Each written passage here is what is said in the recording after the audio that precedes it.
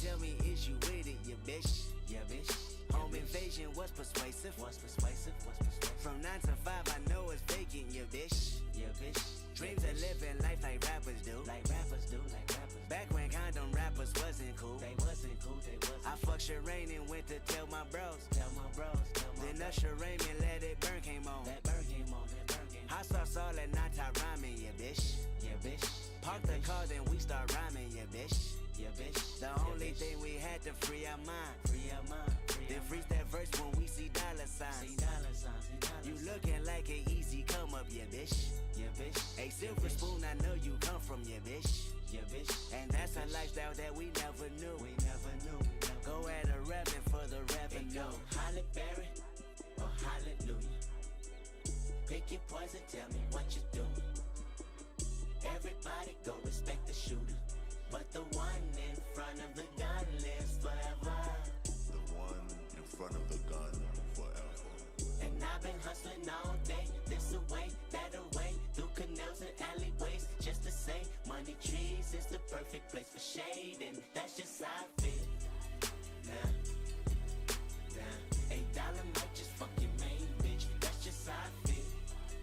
Nah, $8 might say fuck them niggas that you game with, that's just how I feel.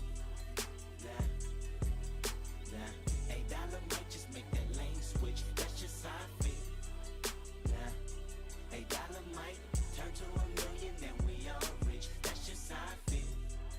Dreams of living life like rappers do. Bump that new E40 after school. You know, big ballin' with my homies. Earl Stevens had us thinking rational. Back to reality, we pour, yeah, bitch.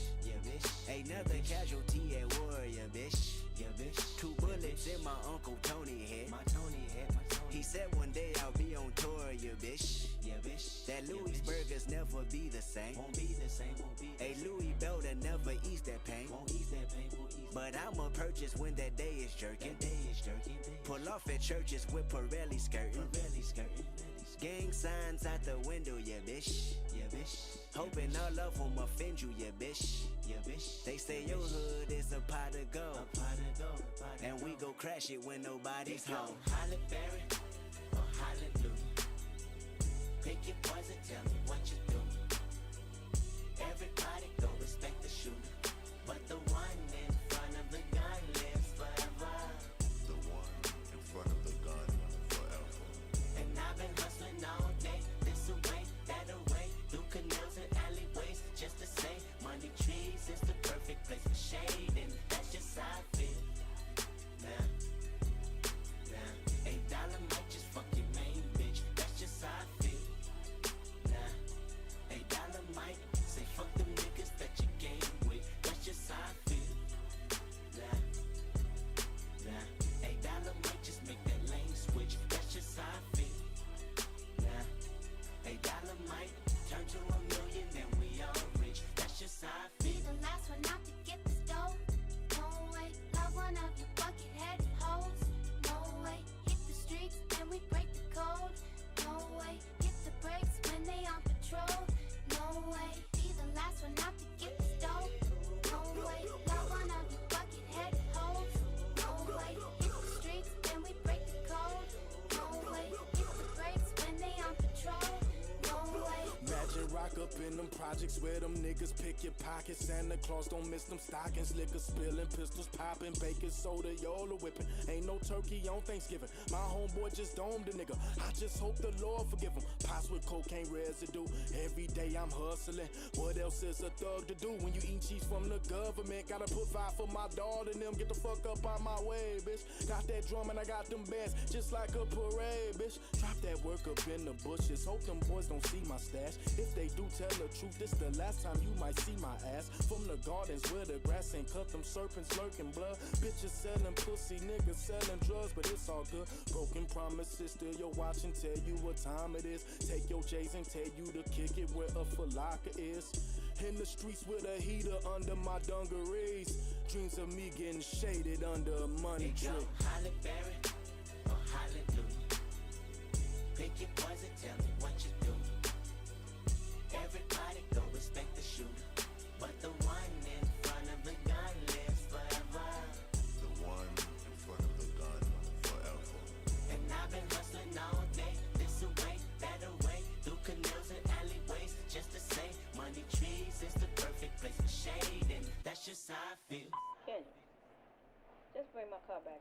I called in for another appointment. I figured you weren't gonna be back here on time anyway. Look, shit. I just want to get out.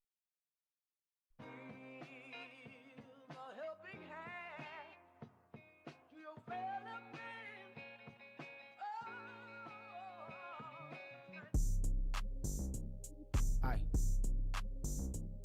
What? Look.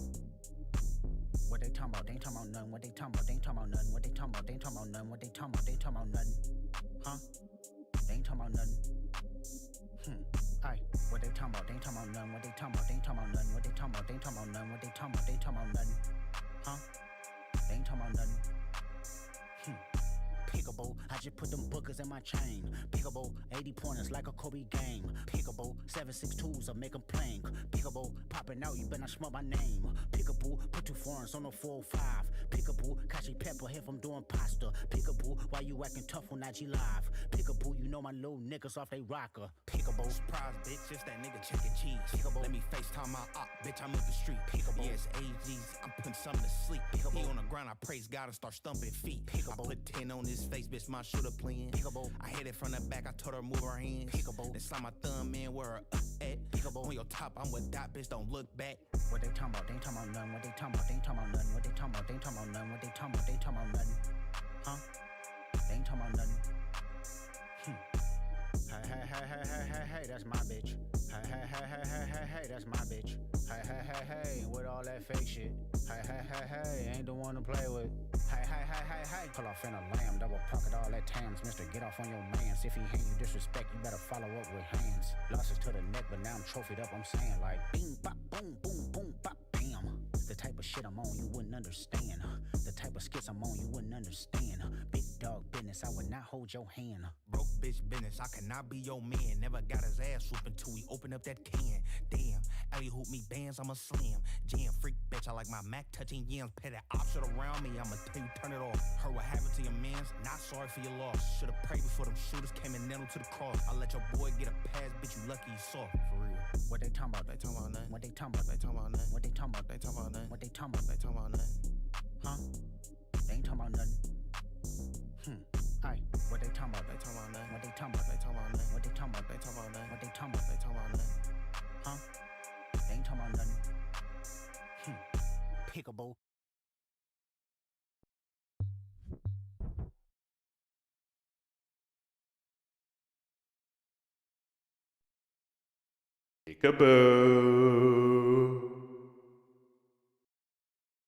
Peekaboo explained. She was always there. Mommy doesn't want you to know. Peekaboo theory and analysis. That's literally what with the song. That's literally the YouTube slop videos say about that song. Peekaboo theory and analysis.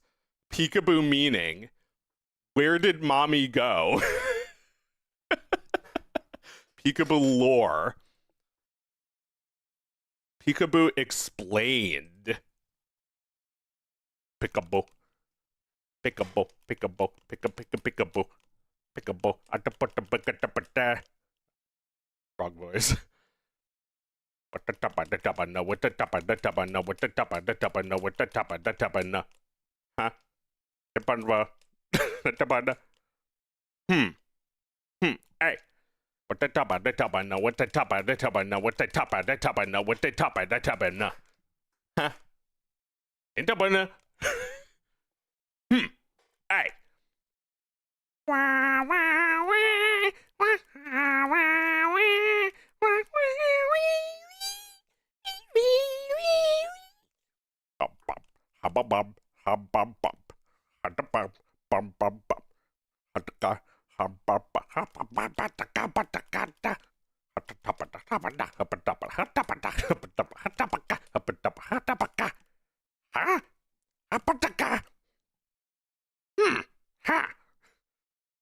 Hey.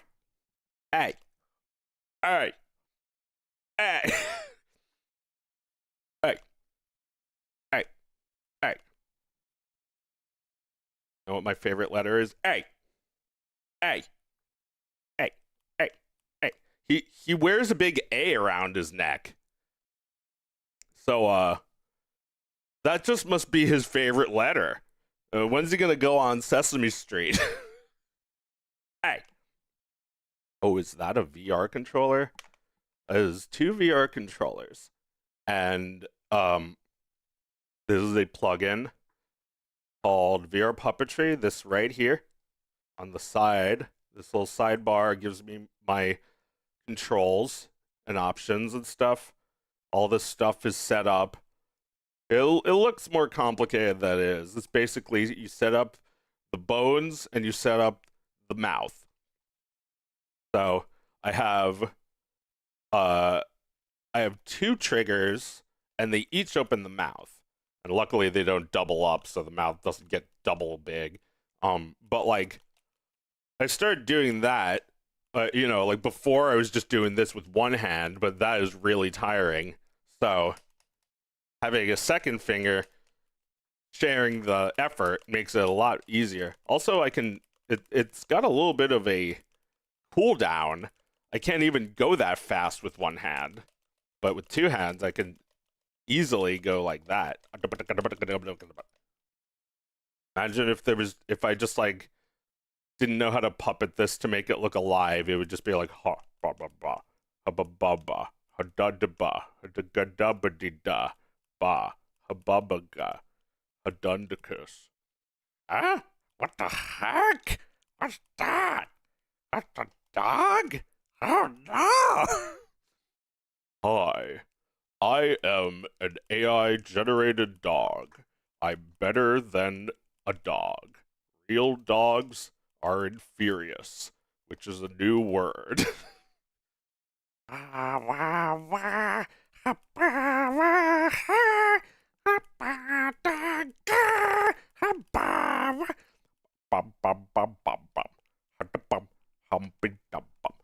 Okay, so I'm just practicing a bit before I get started. We're gonna do a little recording today.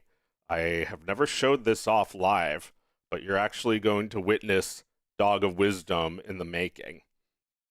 So basically, I have to make it so I need to open up Audacity and I need to record my voice while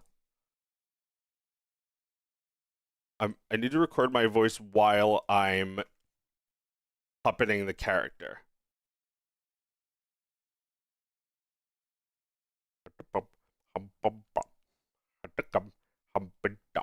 Well, I was having a little trouble with that with Pepper, but I fixed it. I solved the issue.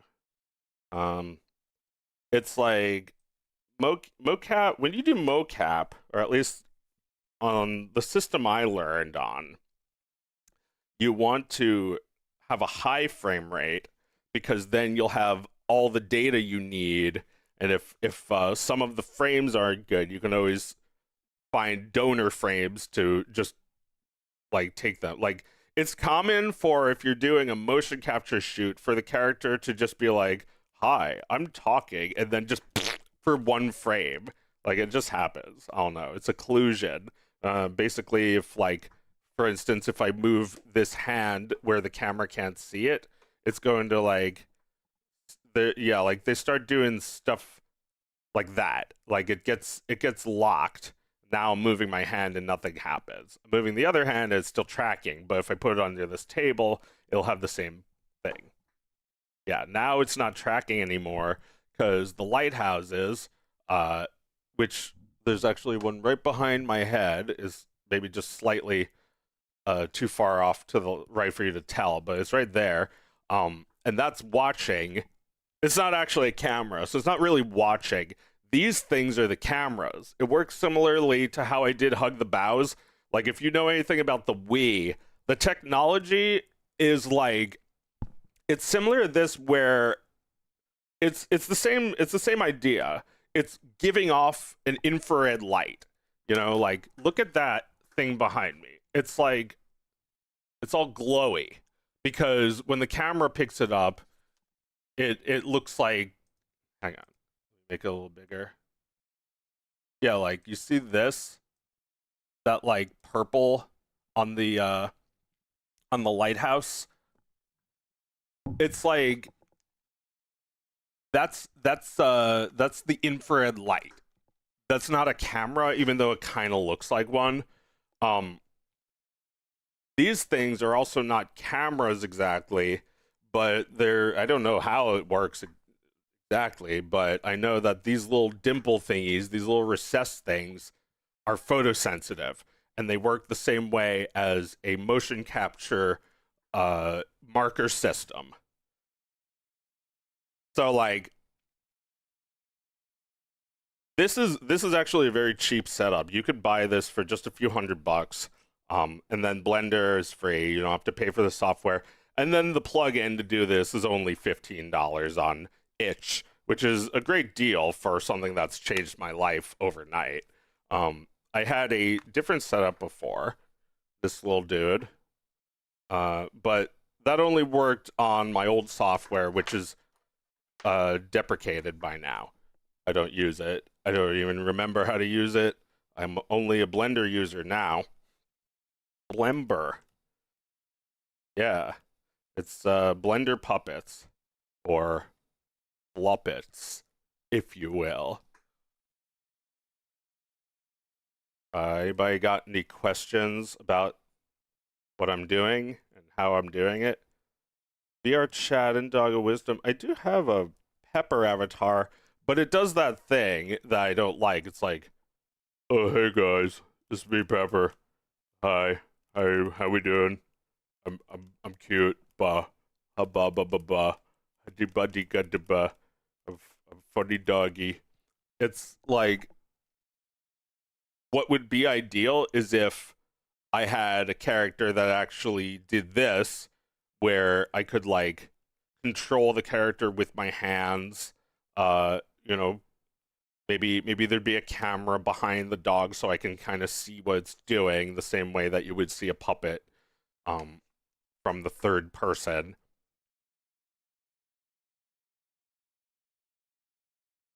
Infrared sensors? Well, they're not sensors. Okay, so on the Nintendo, excuse me, pardon me, I belched while saying Nintendo. It's pretty funny, huh? In Brappo. It's like on the Nintendo Wii, they have the Wiimote, which is like, you know, pretend this is a Wiimote. You're like pointing it at something. And then there's the sensor bar, which is not even a sensor bar. It's a misnomer, which means word that doesn't mean what it means. The sensor bar in the Wii is actually an infrared flashlight. It's just putting out a little light, and it's not connecting to anything, actually. In fact, it doesn't even send data back to the Wii. The only reason you plug it in at all is because the wire is giving it power. So, also the link between my computer and my lighthouses is kind of broken, so it might actually be doing the exact same thing. They use Bluetooth to communicate with each other, but the connection to the PC seems to be not working super well. Like, I have a weird issue where I can't get the other to turn off automatically unless I unplug this one. But that's not such a big deal, because all I need is for them to talk to each other for a second, and then they let me track. You know, the Vive, which is what this is a much more accurate tracking than the MetaQuest. Although the MetaQuest lets you go wireless, which is kind of cool. This, though, is my bread and butter. The bread and butter. I've got the madness.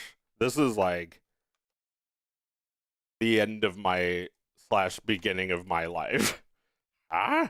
What the heck? What did you just say? Well, I feel like I've been waiting for this it's almost like this is what I really needed to happen, is for this setup to change everything. I've been waiting so long that I forgot that I was waiting for it. And for just like, I don't know, on a like just a fluke, I happened to be looking up yeah, I don't know, maybe every 6 months I do it where I'm just like Blender plugin, VR puppet, whatever. And it's just like without any feeling like it's going to actually come up, it actually came up. This is like a great power has been bestowed upon me. And not just me. I invite everybody to copy me and not even feel weird about it, because like this is too cool for just me. But you know, it's in its early stages, so expect lots of bugs, expect to crash, expect things to not work the way you want them to. But here, let me show you what I do. Ah, a papa, I'm the dog. I'm nice now. However, then turn off capture and hit play. And it's just like, there it goes. Now, it may look a little bit choppy, but that's not actually a problem. I can just hit a button. Well, it's a little bit more complicated than just hitting a button. It's been tough. I mean, I don't know if maybe with a better PC I could do everything live rendered without having to change the frame rate. But it's not going to look like this when it's finished. So it's capturing this now because this is, yeah, like I was saying, is like you usually want to capture at a higher frame rate, but since I'm actually doing a live puppet, not just a skeleton capture, the frame rate starts to drop as you accumulate frames. But it doesn't seem to happen if you change it to a lower frame rate. So in this case, it's actually doing, it's actually needs to be at a lower frame rate, but it's fine because you could just stretch them out, and then the auto interpolation fixes it, makes it look fine, and it's like it's not like there's like data missing. Dog of Wisdom 4, yes. I'm doing more episodes. It's gonna be more. From here on out, I'm gonna do a lot more. I would appreciate if you gave to my Patreon so that I can make money whether or not I can monetize this crap. But you know, this is free no matter what you do. That's what it's all about.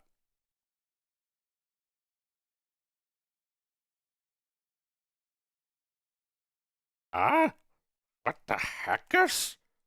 What are you talking about? Yeah.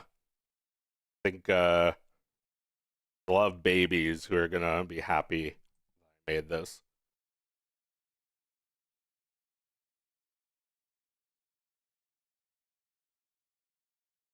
Alright, let's practice. Let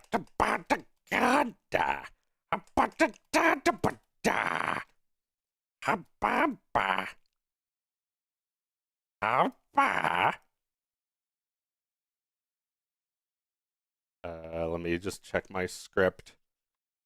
I'm not gonna show you what it says because better if it's just like sort of censored. Maybe you can kind of tell what it's saying. Batata.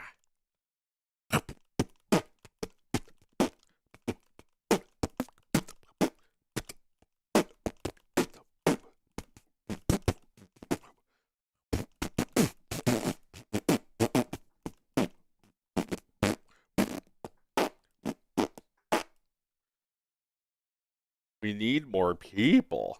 Yeah. Atabataka. Abadakadata. Ababata. Atabataka. Ha. Hataba. Hatakabatata. Da. Uh, uh, mm, mm, mm, mm, mm, mm, mm, mm. Da, da, da, bata, atabata, batakada. Avava, hatapatakataka, hada, habata, habata, da, rababata. Apatakata, patakata, bada, bamba. Abataka, bada, bada, bada, da, da, da, da. What a dentist. What a ding dong. What circus. No, bad for dog. I want the pop cup. I get the ice cream cone. How much? I mean, how much do I get? Huh? Ah. Hello, wise ones. Kill the wise one. Huh? Ah. How did you think of making that video? Oh, it was a process. It didn't just happen. It was a couple little things I experimented on first. First I made like a little dodo bird looking thing that had no movable features. It was just a stick with a head and like a long nose so you could see what way it was looking. And it talked like that. It was like I don't know what happened to the old video, but maybe one day I'll find it. It was just a little test that's like, hey, I can do this. This is real. You know, I can actually make not very well, but I can make videos like this. And I made the dogs. I made Jawaf and Quo, and yeah, like I did my little puppet show just with my hand, like you know, I uploaded it to my Twitter, and then I came up with Dog of Wisdom. But like it all started when I watched Little Shop of Horrors. That movie does something really unique with puppets that I'd never seen before. It's like that, you know, for this, it's a little basic. You know, the dogs have no lip control. They make noises that you can make if you only have a flopping mouth, like ba ha da ga. You know, there's no ooh be do be do, because look how awkward it is when you try any of those syllables. It's like ha ha ba ba da da ba dee da, compared to like ooh boo boo boo boo boo, deepy deep. Well, maybe that one is fine. It's just like ooh. E, yeah, E doesn't require making a mouth shape, but ooh does. Ooh, oh, you know, la, na, malola, blah, blah, blah, I want the bubble. Yeah, like any ooh really, but um, the dog is just like, I guess, based on that experiment, that limitation, that I can sort of make them make syllables but not mouth shapes. I mean, you can't really do that with a dog anyway. Although now I could, if I wanted to, I could give them a ooh mouth shape. I just don't think I need to. I think the dog is designed for that limitation and happens to be a much easier puppet. But then you have the other characters, Calicos, which they've got a lot more going on. Like this one of Ralph.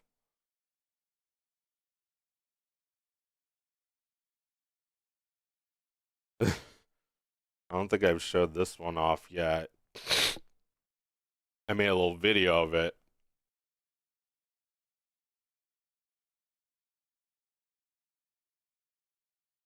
This dude is Ralph Bakshi. He's basically like the American version of Miyazaki. He's like an old disgruntled bastard who's like the best animator we've got. Why can't 4 or 5 guys get together, go into the garage on the weekends, and make your own stupid pictures?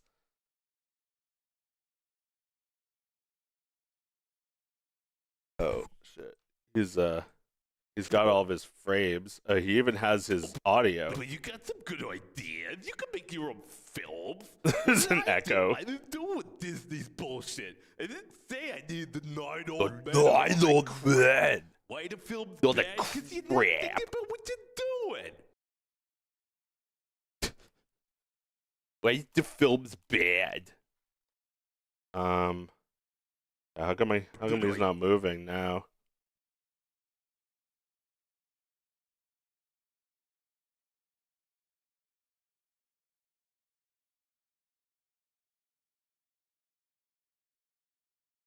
You didn't even think about what you're doing. All right, let me hang on.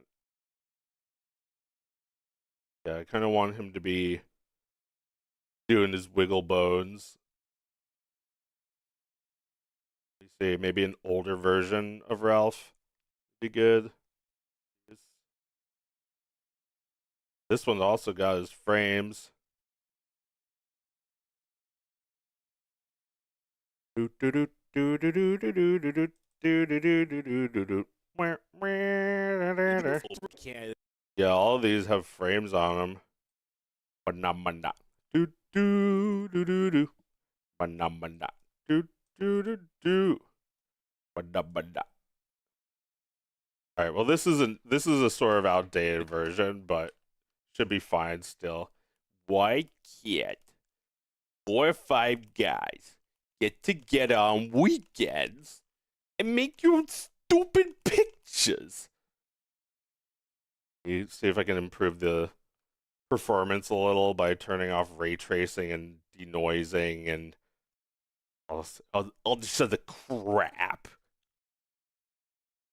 Spitting the crap for a year.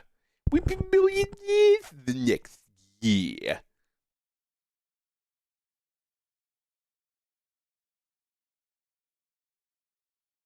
Okay, motion blur is off. So like, it's actually maybe too subtle to even tell. But when I push this button, he makes an ooh mouth shape. And when I hit this button, his eyes get angry. You're not thinking about what you're doing. You get some good ideas. You know how to draw. I got my left hand controls his right hand, which is a little awkward, but it is mirrored because I'm facing him. What did I do? I didn't do nothing. I'm not racist. What are you talking about? It was a good movie.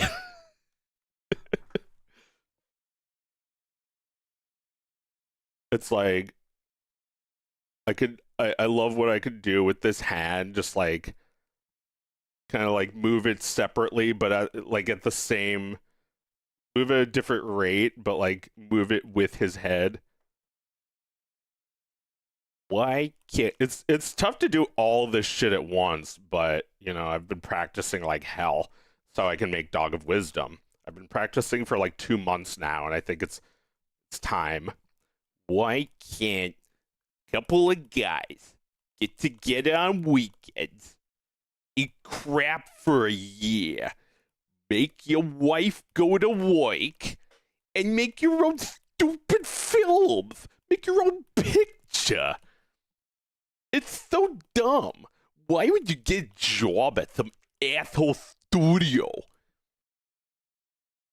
What did I do? I went on the street with a tape recorder and they made $1 million freaking dollars. Maybe $2. And I got no respect for you young people. You got these nice pants, but you don't make anything. You're too lethargic and you're terrified. Why? And nobody does it except Bill Plimpton.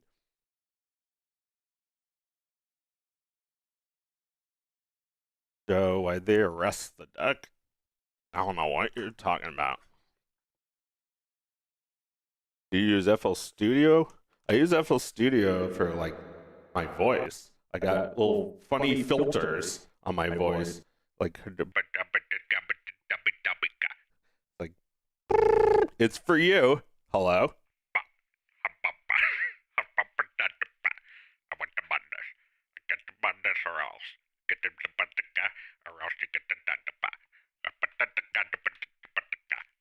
This is the ransom.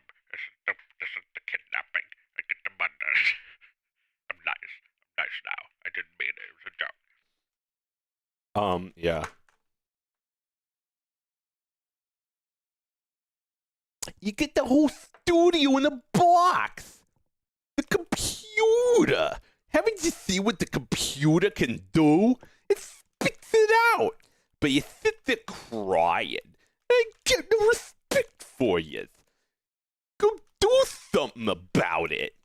Why would you pitch to some asshole studio like Glitch Productions? Why don't you just be the asshole yourself?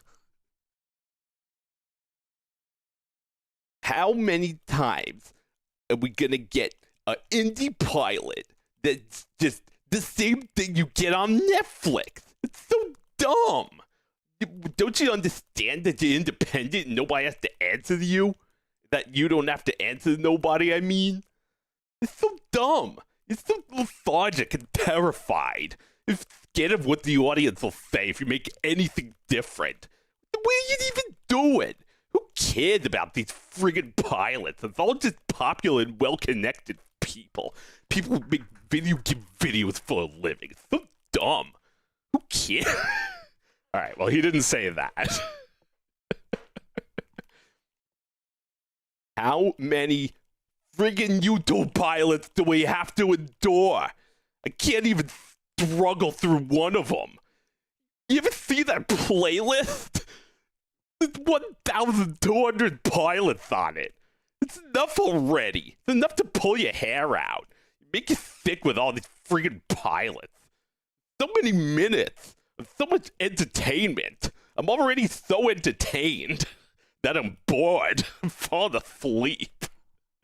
Bored enough to put you to sleep. Yeah, he did say that about, like, Herman and Catnip. No, he said that about Disney. He's like, why would you get a job at Disney? Disney made some of the most terrible shorts I ever saw. Boring to put you to sleep. So what am I saying here? I'm saying, go do something about it. Like 20, it's like 15 years ago. He's been saying this shit. His arm bent upwards makes me feel like it's snapped and just flailing around. Oh yeah, there's no bones in that thing. It's it's just, well, actually it has quite a few bones, but if I hit the 6 button on my keyboard, wait, no, I guess it not work. Oh, there he is. Yeah, see, you can see all the bones. There's not that many, but enough. More than you might think. You see how only some of them are moving?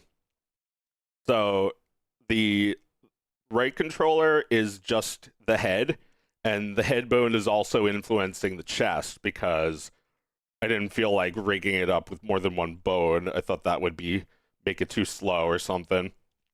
And then the hand is that middle bone is the one I'm controlling, and then I'm actually controlling the forearm, but the hand is automatically wiggling. So that is I don't have control over, but you know, the way I move it, I can sort of get like that. I think is a good little bounce. Like what did I do? I didn't do nothing. I'll never forget seeing this video for the first time in college. I think around the same time we first met. Oh yeah, it's a long time ago now. It was 2009 Meta Convention, and that was a different Comic Con that he was at. Yeah, we were at New York Comic Con in 2009. And there's you know, Man, don't make me nostalgic for 2009. It's like thinking about all the good shit I remember. It was like Newgrounds animations. There was some cool shit. I guess there's probably cool shit now that I'm just missing out on that nobody's fucking watching because everybody would rather look at rage bait on x.com. So long ago. Yeah. I went to SDCC the same year and met all those Newgrounds guys. Yeah. Yeah, it's been yeah, that's 17 years ago now. What you been doing this whole time? You making fun of me? Why don't you just get a real job at an asshole studio? 2009 was gonna be a good year. But yeah, Ralph is right, and he's also just like crazy. I think you have to be crazy to do what he does. Like, he's telling you it like it's common sense, and it's only registering to a few other crazy people like me. I think to the average animator, it's like, well, like, I kind of have to pay my mortgage. My wife doesn't exist. And I have, I'm just lethargic and terrified, like you say. That's I think, I don't know, people walked away from that talk unchanged, but I adopted it as like one of my core values. That's like, what are you doing? What are you doing? Sitting there crying? Don't you understand what the computer can do? Don't you know how lucky you young people are? And it's like, I don't know, I don't really hear that too much. Kind of put it into perspective. I'm having, it's not like he understands me having to like, it's not like he understands the struggles I go through, like having to be in college and basically having no job and still paying the thousands and thousands of dollars as if this college education is going to promise me a good career. It's like, you didn't have to do all that. You weren't expected to do all that. There was no fucking animation college. And like, I know it sounds like a privilege, but it's actually a fucking scam. What are you doing? You're sitting there crying again. Didn't they just tell you everything you need to know? And that's both good and frustrating, that like you can get a better pep talk from some random video than you can from your own teachers, who just like, or they're just there to bleed you mostly. They're just there to drag out the education as long as they can. Was the Pac-Man gameplay? Oh, Vivi is not here right now, but it's because I'm trying to focus on important work, which I'm not even doing. All right, how about we record some takes? Let's get some shit done. Like the cake farts lady. Let's get this done. Doot doot doot doot doot doot.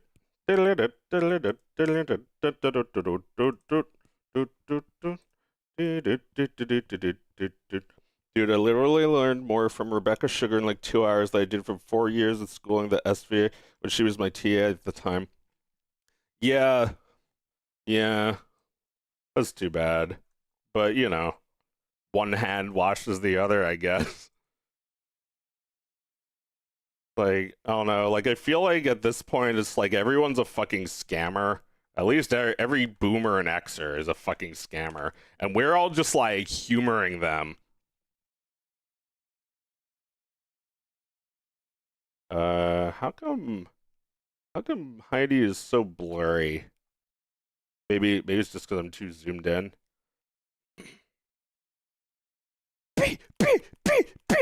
I'm out the way, I'm located, and here's remote, okay? I'm thinking about no reaper, I'm reaping what I sow, okay? Got a Benjamin and a Jackson all in my house, like I'm Joe, okay? Yeah, I'm Joe, okay? I felt privileged knowing your work for so long that I immediately knew this was Heidi. Heidi's still alive. She's a geriatric dog, and she is all white around the face. but she's still kicking. She's really cute. She's a lot nicer now that she's old. Heidi was like, it's like, imagine it's like you see Heidi looking at you all cute, like, oh, Heidi, so cute. You go up to her, you try to like give her a little kiss on the forehead, and you just get does she still go hot? Yes, but she doesn't bark at you anymore. Now she just barks at her food. She just like is like ah, ah. And like I made a Papa Scatito about this. Heidi, whenever Heidi goes outside, she walks around, and then when she's done with her business, she goes, wait, she's like, and you have to like run outside to get her because she it just makes noise. She sounds like an old lady. She is an old lady. For a dog, 17 years old is like, I don't know, 95. She's able to walk though. She's not she didn't stop eating. She needs to eat the medicine now, but they take very good care of Heidi. Meredith loves her, and she's also a mutt, so I think she just like will live longer on average than a full-bred purebred dog. I'll need you to do a voice for me in a cartoon sometime. Yeah, just let me know.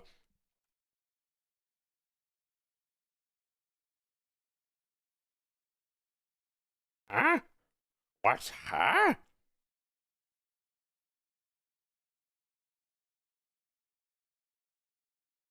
I did my animation degree at a fashion school, so it was a very odd experience.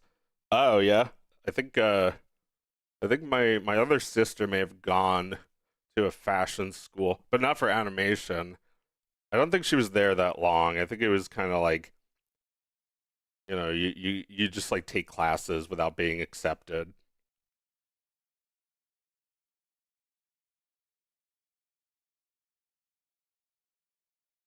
I noticed a lot of content brain rot creators have a sort of AT field in front of them where they always have to be on a brand and can no longer have a real conversation. What's AT field? But like WC Fields?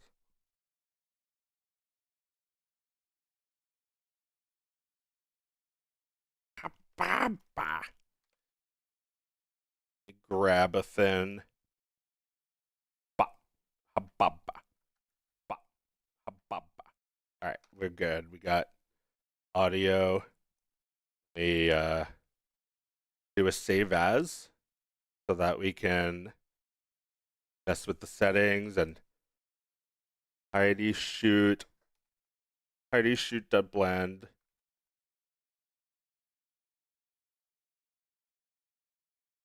This is going to be take one. We might do a few takes today. Heidi's lines there's not that many, so this will be easy, I think.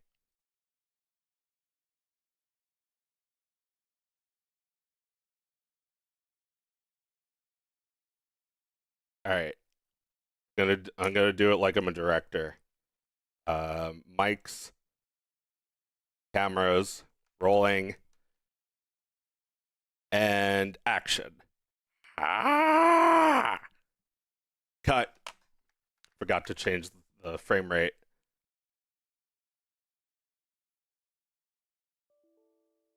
Oh, there goes Blender. Oh.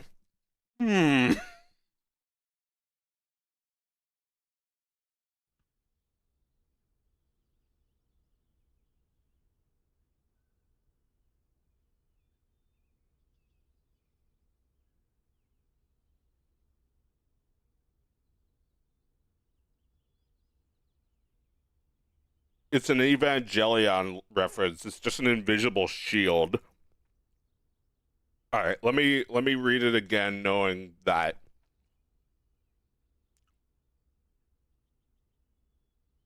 a lot of brain-rotted content creators have a sort of AT field in front of them where they have to be on brand and can no longer have a real conversation. Oh, hey, dude, it's me, Dooba-Dooba-Doo. Yeah, welcome back to Dooba-Dooba. I'm a brand, I'm a content creator. We're the best. Some say the greatest. It's like, you don't have to do all that shit.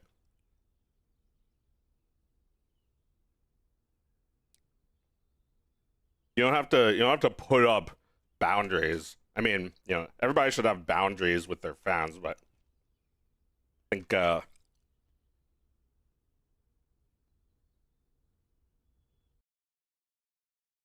don't know.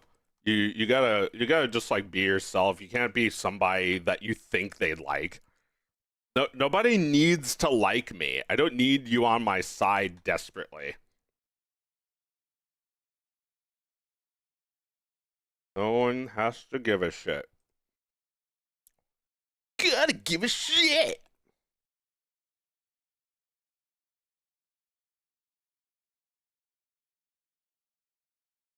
You know, it's just like the fucking radio voices. It's like, I'm the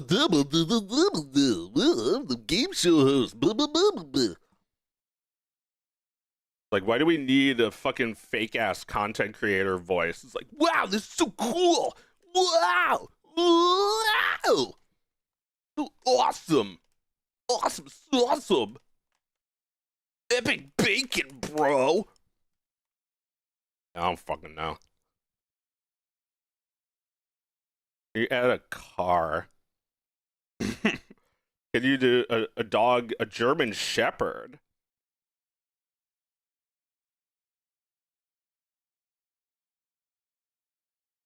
That's not a bad idea. A German Shepherd. Dog of content creation. Everyone's doing an impression of Matt Pat. Oh, interesting. That's where that derives from. Whoa, it's me, Matt Pat. Did you know? Wait, that's not the did you know guy. It's the that's just a theory. I don't actually know much of his shit. I remember watching one or two of those videos a long time ago, but yeah, like I don't know. I have a voice. Everybody's got a voice. I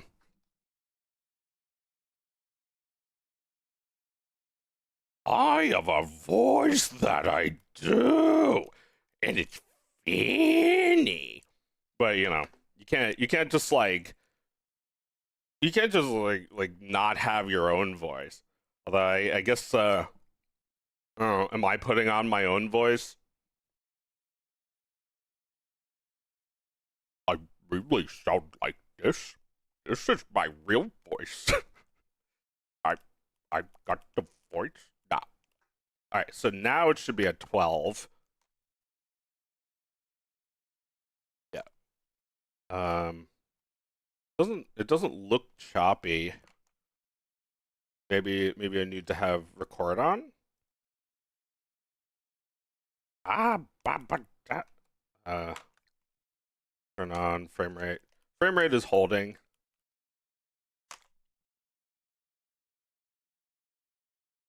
On off, hit play, make sure everything's good. Yeah. And it doesn't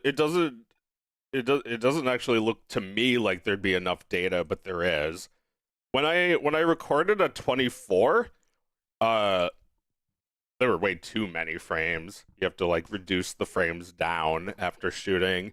Ralph was difficult because Ralph has hair all over his head and face. So that made it so like he was just like like really slow.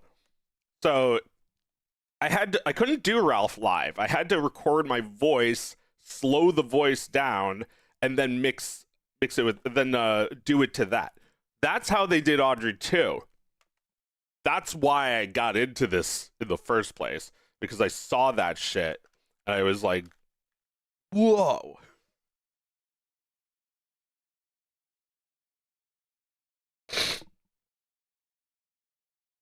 All right, let's do take two. Get my script up. Audacity. Just gotta hide the chat for a minute so I can focus. Mic's rolling. Camera's rolling. Get rid of that skeleton. Dog. Right hands. And action. Ah! Ah! Ah! Ah! Ah! Ah!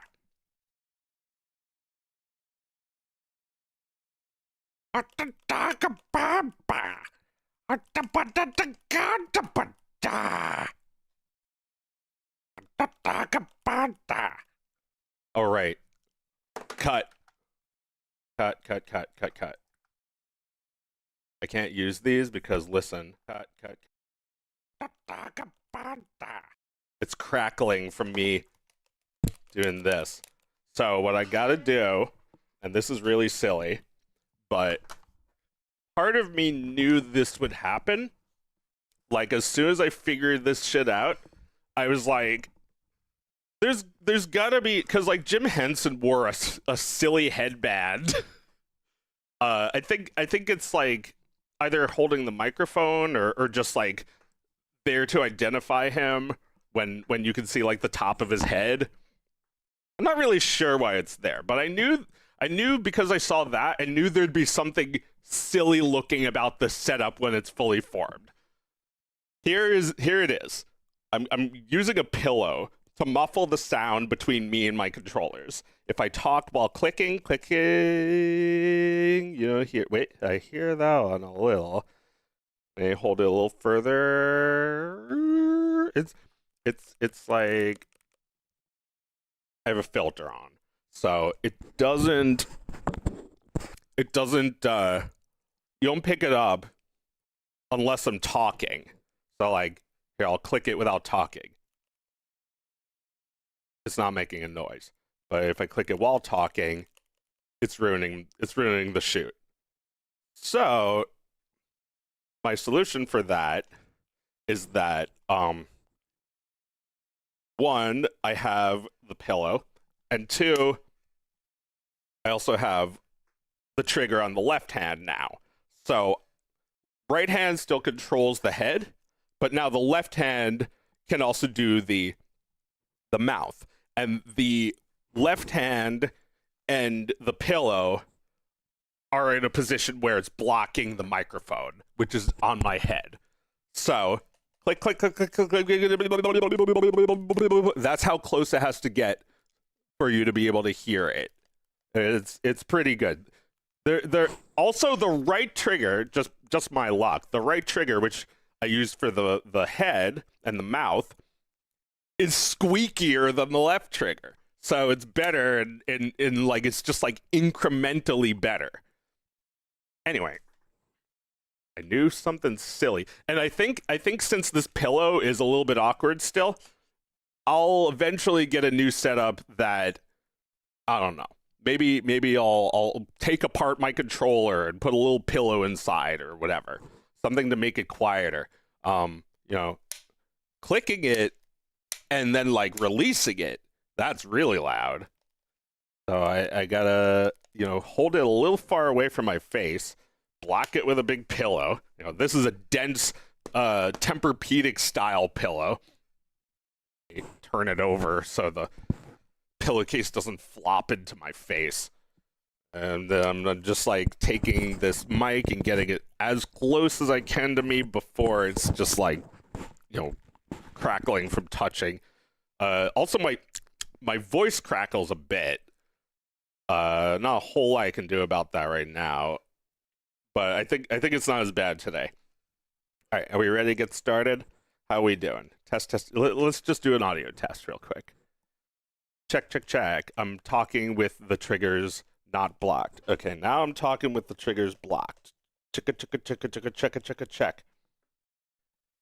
Check, check, check. I'm talking with the triggers not blocked. Okay, now I'm talking with the triggers blocked. Sounds the same to me. I don't think anything changed. Well, I'm still gonna hold this pillow here just to muffle the sound very slightly. Alright, everybody shut up. Quiet on the set.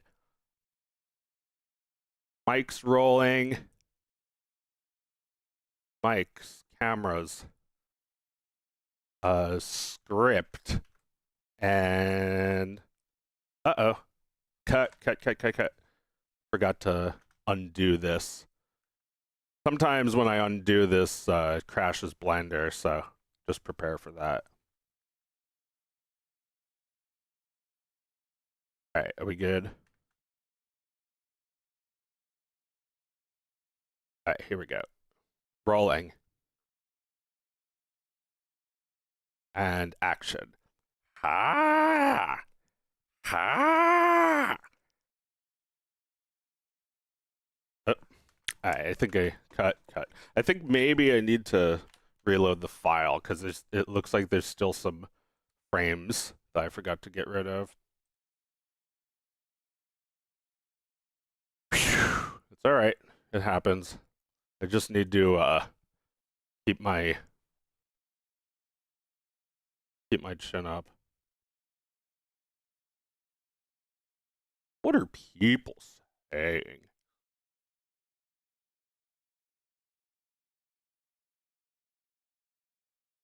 Characters I create are a mix of made people thrown into a blender. The whole voice depends on your process. Well, yeah, I mean, it's like Don LaFontaine. People hear that, and they're like, this must be the narrator voice. It's not low enough, though.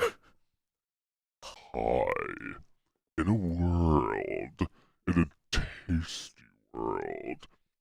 Hi. Hi. The world. All right.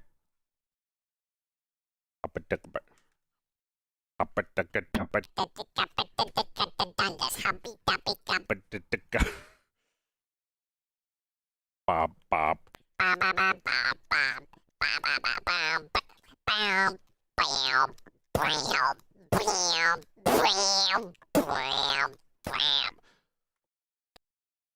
Buy it, pet it, cute it, dog it.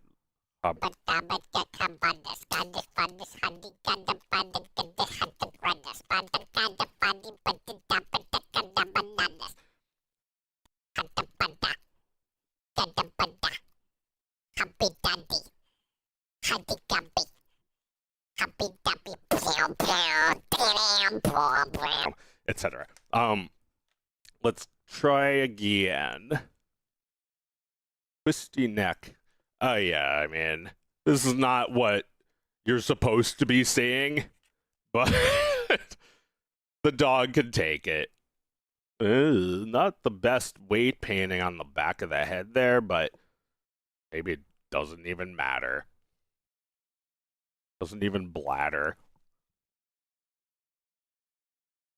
You're a legend. Thanks. Dog of Owlhead.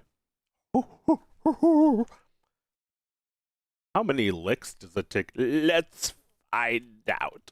A 1, a 2, a 3, a 4, a 5, a 6, a 7, a 8.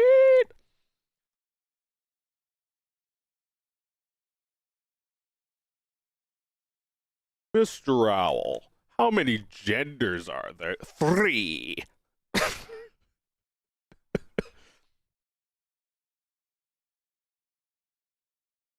Alright. Breaks over.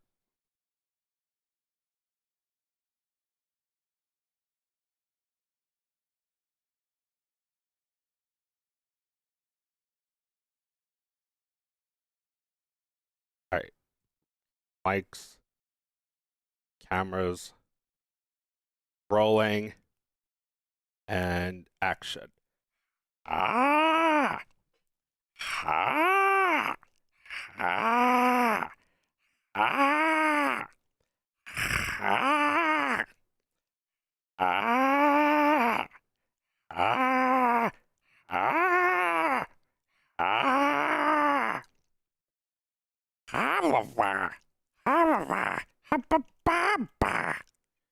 Abatagada.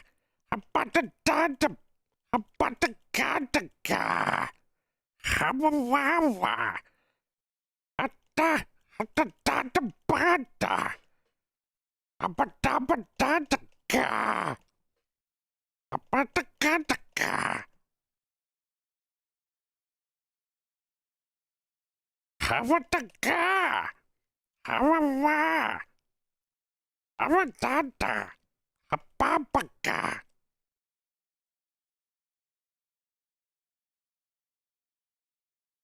Apataga. Epetape. Efetape. Efetape. Apa. Apa. Pataga. Abatadaba. Apatagadada.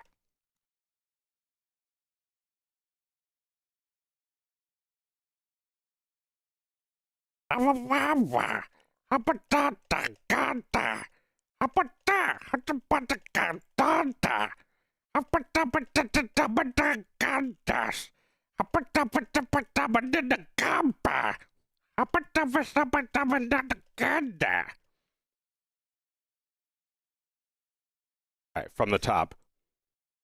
Ah! Ah! Ah! Ah! Apatadaganda! Atabadadaganda badaga! Atabata! Ata! All right, I forgot one line. Fetabe! Atag! Atag! Atag badaga! Atadabadaga! Awatadabadada! Atag badabi!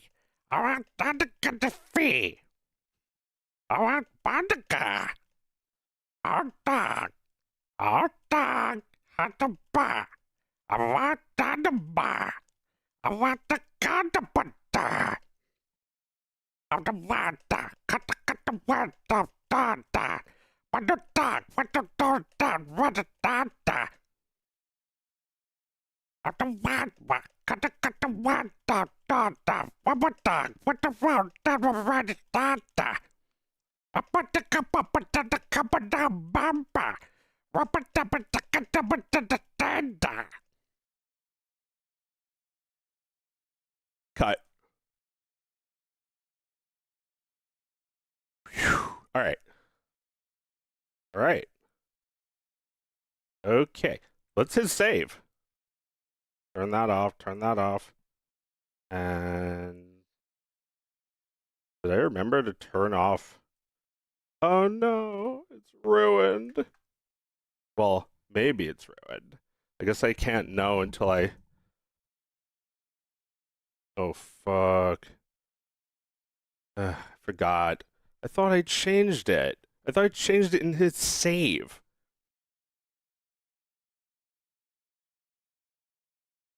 Everything is keeping me from Dog of Wisdom. They took it from me! They took the Wisdom Dog! It was mine! And look what they did! Oh, my beloved ice cream bar! They've been trying to take it from me since I was a child!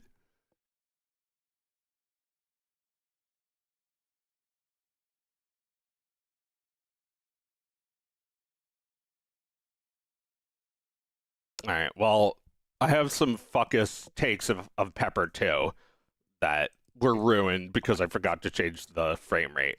So, it's alright. It's fine. Alright, it's okay.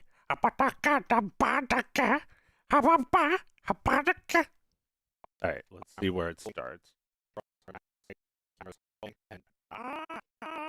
Alright. Grab. Push it. And act. Ah! Ah! Ah! Ah!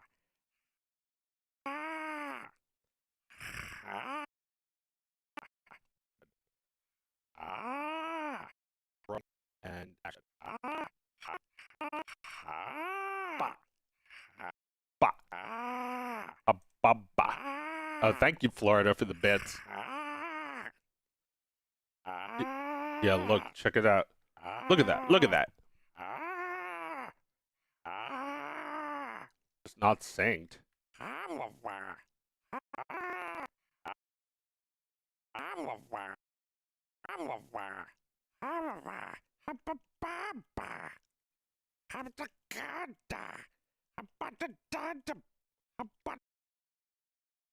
All right, let's this is a failed take. Let's just open up a new file. Reload the last Heidi. Do a new save as Heidi shoot 2. There's like the I don't know if you could see, but there's like a list of pepper shoots too before I got the good one, so it happens. I shoot 1. We could turn off ray tracing and motion blur. We don't need that. Not until it's rendered. The shadows, I mean, I kind of like them being there. I don't think it's gonna make it any worse than it is. Change it to 12. And then I'll be able to tell because it's choppy. Gotta go relatively fast because my controllers need charging. But I can also just take a break and let them charge. Just answer some questions while that's doing its thing.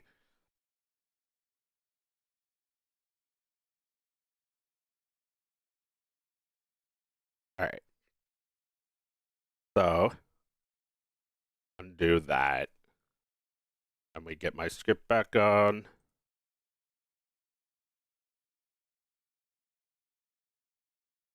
Sure, this is all ready to go. Rolling mic, rolling camera, and action. Ah! Ah! Ah! Ah! Ah! Ah! Ah! Ah! Ah! Ah! Ah! I ruined that one by laughing. Ah!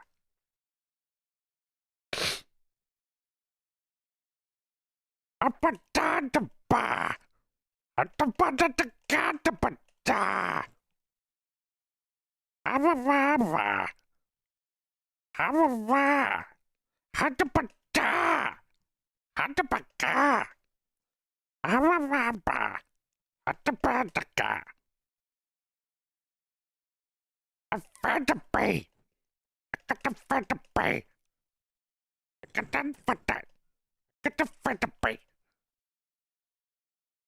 Our dog. Our dog. Our dog bought the bar. Our dog bought the car. What the wild dog got the butt the car da. What the bar? What the fun dog? What the car da? I put the butt the car done this. Papa duck a dump a dump a dinda. And it's another dinda. Cut.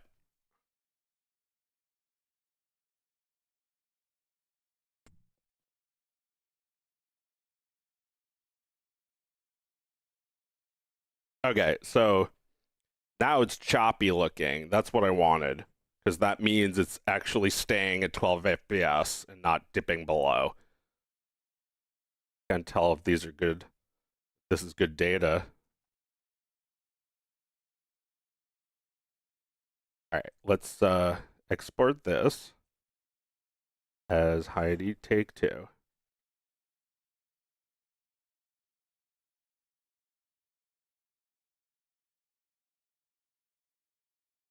Or Heidi take 1. I'll keep them the same name as the Blender file.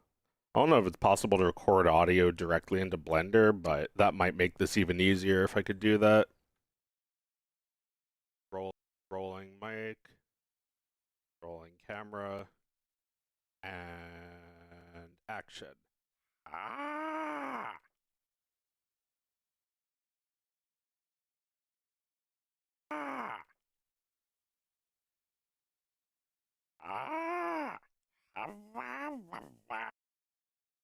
Mm.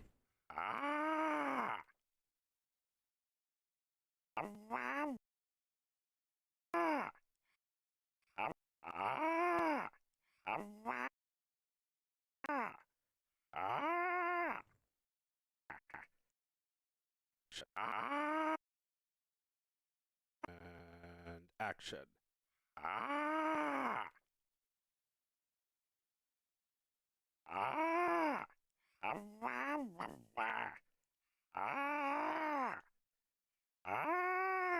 It does look like it's desyncing anyway. Unless it's just like a little bit off.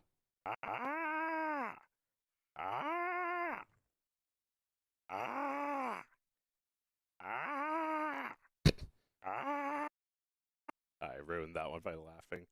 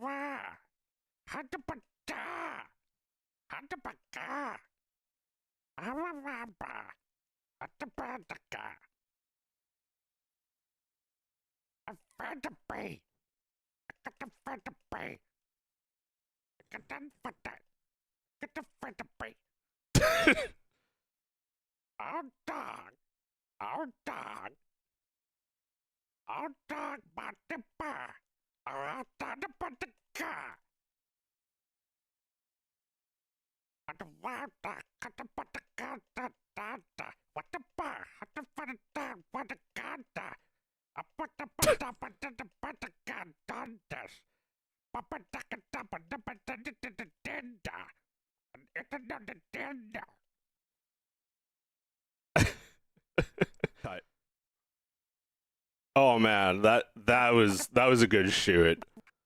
I would like to do a couple more, maybe a couple more shots, a couple more takes, but I think that's mostly what I need. Look how fun this is. Did you just want to embrace God's light and get VR puppetry over AI generated shit? Sure you do. Sure you don't want to disappoint the Lord.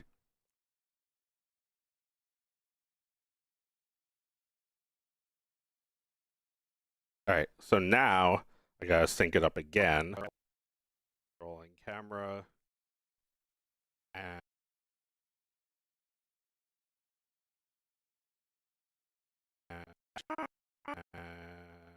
action.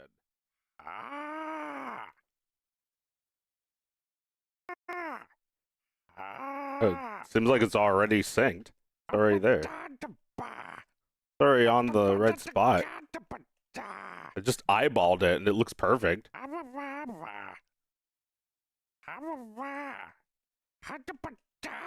Like, it's a little bit off, but I feel like if I upload this, no one would give a shit.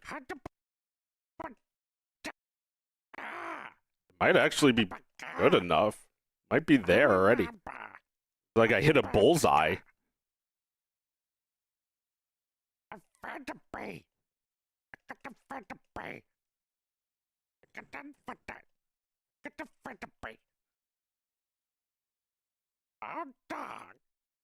don't know if you use Storyboard Pro and Harmony. Nah. I'm an old fucking timer. You want to see what I've been doing? Rolling camera and action. It's like I don't want to give away the whole thing, but I'll show you like what I got for the storyboard. It's like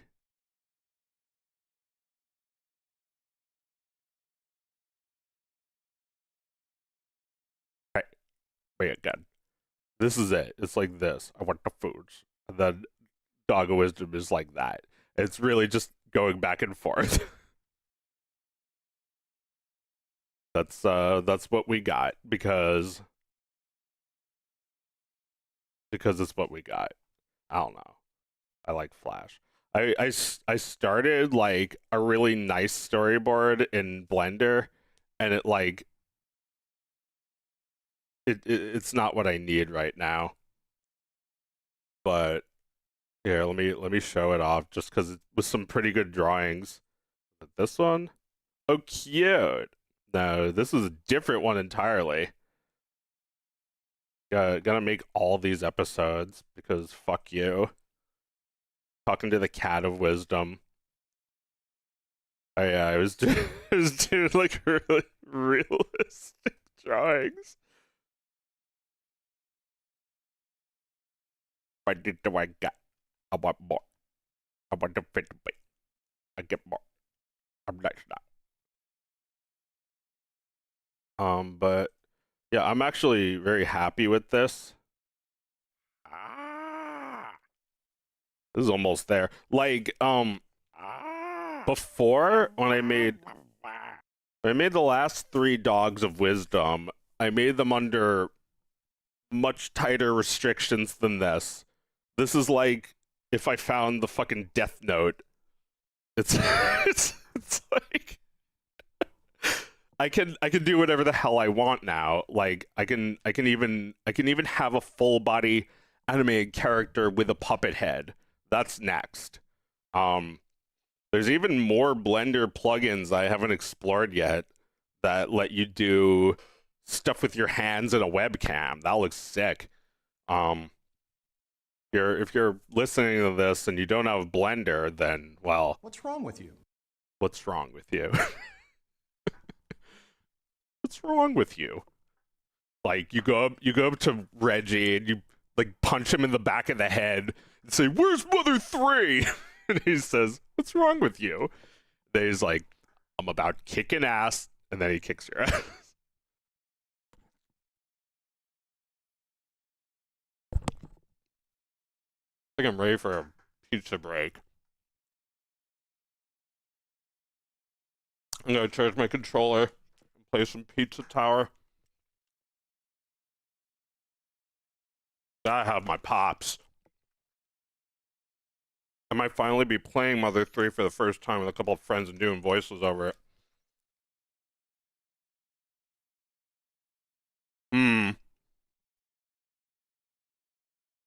Now this is just me, but I kind of felt like when you play those games, it's got to be just you in the game. I'm not telling anyone how to play a game. You know, the game was made 20 years ago. They've long since relinquished their right to tell you how to play it. I mean, 20 years ago, they said play it a little bit every day. Don't play it all at once, but you don't have to listen to that. I'm just saying that if I was surrounded by friends, it would be like I would be able to escape from the game too easily, you know?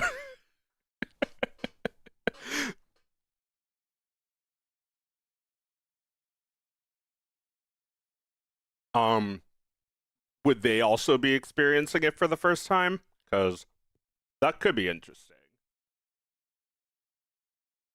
Seeing it at the same time as someone else for the first time. Totally get what you mean. Deltarune is similar in that sense. I played it with 2 friends doing the voices and we loved it. Yeah, I'm very against any kind of like spoilers or other people's impressions. I tried talking to a friend about Deltarune before I'd finished it, and every word out of their mouth was a spoiler. And that I just couldn't take. I'm all about just like you in the game, and you know the game has you.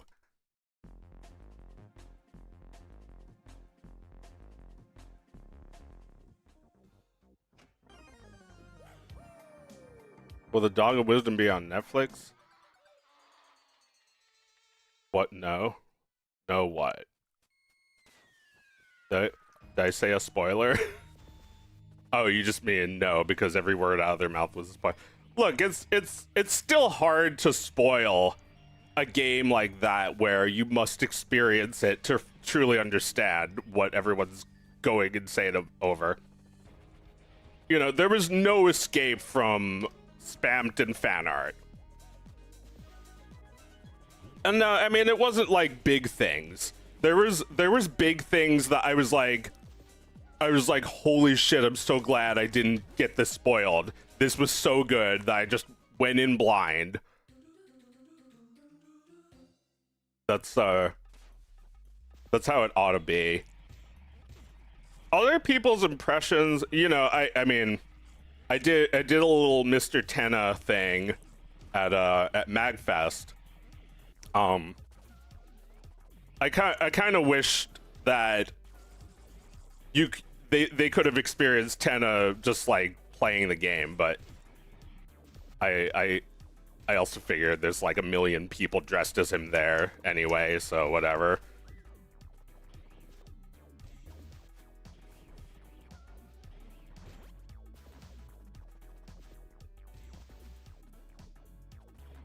He's so fun to do voices for. Well, they say that I do his voice. I don't know why that happened, but that's just where things are now. That I get comments all the time about him because someone made a TikTok, like a really dumb video that kind of proved nothing. That's like, did you know the Dog of Wisdom is the voice of Tenna sound? And it's like, the video even admits that they didn't really do the work in trying to prove it. They just said, if I had the patience for this, then I could prove it. And people believed it anyway. People think you're the official voice of him. That's funny. It is kind of funny. You know, like, I like the character. He's me. He's totally me, guys. Well, because he's, you know, washed up old personality. Not even celebrity. He's like me in that I will literally die if you stop watching me. and it takes a lot of patience to empathize with that. Now I'm spoiling the fucking game. Hate myself.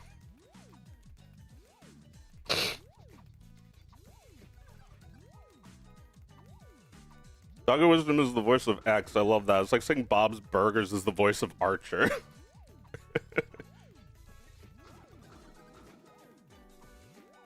Well, you know, they do that in those games a lot, where they take a cartoon character's voice, like SpongeBob or Patrick, actually, and they turn that into a character's voice for a joke, for a laugh, a cheeky lad having a laugh. And well, I don't think it was actually taken from my voice, but it is very similar when they like recompiled the audio. You know, it's usually chopped up like they recompiled it so it sounds like it's like, yeah, I guess that is really similar, but also like, I don't know, I feel like I didn't even come up with I'm not the only one who came up with that. Temmie, who works on those games, also makes those noises independently. Like if she's just like on stream trying to concentrate, she's like, it's like that I like. Like she does like a Hezbollah.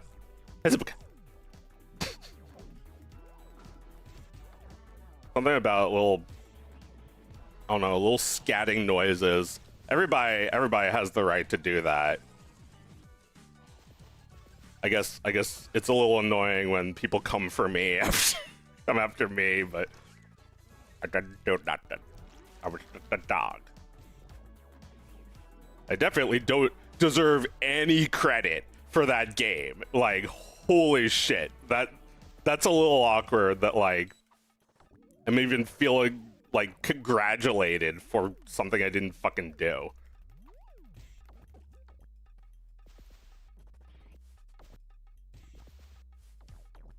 I didn't give it to the Kickstarter. I didn't even fucking buy it. I just copied my girlfriend's copy. But no, I bought Deltarune because there was no other way to play it.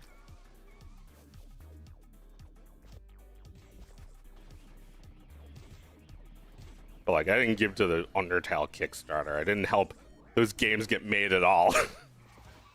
Maybe in spirit.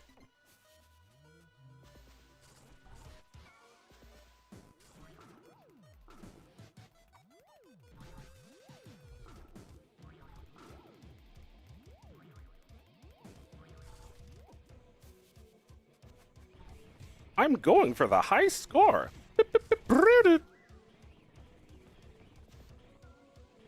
I was just thinking philosophically about points in video games, because I told my brother-in-law that I've been going for the high score in a game, and he was laughing at the idea. It's like, wow, feels like it's been so long since games were designed for the points, and now the points are like, they're like a vestigial organ on the game body. Like, oh, there it goes. Like, you don't need them now, but you did once. You kind of needed them. Even the King's Quest games had score. Maybe, maybe pointlessly, because those games are about advancing the story, not really about amassing points. Pointless. Yeah, they're pointless now. It's like how lives are pointless in games. There was once a purpose for it, and now it's just like, I don't know. It was like by the time they made Super Mario Brothers: The Lost Levels, they just let you continue as many times as you want because that game is bullshit, and the guy with the bow tie was right to keep us from having it. Some guy with a bow tie named Howard something. Like, they made a comic about him called Nestor and Howard. There's a video of him like the real person. There's a video of him opening up the Nintendo Power comic and pointing at every picture of himself in the comic.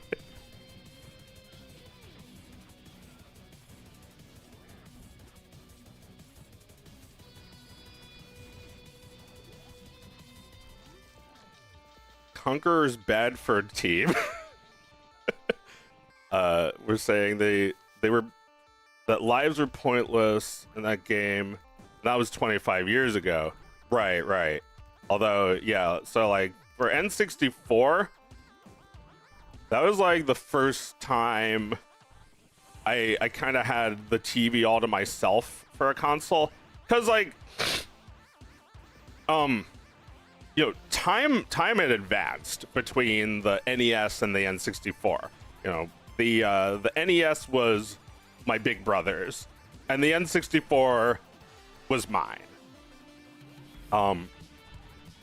It's like those were the kind of games I wanted to play, but also like, let's see. It's like, let's go back to 1992. We're having Mario Paint fun. We're doing on the living room computer. That wasn't to last, because eventually the games just were a constant thing. So, couple things happened. The old TV got sequestered to the Florida room, which is like a sunroom that we called the Florida room, and the big TV in the living room, well, it's like, oh, I didn't get a high score. Sorry, let me try to concentrate what I'm saying. When I was a kid, we had an old console.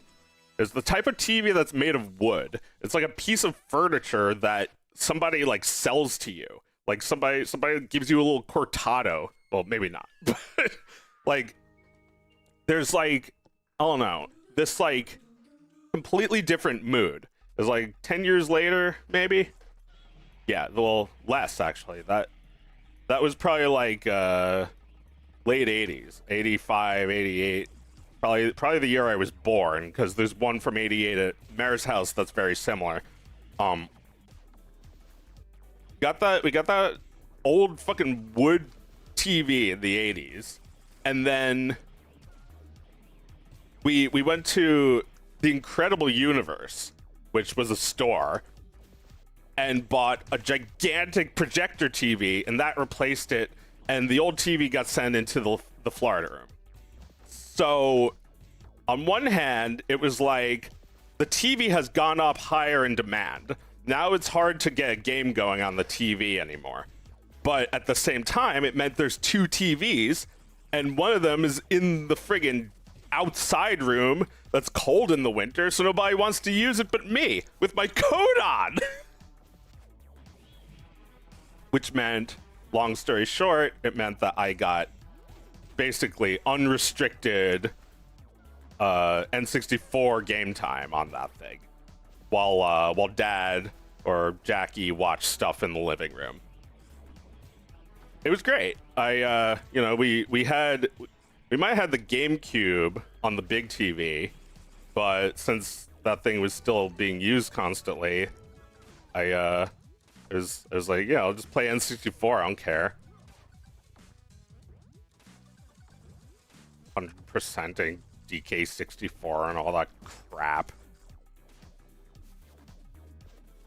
Just chewy games, old bone to chew on.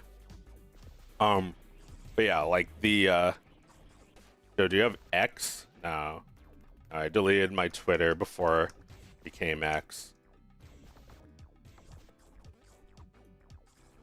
Like,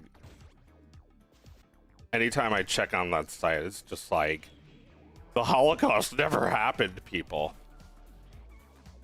Watch me get watch me get strike for saying that.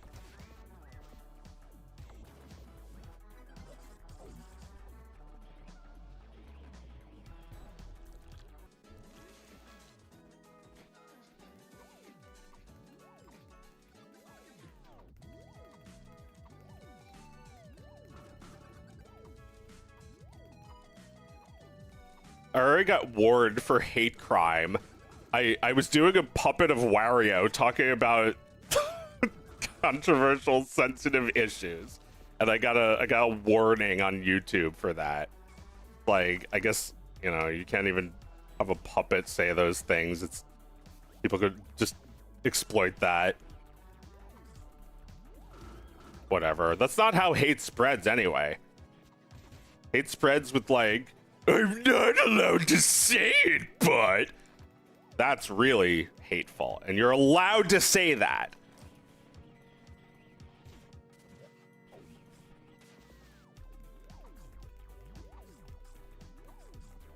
"100% DK64 was a waste of everyone's collective life energy." Yeah, but you know, we got what we asked for.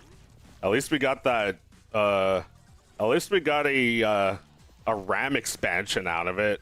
We're kind of grateful for that later when we played Majora's Mask.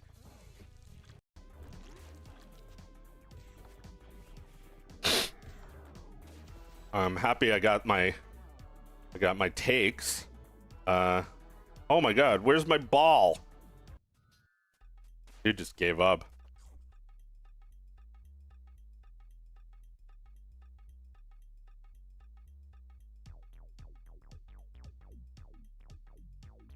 Getting deep frostbite over Banjo-Kazooie. Yeah, Banjo-Tooie too.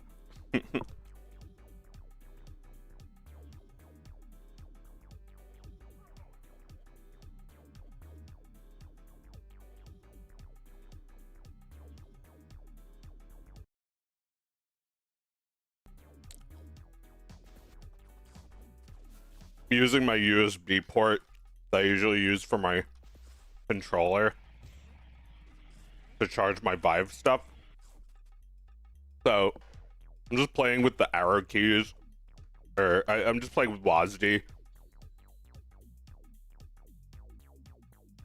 ROM hacks require the RAM expansion, so that's cool.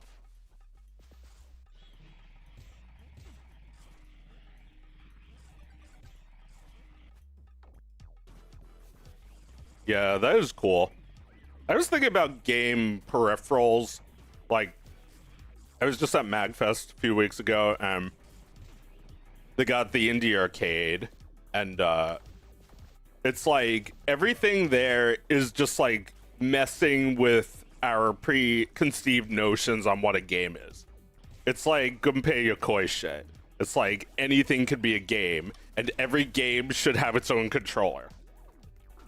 I had this realization the other day that maybe that is what we should be doing. We should be selling peripherals or controllers. Like, man, fuck selling software. It's just vapor. It's just air molecules.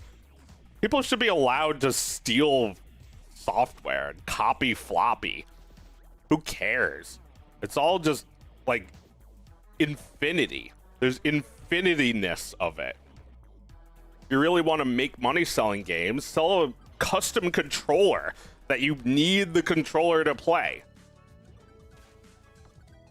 Yeah. Give me my spider game where you are a spider and it requires a special spider controller that costs $199. You'll pay for it. You know you'll pay for it.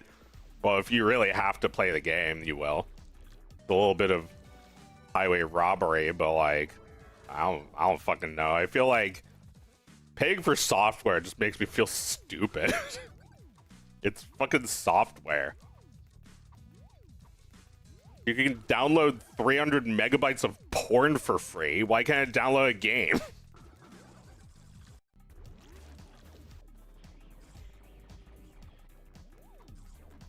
Well, you know, we don't live in a perfect world where people are just paid for no reason to make a successful game.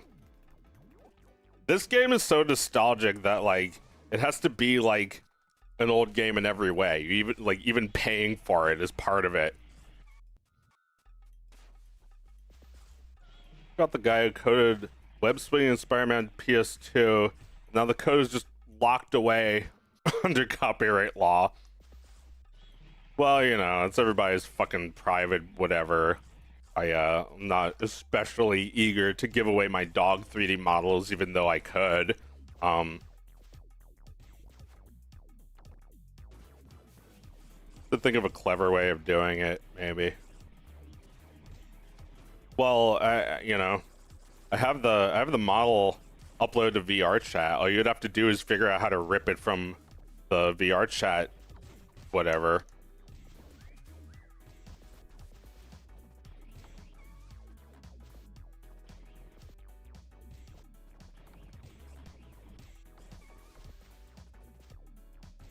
Meow meow meow meow.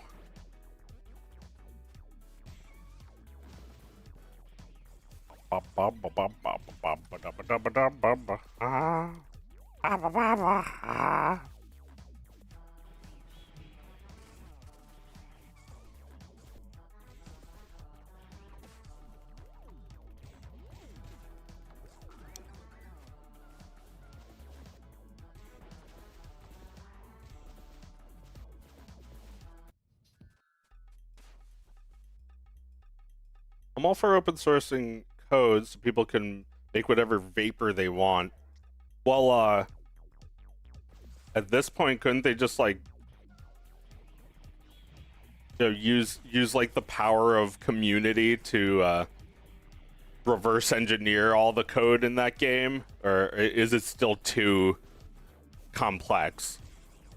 Because from what I understand, that's how they made the PC parts of Mario and Zelda 64.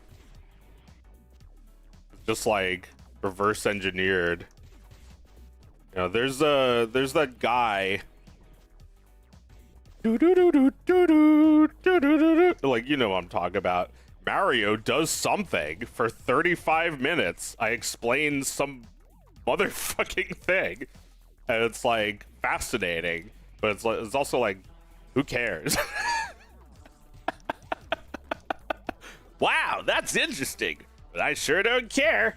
Maybe if it was about my game. Well, it's like, YouTube slop takes all different forms. That's just like a genre. It's like very interesting stuff that doesn't matter at all. But also, like, how do they know all that? It's just like speedrunners, enthusiasts, fans, people just like playing the game, figuring shit out over the course of 3 decades. Yeah, Mario 64 gonna be 30.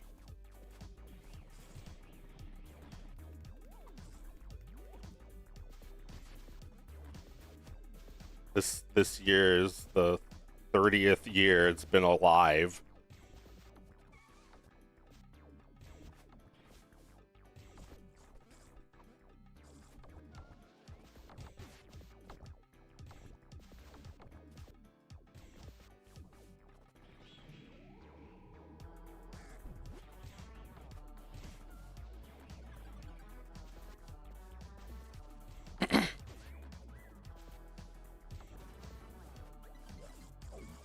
Remember when you were streaming and I gave you a reminder of how great you are?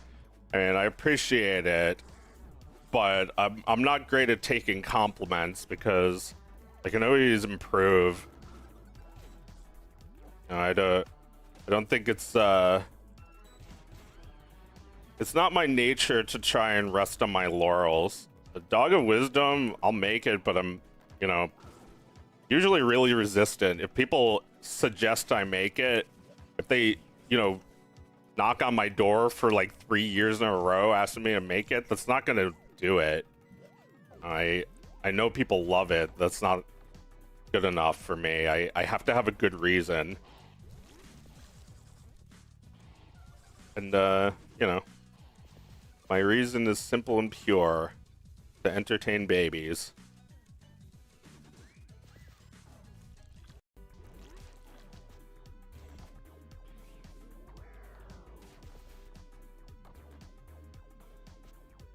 Because babies don't fucking know who I am.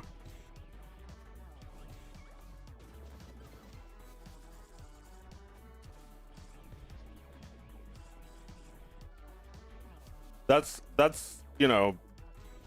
lets me off the hook a little, YouTube commenters all are asking me, or they're just asking the comment section for more. But if you're a baby, you don't even know anything. You just know donkey.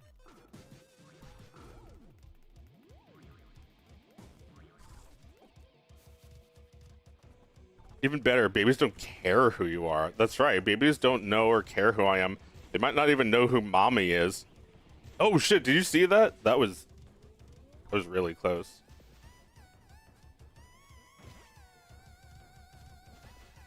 No!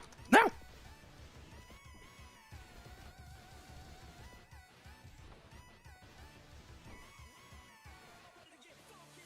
I usually my run usually dies right there, so that was pretty lucky of me. I am going very slow, but maybe I'll still beat my score if I... Ah! Ow. That point where I have to keep trying anyway.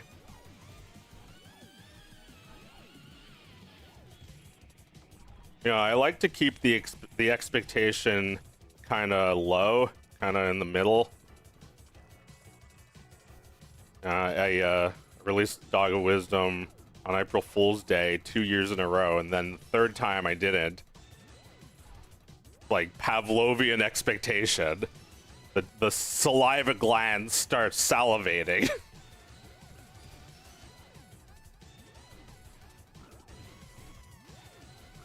But then no dog food comes. Well, here it is. Dog food is on its way. Except I'm joking. That's not dog food. Dog of Wisdom is gold. I am giving millions of dollars worth of value to your lives. You can say the same thing about anything that's really good. Maybe hundreds of dollars. I don't know. AI generated crap is dog food. If you're making that sincerely, then you must think your audience is really fucking stupid. Fucking dog food. Don't give me that.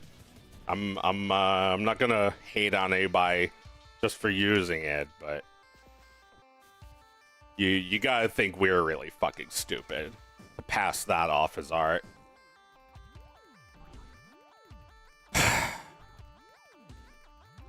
Look what you can do. You know, I'm not the only one who can do this Bluppets stuff. Everybody can make their own version of Dog Wisdom if they fucking want.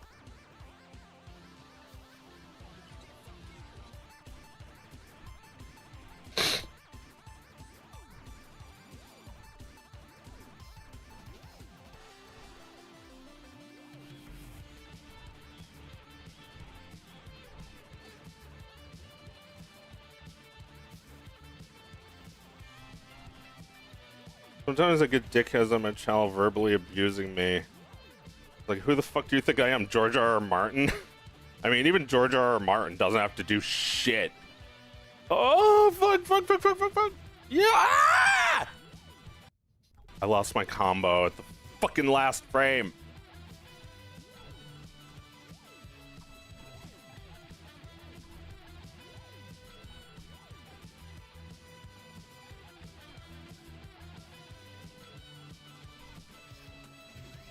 I don't know if I could still get a high score at this point, but try.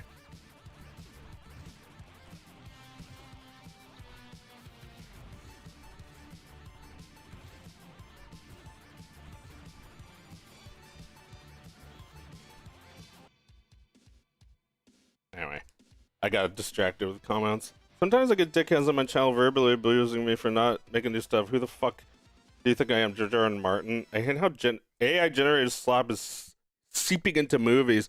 Yeah, well, it's nothing new. I'm pretty sure Netflix has been using AI generated scripts for years now. It's just like an exercise in cromulence. Perfectly cromulent, like a Simpsons episode after 1999. Fuck your face! I'm walking here! Mommy!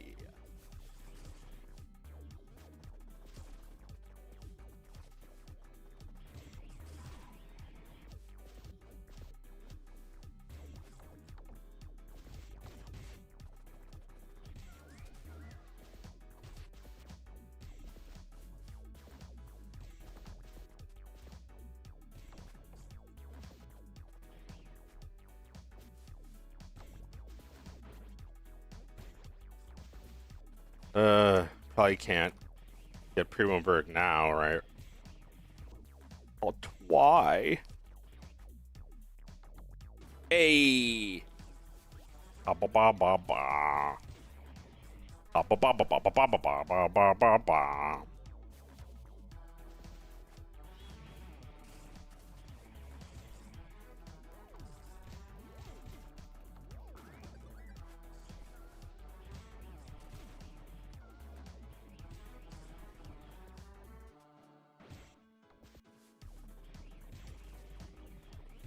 Not like I've been making a botched project for 10 years. Well, you know. George R.R. Martin made his fucking Game of Thrones books, okay?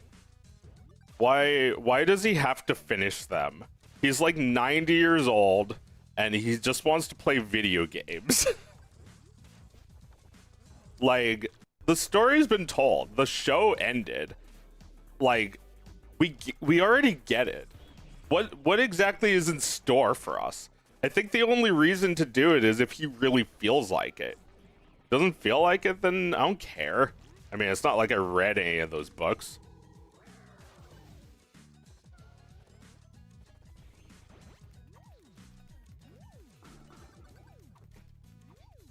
You know, I had my fun with the show, dropped off after season 4, and now I'm good. I don't need him to finish it.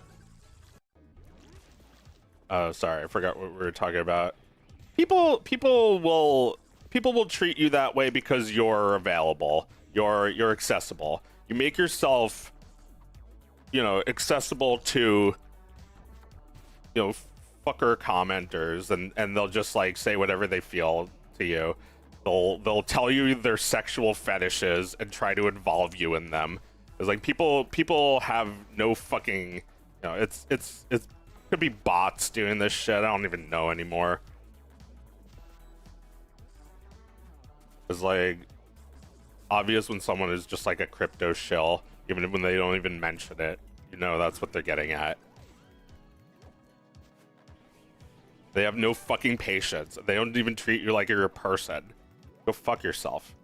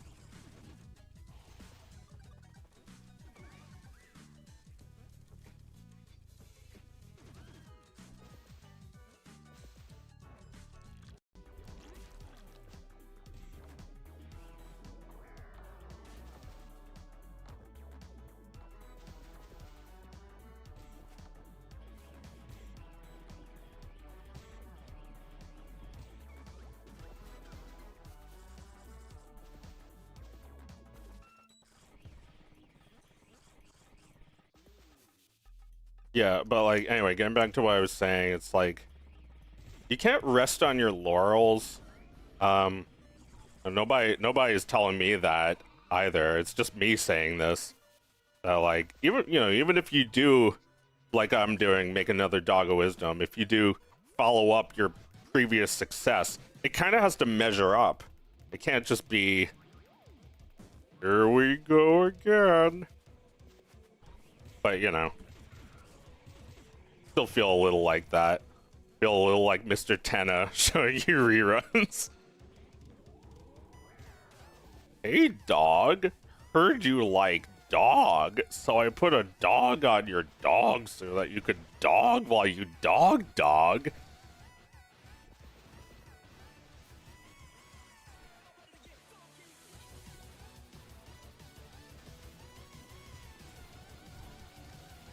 Is this song supposed to sound like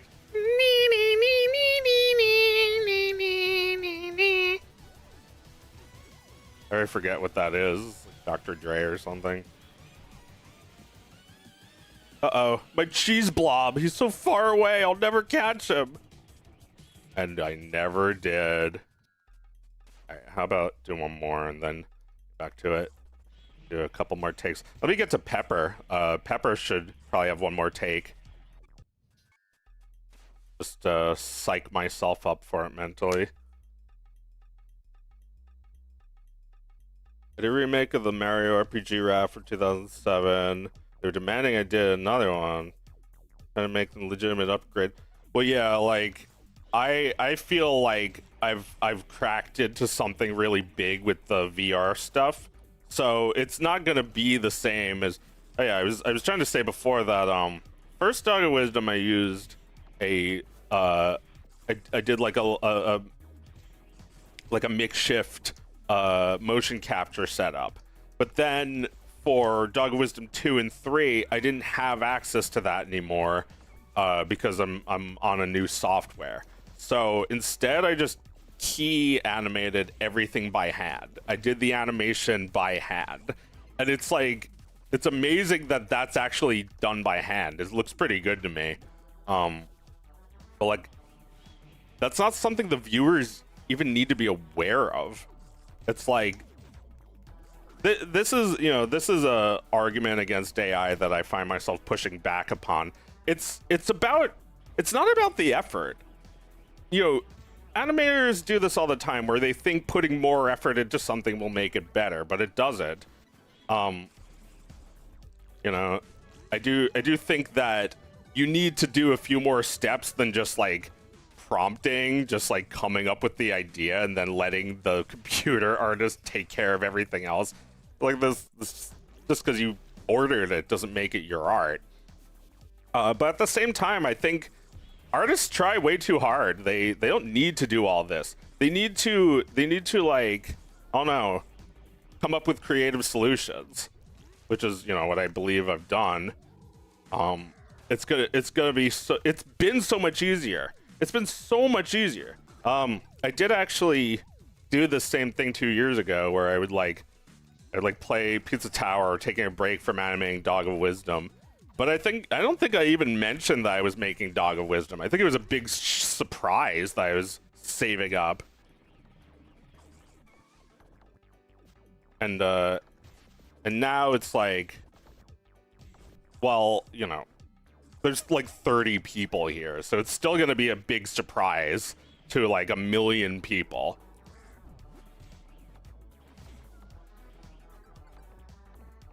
For some reason, like, Dog of Wisdom is like this giant stage that I own for some reason. Because everything else I make gets no views, but Dog of Wisdom gets lots. So it's just the big stage.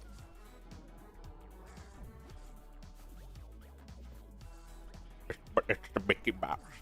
It's my Mickey Mouse. Get to make the statue of you holding hands with the dog. No, I'm not doing that. You get to do it because the dog said so. Alright, I'll do it because the dog wants me to. The dog bosses me around a lot. The dog is the producer, basically. Get to do it with the dog. I mean, the dog is cute and right. Right cute.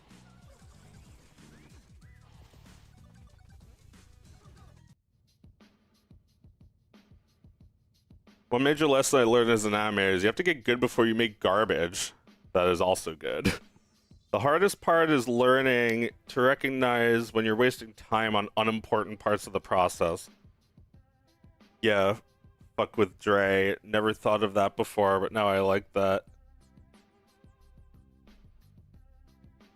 I'm still saying, okay, neat. I look at Game of Thrones like it's The Walking Dead. If you made it to season 11, there's something wrong with your brain. Yeah. I don't actually know anybody who watched Game of Thrones till the end.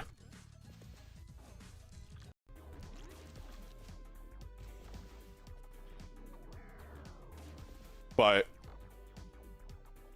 every terrible show that used to be good has its diehards.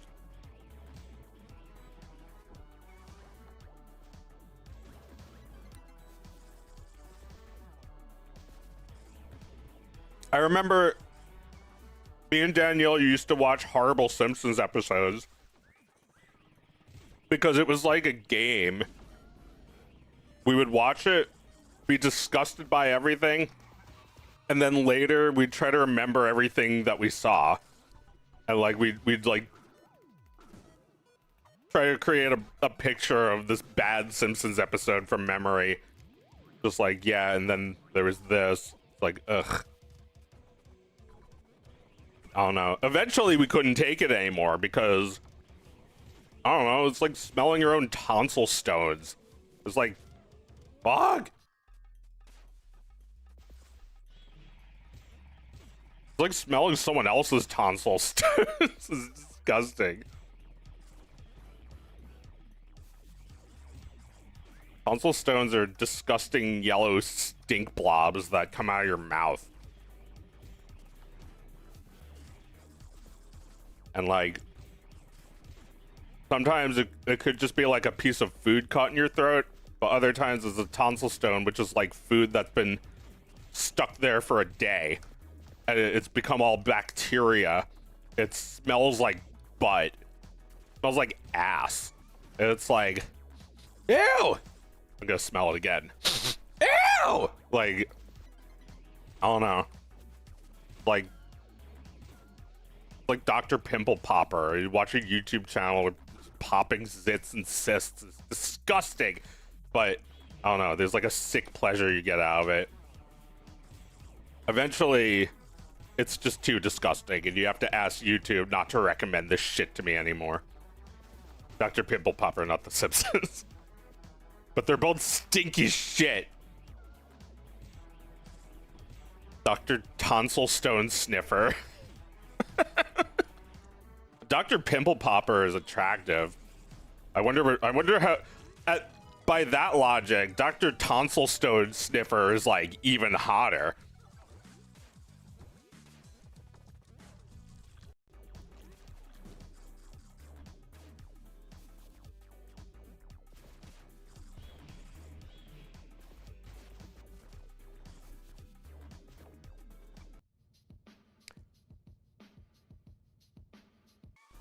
Yeah, like, I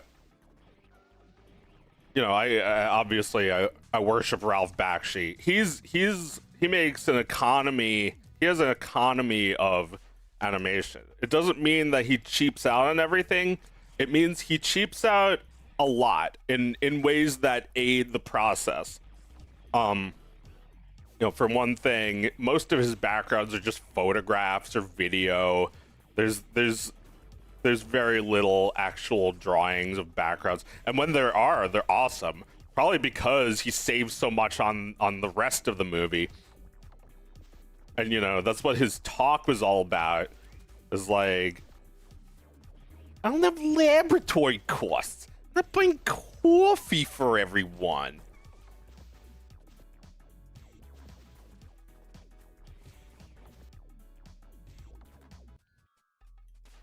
Alright, I'm almost done here. Gotta get back to work. I actually still have some lunch left, so let me finish up my lunch break and then I'll be good. Have a coffee? Yeah.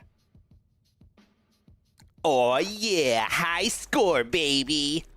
It's like a show, like regular show, that's like intentionally outdated reference. But yeah, for some reason, it's fine when regular show does it because they're self-aware.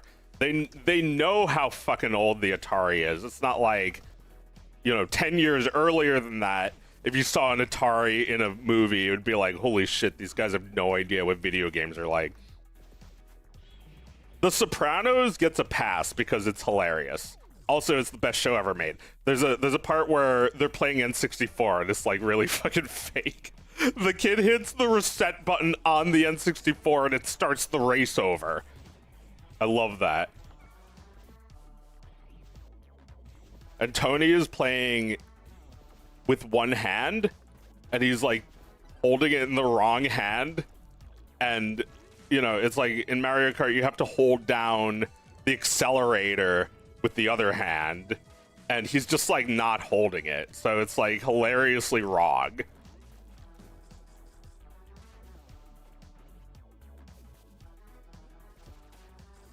Like the audio doesn't match. It's like Wario is like, wah ha ha.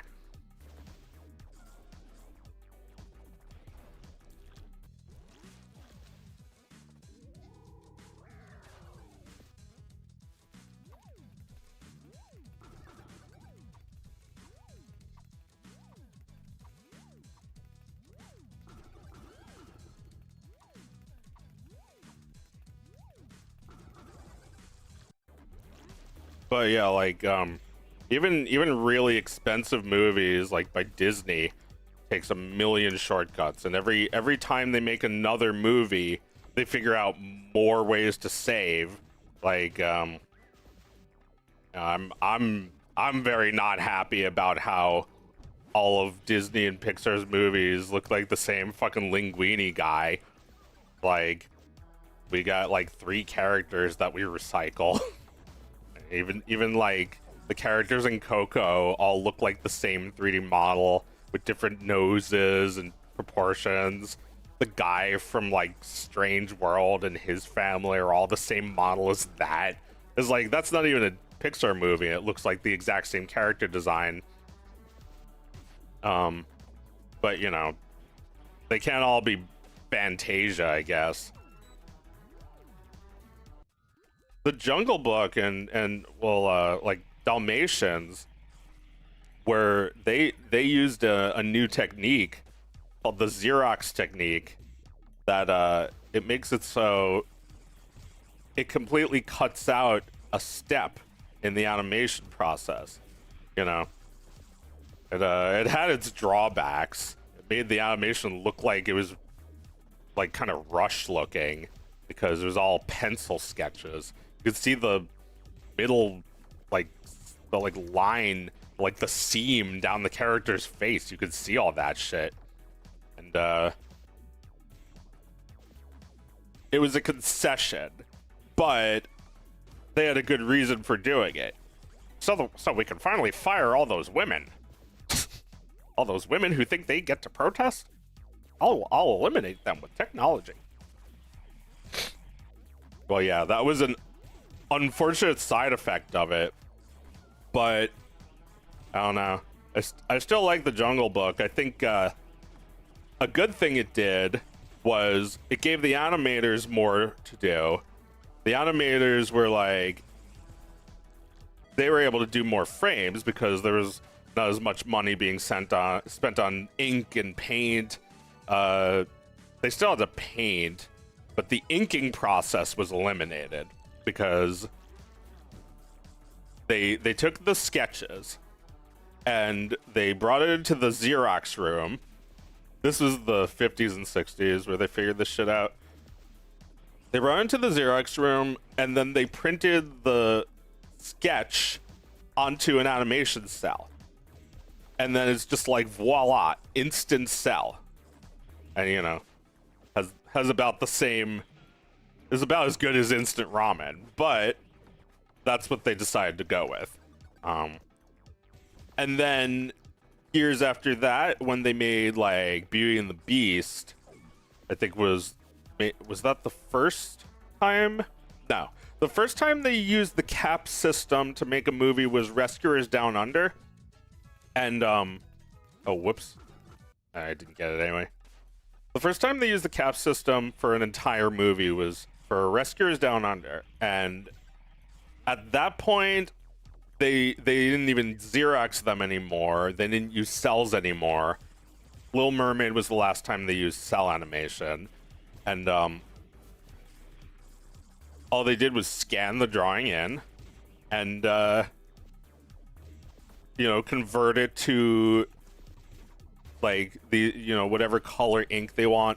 You know, if you look at like the Lion King, it's not just black lines around the characters. It's like they got every color. But it still all started as pencil drawings. I really want people to be more aware of this. I want people to think about this shit. That like, why the picture's bad, Connie? The picture's bad because you didn't think about what you're doing. I'm saying it. I've been saying it ever since I realized this like a year or two ago, that they fucked up their own process by eliminating paper. It's not that I disagree. I kind of think having a giant pile of papers lying around after an animation is like maybe not good. It's kind of a waste of trees. But they also kind of eliminated the artists that were disciplined in the old ways. And, you know, I know they once in a while they throw our Goldberg a bone, but if he's still animating, they should like actually make a movie. Like, has he ever directed a movie? Maybe they're planning that, I don't know. But like, they need to bring that shit back. Or at least they need to come up with some way of bringing that discipline back, because it's like lost knowledge at this point.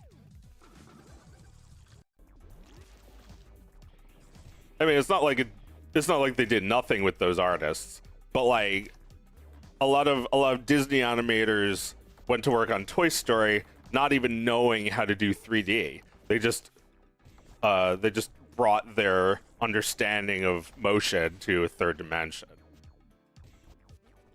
which, you know, was hard for them, but doable because they had the fundamentals down. Am I saying we should bring back paper animation? No, but I am saying that we need to make the world safer for the people who learned on it. We need to give them their due. You know, I think there's something to be said about it. I never animated. Well, I animated on paper a couple times. It was very brief. I did like a walk cycle. It was like a college project, but like it wasn't for me. Some people take to it. I'm too concerned about the fucking trees, so I couldn't because, you know, I still draw on paper, but those are my sketchbooks. It's like, those are just like shitty fucking line paper, like the kind that you use in school. I don't really make finished art on paper because, I don't know. It's like a waste of trees. If you make animation, it's like you use an entire piece of paper to make Squidward blinking. Like, what the fuck are you doing with your life? It's like, they should have made it. They should have made it on the computer, but just so unfortunately, it stopped looking as good when they stopped using cells.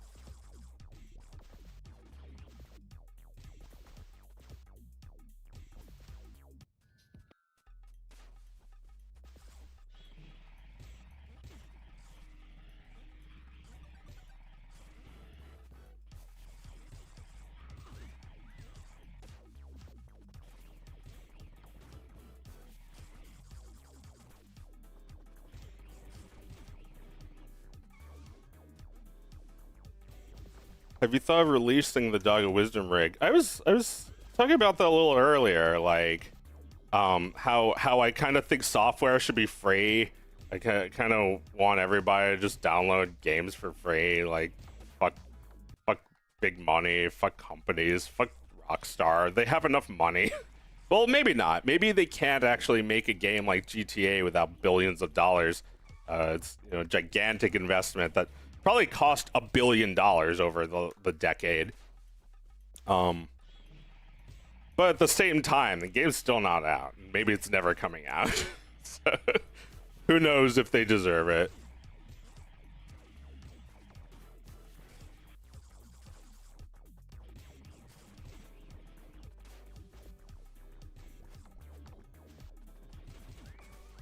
Oh, nice.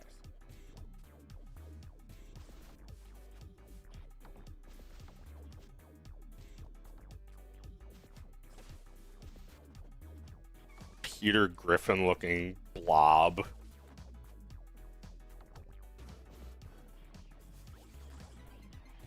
Is Drew Carey.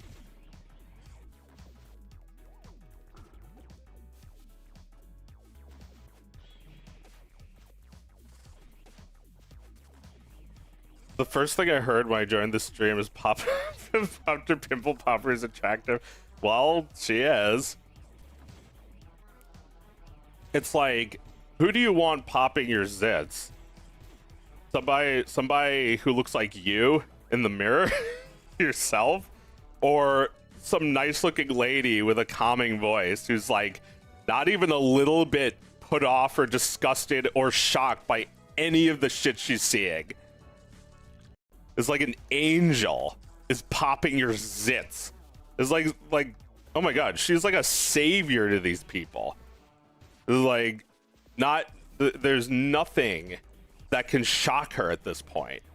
It's like there's baseball-sized cysts on that show that, you know, you really need a skincare wizard to deal with.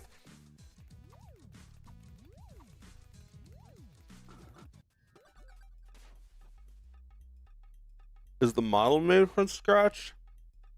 They canceled Bully 2 for GTA 6. Well, that's too bad for Bully.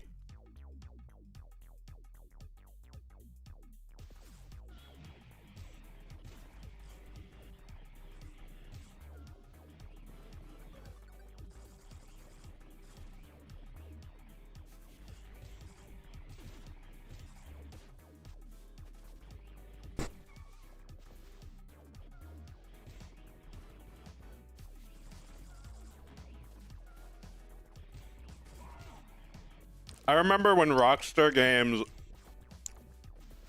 made a table tennis game, and people were shocked about it. Like,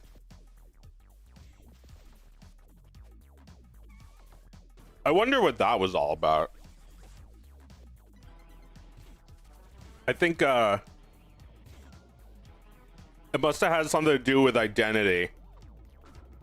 They were like getting a little tired of the just like GTA focused identity that they were perceived as. Like, you know, we make other games. You know what they made? Uniracers. That game is the coolest shit ever made. This game is like Uniracers. This was probably influenced by Uniracers. This looks exactly, feels exactly like Uniracers did. And Uniracers is an illegal game. I'm happy for them that they bounced back and got to make some really successful games. But Uniracers was illegal. And it's still illegal if that ruling was never overturned. It was like Pixar sued DMA Design, which is what those studios used to be called, because they said, you can't make a game about a unicycle. We own that. Do we own that? And then the lawyer, the judge, and the juror are like, yeah, you own that. And you'll never see it on the eShop or the App Store or Steam because Pixar killed it. Pixar, who made Red's Dream, a basically a tech demo of a little unicycle character. And yeah, the court was right to find the similarities there, but that's just influence. You can never do that now. They would never uphold that ruling now, which is why I think, fuck you, overturn it already.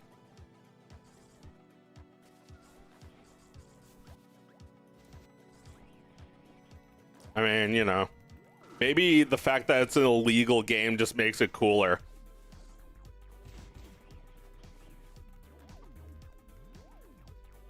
But, you know, it'd be nice if you could play it on like the Nintendo Switch.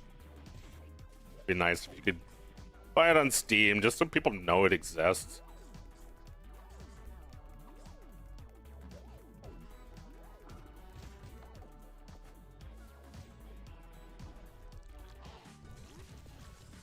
That's, you know, that's asking for the fucking bare minimum. Better yet, they should give the fucking money back that they lost by not being able to sell their game. You know, $5. It was the principle of the thing. Pixar shouldn't be, and yeah, and this was before Disney even owned them.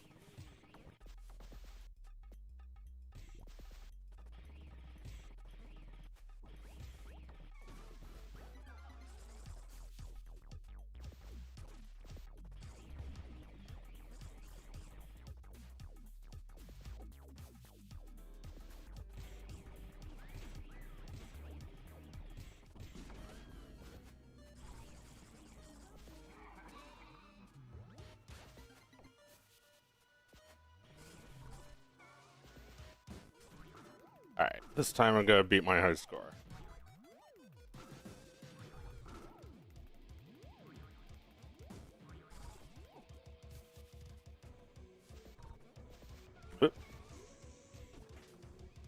No!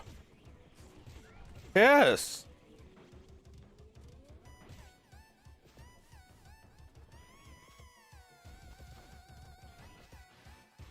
If I could do this faster, I'd get a lot more points. Damn you, go! I'm getting too mad. I'm definitely not going to do it.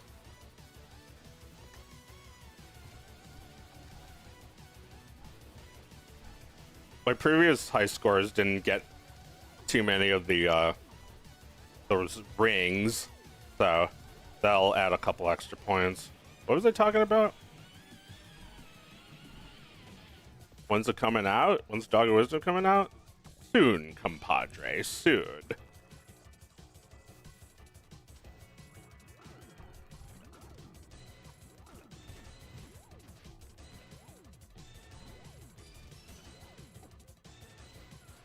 No! I forgot. Hill!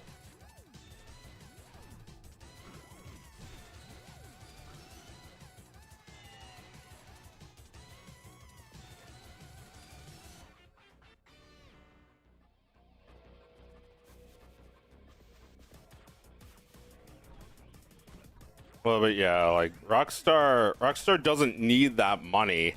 They haven't for like 3 decades. But I'm definitely still gonna be mad about it for the rest of my goddamn life. It's bullshit. It's a bullshit ruling. You know, they probably showed that the side-by-side video of the unicycle bowing in both the Pixar short and the game, and decide, hey, that's ours. We own that. We made this. We own computer graphics. We own everything. We're Disney now.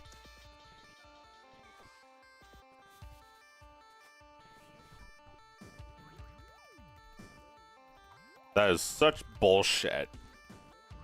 It was a good game. You should play it if you can. It's called Uniracers, or Unirally, as it's known outside of America.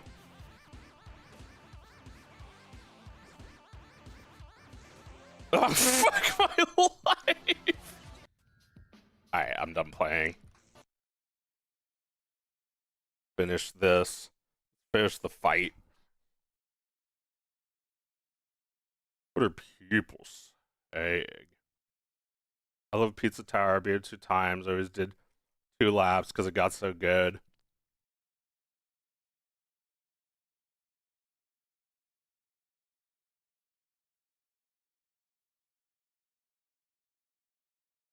Joe, thoughts on AI? I legit want to hear you out. He thinks it's shit. Yeah, I thought I already gave my opinions on this shit all over the time. Load up Peppa Pig. Peppa's Pig. Papa Pig.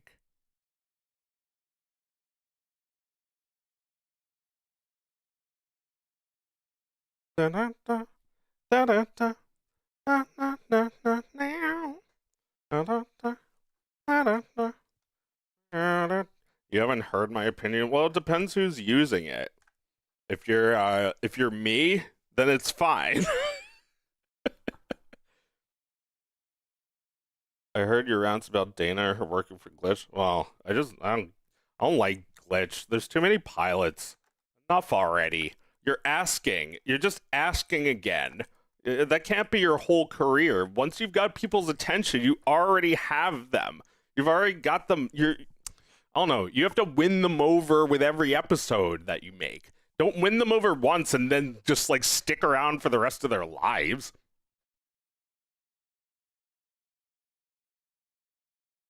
I don't appreciate all the pilots. It's too fucking many. We already get it. When you already got it, then you already got it. Like, there's like a teaser for a pilot. It's like, that's the pilot. And it's like, I don't know why it's like you have merchandise ready to go for a pilot. Like, the whole point is that you're testing it out here. No, don't release a trailer for your pilot. I don't get that.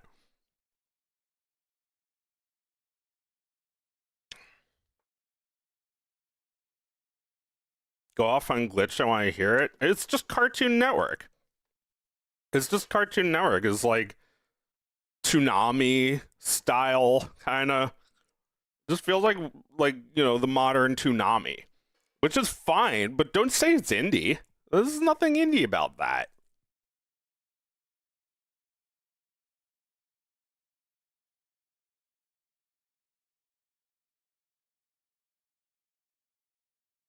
It's like it's just a social club for the well-connected. Why do I give a damn?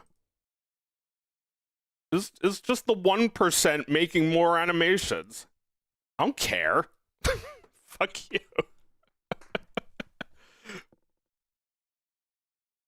It's just like, fuck you got my.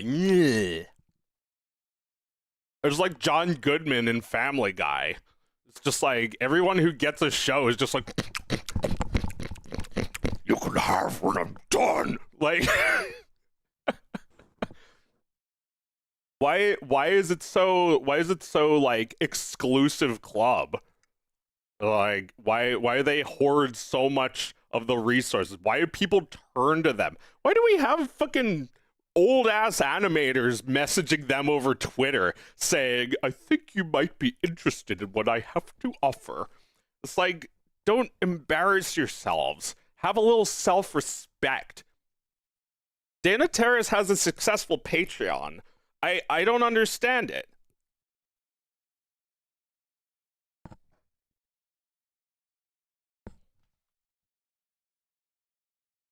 Plus, it feels like the cartoon is just complaining about Disney, which you know, go off, I guess. But like, it doesn't really hold much water when you're just doing it at a different Disney.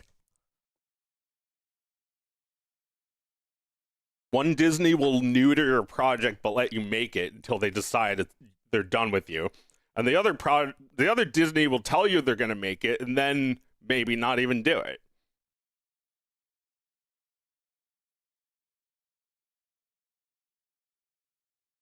You know, I got nothing against her. She's a great character designer.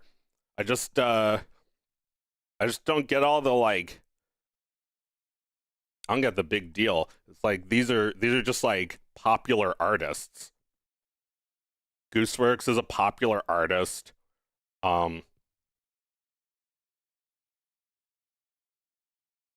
It's like if you're already popular, there's nothing to pitch. There's no pilot there.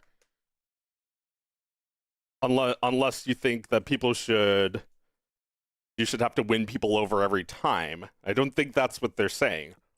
You're oh my god, I'm just gonna fucking say it. You were cosplaying as your grandparents trying to make a 22-minute cartoon. Or I guess you just watch so much anime that you think that's what you should do. It's like, why stick to that format? You can make something that's a minute long. You can make something that's an hour long.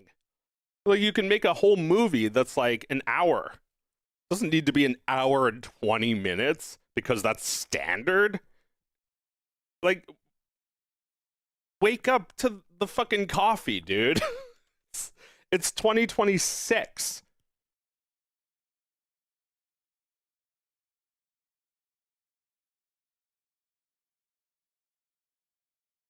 Also, the merch, while somewhat exploitative, makes it so they gotta fund. Makes sense because they gotta fund the show and merch for the core source. Well, then you're not actually investing. You're asking everyone else to. It's one of those things where the project has scaled up astronomically to the point where if it doesn't get more than 20 million views, it might not even get made. I don't give a shit about the majority of modern ninja cartoons except Bridge Kids. Yeah. Now we're talking. Bridge Kids is just like, looks like fucking, well, it doesn't look like shit, but you know what I mean. It looks cheaper. It looks, you know, it has so much to say. It's got hilarious characters. It's like, it doesn't waste your time. There's nothing pilot about Bridge Kids. If there was a pilot, I missed it because there's gotta practice a little before I get going. I mean, you know, I don't like talking shit about all these other animators, but I also kind of feel like I've been abandoned largely by them. None of them would stick up for me.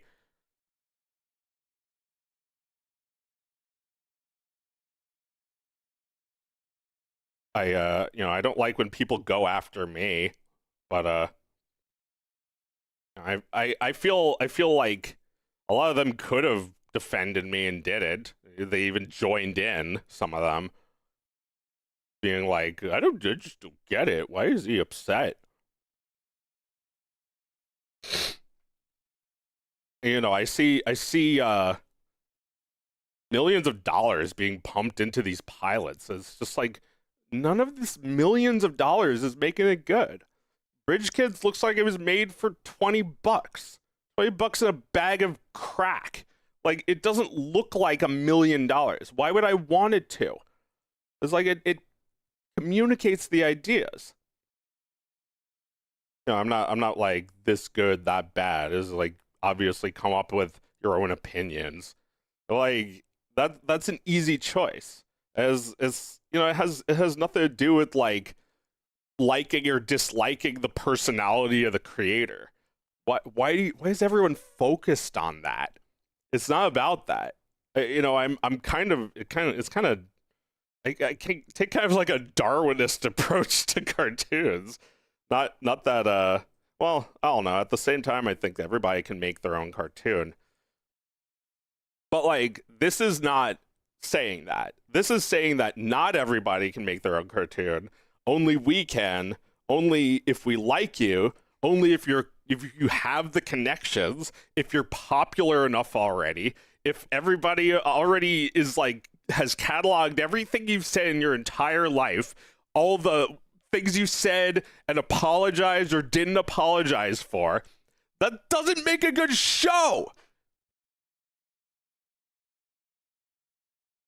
Good animation doesn't equal good show. Home Movies looks like it was made with $5. Look at other cheap animations that became popular, like Rick and Morty. Well, Rick and Morty has like cheap drawings, but the animation itself isn't that cheap. It looks pretty good. Well, once in a while it looks pretty good. I kind of agree with that, even though I'm not a big fan of the show. There is a focus on the animation, at least. They take the focus away from the drawings. The drawings kind of look like stick figures, but then the animation the characters kind of come to life in the animation. Somebody who cares about it is working on it. Rick and Morty was expensive to make. What do you mean? Well, I mean, it's expensive and cheap. Kind of like a Ralph Bakshi is expensive some places and cheap in others. Oh yeah, let me do a save as.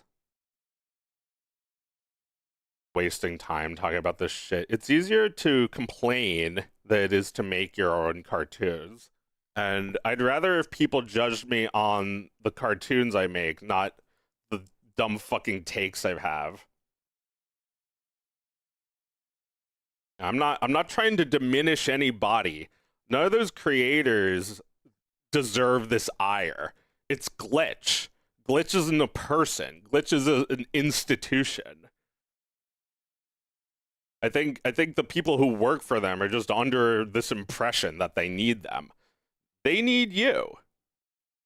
They need you. They need your popularity and fame and notoriety and fans and all the people you retweet to. They rely on that. They wouldn't just get some average Joe to make a cartoon. If they did, I'd probably say no. I would never be asked because I'm not well liked by those fucking people. So are your Twitter DMs open? No, I don't use Twitter, but you can message me on Blue Sky. My DMs are open. I don't give a shit. Say what you need to. I might ignore it if it's just hurling abuse at me, though.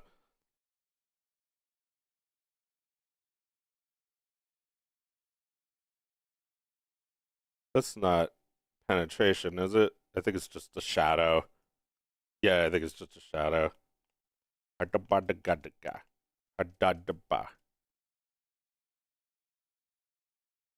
kind of did with Gaslight District. No one knows who the creator was until now.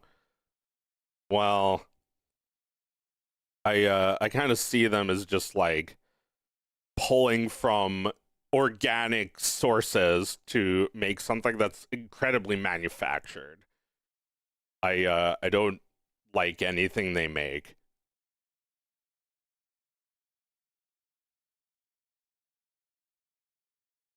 Kind of like those creators on their own, but not in Glitch.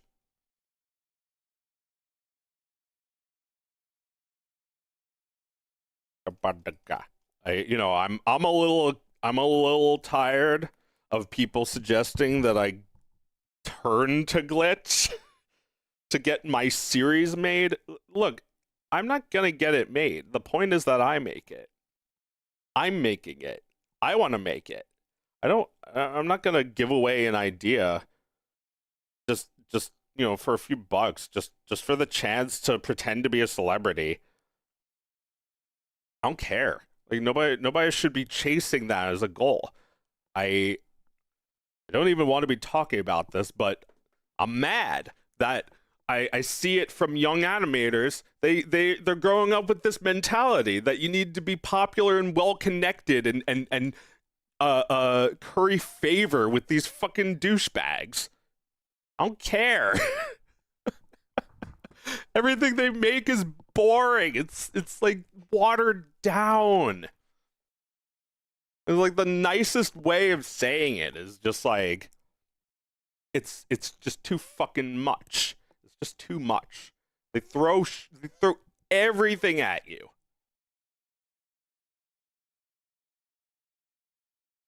Boxville moment. Oh, don't get me started on that. Well, that's like a Indiegogo thing where they kind of like they made jokes about scamming people and then they never made the cartoon. So wasn't even a joke. They took that money, they gave it to Tara Strong, and then they deleted all her lines because she's bad, and all that money just went into an incinerator. This is what you get when industry people try to be indie. It's like you gotta grow from the ground up. No shortcuts here. Why are you asking for money so you could get somebody else to do your homework? The dog ate it. The dog ate the homework. Get the homeworks. What the homework? I admire what Aaron Blaze did with his new animation. Sure, it took a lot of time, but it proved that if you want to make something for the sake of making it and enjoying it, it's very much possible. I like his channel. Aaron Blaze is a former Disney animator who he's got like a channel where he explains stuff about animation, where he shows the process. He's the Bear Man. He directed Brother Bear. He's very good at drawing and animating bears. Like, it's good stuff. That's a personal project. He made a cute little animation about a bear, a lonely bear that makes a snowman. The snowman. I eat the yellow snow. Hey, don't eat it. Why? Because it's mine. But yeah, I'm not trying to become friends with those fucking people. I'm not trying to have a good reputation. I'm trying to communicate directly to these young animators who are growing up weird, seeing what these fucking idiots are up to. It's not anything. In my opinion, it's not anything. It's like, yeah, it's a cartoon, but it's just like taxing on your soul. Like, I can't watch 5 seconds of the Gaslight District without having to take a break. Just like they put the camera on a ping pong ball and attach that to a hummingbird, is carrying that. It's like connected by an elastic band. It's just like smacking into the hummingbird while it's flying around. Like I don't want to watch anything like that. It feels like they're just stealing from anime, which is what network TV has been doing for years now. It's just like isekai but Western isekai. Like, why do we want that? We want the original. We want Fushigi Yugi. Or at least that's what I wanted. What the 100 buttresses.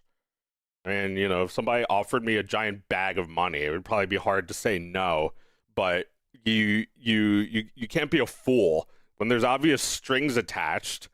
You're gonna lose everything. You're gonna lose the right to make it your way. It's like, it doesn't matter who the creator is. Every single glitch thing has the same exact flavor. It's like, I'm not the only one. I'm pretty sure that people are getting fatigued. It's like, why not just focus? Why not just make the thing that you have to make? You know, like, as a studio. Why can't you all just agree that we're doing this now? Why does it always have to be, we'll see what the audience likes? That bothers me. Fushigi, don't remind me of the fucking ad that lied to my generation about magic balls. Oh yeah, it's like a ball that for some reason we thought was magic. It's just like a juggling ball. It's called Fushigi. No, I said Fushigi Yugi. It means mysterious play. It's an anime from the 90s. It's about a girl who goes into a book. It's like your average anime about a high school girl who goes into a book and meets the man of her dreams. He's like a hero with blue hair.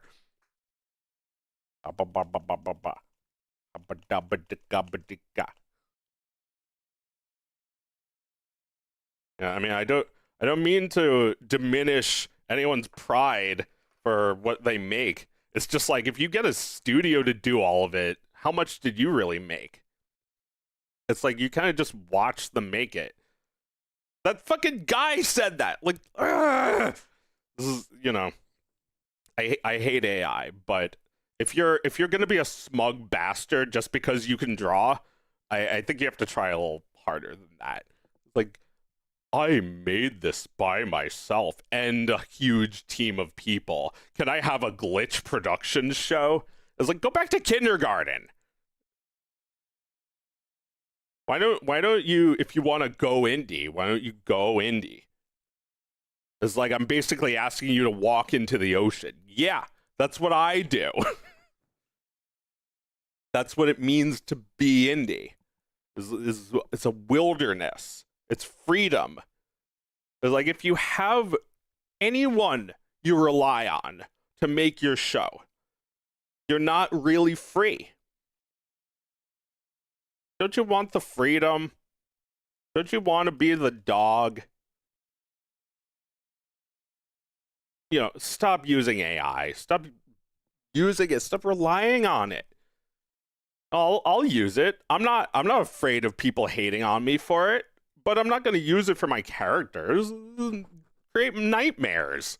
I'll use it for something like clouds, which is already supposed to be inconsistent. They already are inconsistent. They already look like a different thing a few seconds later. It's fine, because it's just clouds. You know, nobody noticed. Nobody gave me shit for it. You can if you want, but I'm not going to act all guilty. I know how much or how little I used it. I know that no matter how much I use it, it's still my art, as long as I think so. Because you know, there are a bunch of fucking idiots now being like, this AI thing is my art. Like, if you had a studio make it, or if you used AI, it's not your art. It's the company's.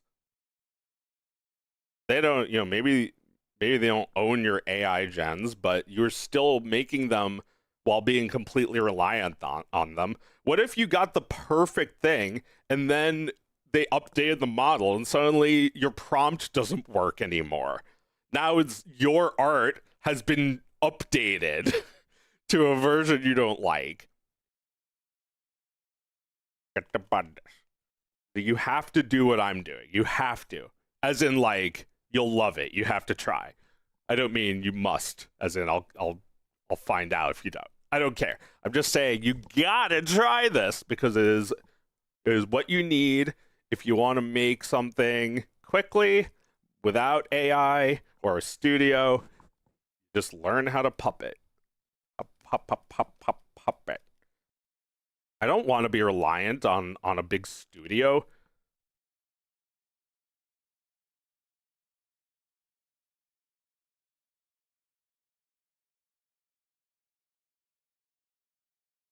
My messages aren't being seen. No, I'm just ignoring them. No, I wasn't. I just didn't see them. But like I ignore you if all you say is you're ignoring me. My dad works at Glitchsoft. He can ban your account. Yeah, well that's part of why I'm feeling kind of resentful is like, don't say bad about big. It's like, okay, but like I thought you were indie. Why do you hold this power over people who don't even work with you? You try to silence people that are never going to work with you because you never want to work with them. It's like, we see everything you're saying. Like, why should that matter? Oh, it's being recorded for all eternity. All right, then in 30 years, I'll be like, but when I can't get a job there.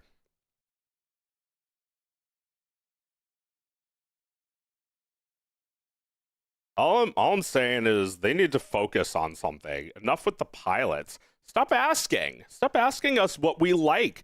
Give us something real. It feels like everything they make is built on data. It's like what people already approve of, and like it's not even worth making, basically, if people aren't gonna like it.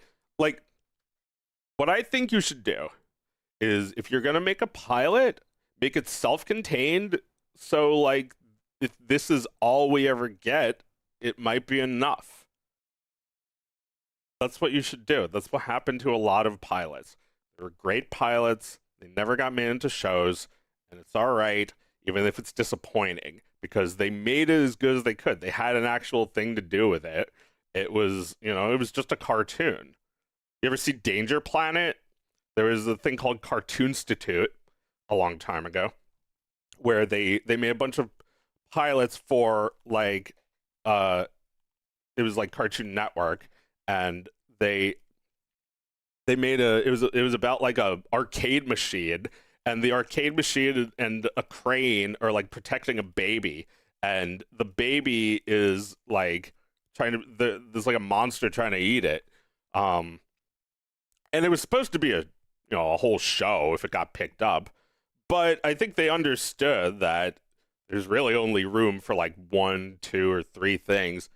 It's like, why would you pitch to Glitch when you're just like all competing with each other? It's like they have a finite amount of resources to make these shows, right? Maybe that's not the idea. The idea is that they could just continuously expand by having 1, 2, 3, 4, 5 successful series running at once. I don't fucking know. But like, I don't know, you're spraying yourself too thin. That's too many shows. What do you actually make that's yours? What do you actually make that you want to make? Everything they do is just like fucking Nintendo parodies, like always. It's just like, this is our Nintendo whatever. Nintendo whatevers. Like, that's how they started and that's how they still are. Everything they make resembles Nintendo characters in some way.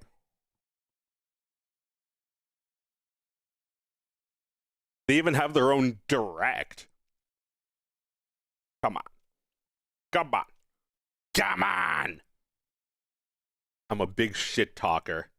I'm a real asshat. I'm just getting fucking tired of it. I've given them a chance. I've watched them. I just get fatigued watching them. I wish they were like 5 minutes long. 5 minutes would be substantial to me. I wouldn't have to just like constantly like pause and start up again. I'm like ranting and I need to practice. I'm ranting and I need to do my own voice as the dog. Just me voice talking about how I hate Glitch I mean, you know, I understand why people like them, but it's what I don't appreciate is that people act like this is the conversation is like this is the state of animation. It's like, no, it's not. Bridge Kids is the state of animation. You can make your own Flash cartoon in 2026. There's nobody's telling you that you must use Autodesk Maya, that you must get 20 million views. That is nonsensical. Views are stupid. You're letting the algorithm dictate what gets made by making these shows that will fail if they don't get 20 million views.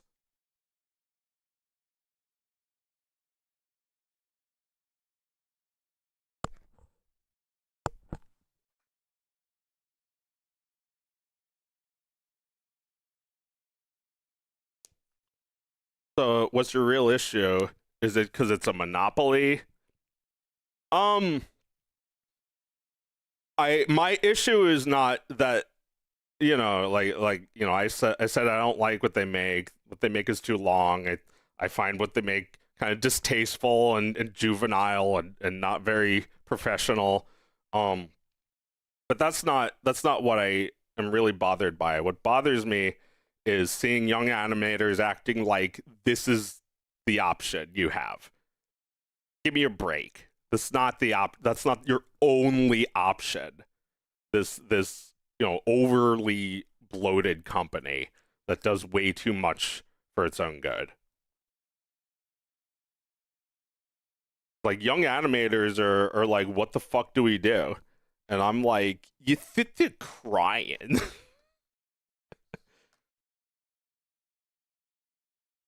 Dog's head is on backwards.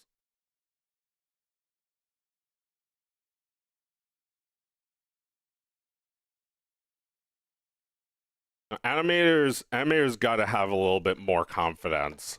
Don't rely on any institutions. Don't rely on YouTube or Glitch, because Glitch is really just YouTube. It's just YouTube ad revenue. You know, it's just Google. You know, you go from like Disney to Google. How can you even say it's better?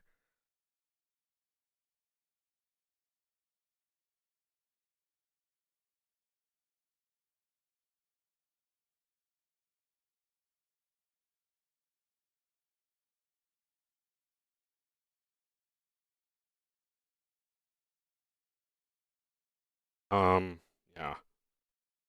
I don't like the attitudes I see running around. I wish animators could just like have a little bit more faith in themselves and not in terrible company with a shitty logo. I'm not impressed. I'm a little resentful that they suck up so much air that it's like every time there's a new announcement, it's everyone's talking about that. It's like, isn't there anything else going on in the world of animation that we care about besides Glitch? Like, that's whatever. Terrible company with a shitty look. It's like they have all this capability. I think what they should be doing is, like, I don't know, get rid of all your shows and then make one that you actually care about. I don't know. I'm not in any position to give business advice. I'm just I'm able to get views with this dog without a big company making like Netflix tier animation. It's weird because on one hand they have the animation down, but then like everything else is just doesn't dazzle me at all. Like I'm exhausted. I watched 10 minutes of a pilot and then I'm done for like 2 hours, and then it's like, all right, I guess I'll watch the rest. I hit speed up. It's still going too slow. It's like they're making these cartoons like way too big. It's like, don't you know it's the internet? Did you know what the computer can do? It's the internet. It's not TV. You want to be on TV and you're sacrificing the potential. I think the reason why Glitch is so big is in modern day, what a cartoon, and indie cartoons have more freedom and are better than 90% of modern cartoons. Well, you know, television network cartoons are, yeah, they're kind of dead. They kind of don't exist actually.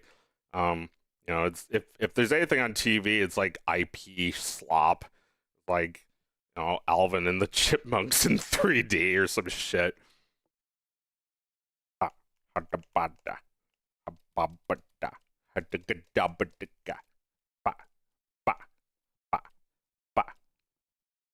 New television network cartoons don't exist. No, they don't.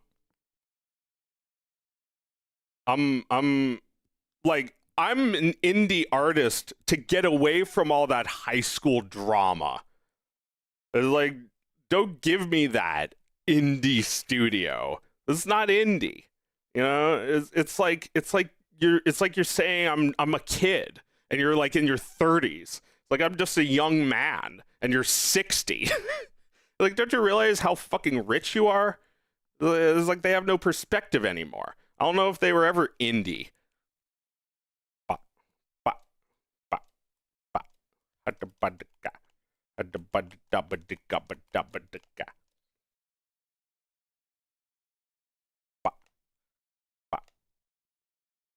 Doing something original takes a risk because, yeah, I mean, those companies, they don't have money for cartoons. Nobody's watching TV.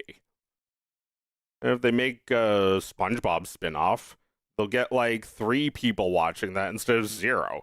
So that's seems like a better idea.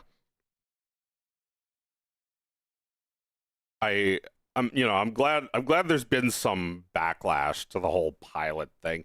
Like, there's too many. There's over 1,000 of these indie pilots on YouTube. It's like, you're asking, is this all right? Every single one of them is just like, can I do this? It's like, be a little more confident than that, man. You gotta make a cartoon and not apologize for it. Don't leave on a cliffhanger that's like, maybe if it gets made. We gave you 30 minutes to get to anything. We gave you 30 fucking minutes of our time. One of those reasons I'm not doing a pilot, I want to do a movie instead. Just make the actual thing and put it out. I mean, I would suggest if you want to do a pilot, you have to do it in a way where if that's all there is, it's still pretty good. It shouldn't leave on a sour cliffhanger that just leaves people disappointed that it never got made. It should be a full meal. It should be satisfying. It should be like, it's too bad, but at least we got that. You know, we got Trick Moon. That didn't become a series. I was sad. They passed on Trick Moon. It was like a little wolf, little baby wolves. It's cute. Like a cute little show about wolves, about little fantasy adventurers, and it was funny. But you know, the network didn't want it, and they didn't try to pitch it again, and I was sad. Dude, Trick Moon, yeah, cry. They didn't care enough about that. It's like, as sad as that is, I feel like that's more the way to go, is like, you make a pilot that's like 5 minutes long. It's incredibly poorly marketed and never fucking happens, the series. What a tragedy, right? So why would I want it that way? Well, it's still better than like these 30-minute pilots that are asking for so much more. Like, why do you need all that? Don't you realize you're being like John Goodman and Family Guy? Piggy. It's incredibly greedy, in my opinion.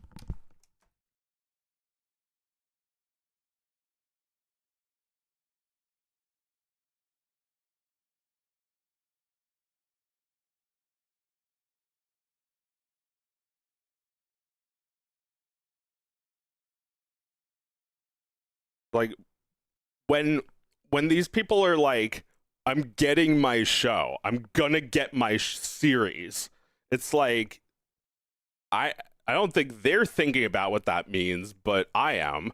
I'm thinking about all the people who have to animate it for you. It's like, you put it out of your mind because they're getting paid. What does it matter that they're getting paid? They're not getting paid enough. They're basically doing it for you. They're doing your homework.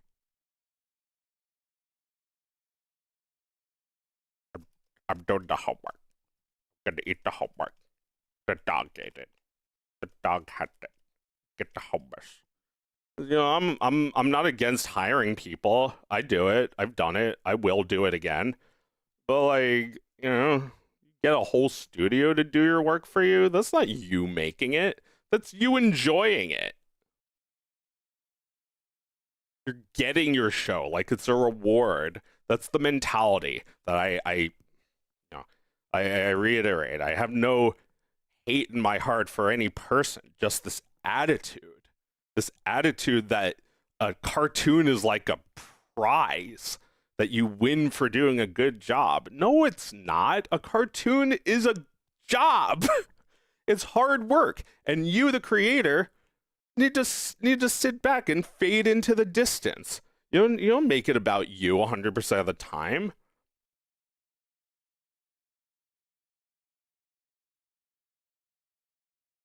All right, let me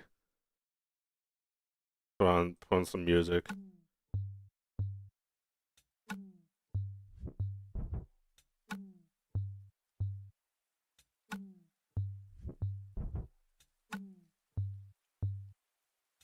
What do you think about the ideas presenting proof of concept as opposed to full-blown pilots? Well, I think in my opinion, like a pilot could be like anything. It's like Twice emotional stability, a sound body and tranquility. I deserve it all. kind of hard to do this, Ball. Enemies, stock investments, more entities. I deserve it all. VVS's white diamonds, GNX with the seat back reclining, bitch. I deserve it all. Put my homes on a beachfront, flying private. What you eat for lunch? I deserve it all. The respect and the accolades, lamping on the island, watching Castaway. I deserve it all.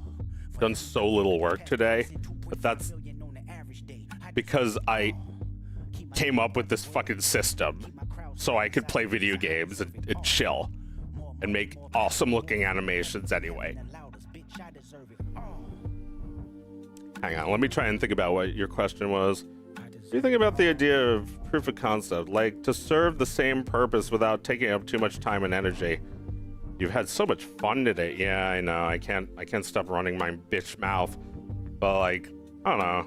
Everybody needs to hear this shit. Even if you created one of those shows, like, you can't be afraid of the feedback. Like, it's out there. Stop intimidating me. It doesn't work anymore. I'm waking up at 6 a.m. 6 miles a day, conditioning my win. I said I deserve it all. I'm showing up as your friend, telling truths better than your next of kin. I said I deserve it all. I never asked for too much credit, seeking validation just for the aesthetics. I see you as a human first.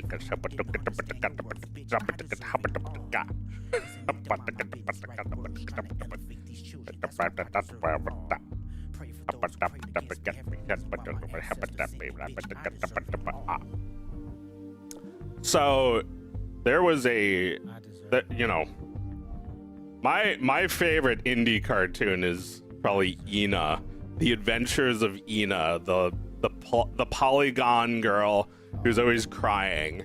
It's like, you know, if Digital Circus appeals to Zoomers, then this appeals to millennials. People a little older who remember the like Windows 95 days. But that really is indie because like that's made by a small team funded by Patreon. Ina's great. I love Ina. Ina's just like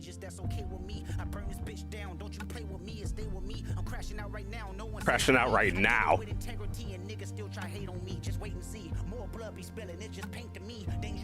nothing changed with me. Still got pain in me. Flip a coin. Want the shameless me or the famous me? How annoying does it angers me to know the lames can speak on the origins of the game I breathe? That's the same to me. It's important. I deserve it all because it's mine. Tell me why you think you deserve the greatest of all time, motherfucker. I deserve it all. This is how I feel. It's like I deserve it all. this is the game I breathe. It's like I have so much reverence for Ina and the people who work on that, because that's like shit. That's the shit. That's like the fucking shit. Like, I don't know. It's not just like waifu bait. Like the character is cute, but like I don't think that was the whole point. Like when I watch like a glitch show, it's just like, here comes the waifu parade. Get your dicks up, boys. Like, no.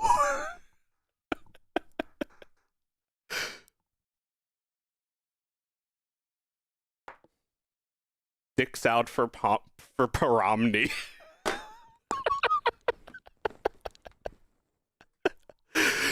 Oh, brother.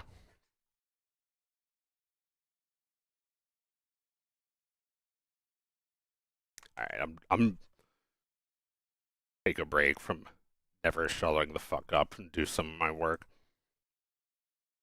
I kind of already did this, which is why I'm kind of dragging my feet on it. I just want to do one more take because I want to have as much. I want to have as much as I can have before I get to editing, which is going to be a big process.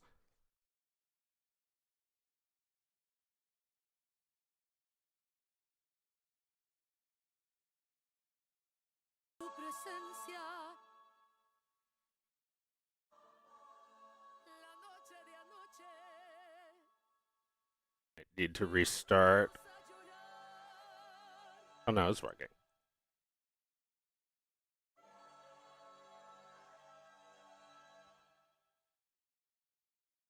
Yesterday somebody whacked out my mural. That energy will make you niggas move to Europe. But it's regular for me, yeah, that's for sure. The love and hate is definitely Not what modern anime does by having the cute anime girls. Well, yeah, I mean, I don't watch modern anime. I mean, all anime has been about cute girls, but it's like, I don't know. It feels like it's too much of a feature. Like even then, it felt less of an annoying presence. I watch them pander with them backhanded compliments. Put their head on the Cuban link as a monument. I pay homage and I'll always mind my business. I made the Setting up the scene. Do a little test. motivation if you wonder how I did it. Yeah, nigga. Going up your rank. Know you a god even when they say you ain't. Yeah, nigga. Keep your feelings out the way. Never let no one put smut up on your name. Pepper, you can't say that. Head down and work like I can say it. But understand, I'm a lot. everybody ain't go like you. Yeah, nigga. If they say it's love, you been lied to. A couple engagements, I'ma guide you. Oh. I didn't change the frame rate. I thought I did. Riding in my GNX with Anita Baker in the tape deck. It's gonna be a sweet look. Fuck apologies, I wanna see y'all geeked up. Don't acknowledge me. All right. Maybe we can say Let's get ready to rumble. the internet and I'ma take it there. Miss my uncle Lemaine. He said that he would kill me if I didn't make it. Now I'm possessed by a spirit and they I can't love feel it. this. Used to bump the Carter 3. I held my rolly chain proud. Irony. I think my hard work let Lil Wayne down. Whatever. There's something really fun about that part. It's like, he's like, I miss my uncle Lil Maine. Heartbeat comes in. It's like he says Lil Maine, so you know he's about to talk about Lil Wayne, but he doesn't even rhyme it with Lil Maine.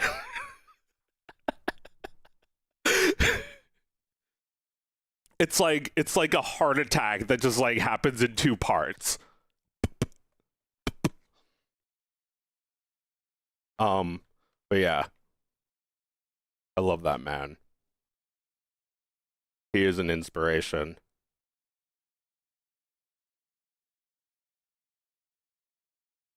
Everybody quiet.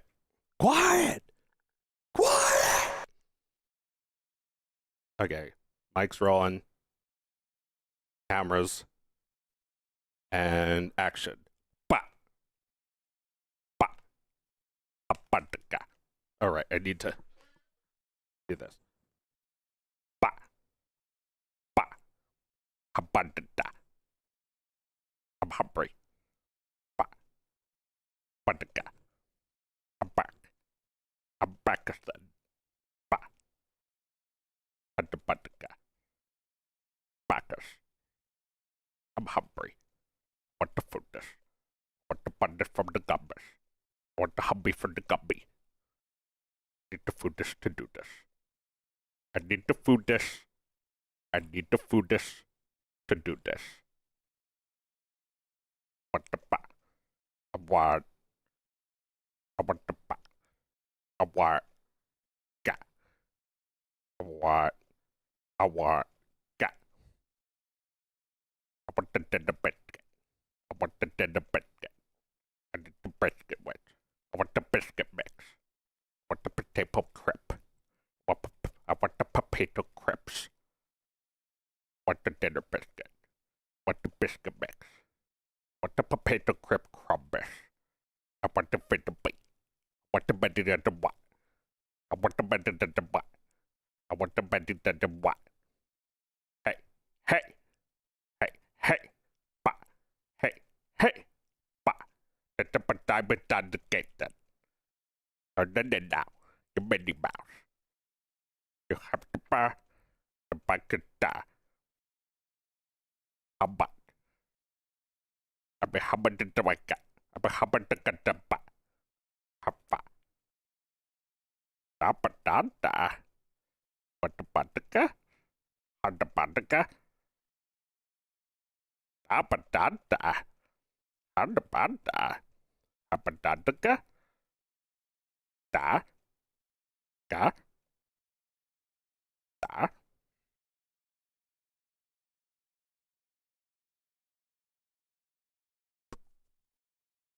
Abanda? Abandka? Bandka? Abanda? Bandanda? Abanda? Bandandka? Abanda? Abandka? Dadaba? Dadaba?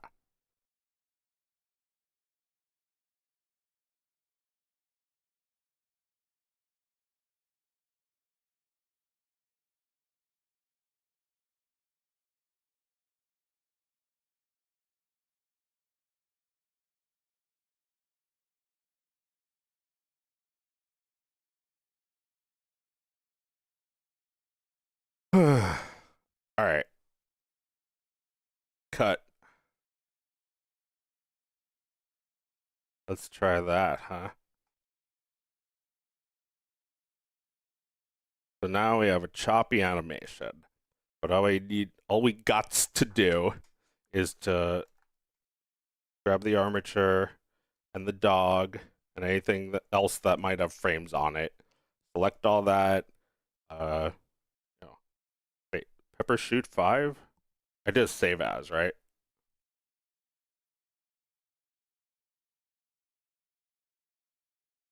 That's a new file, right?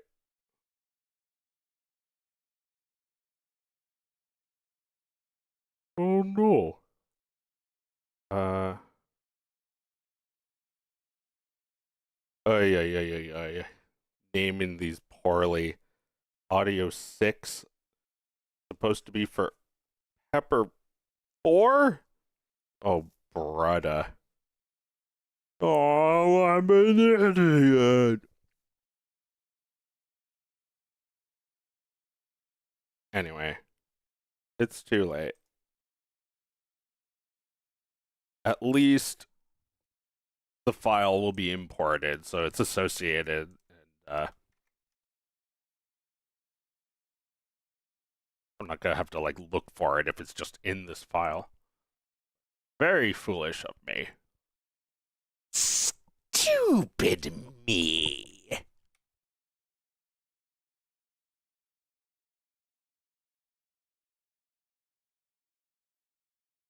called the Dow because it makes as much as the Dow.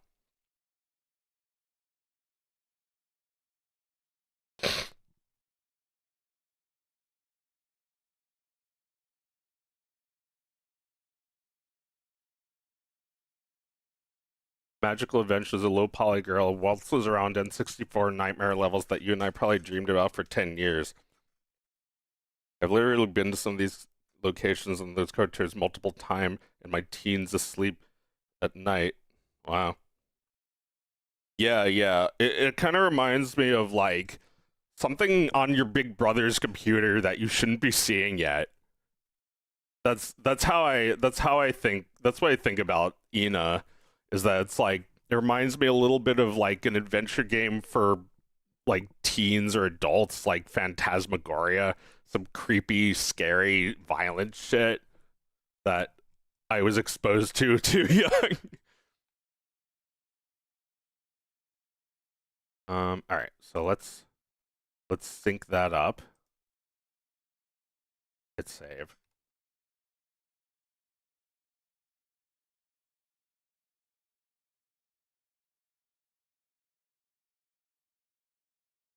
But yeah, I feel a little bad being so going off so hard. It's just like I can't lie about how I feel. I wouldn't even talk about this, but it's like I really just need to push back a little on these bad attitudes. Bad. Bad.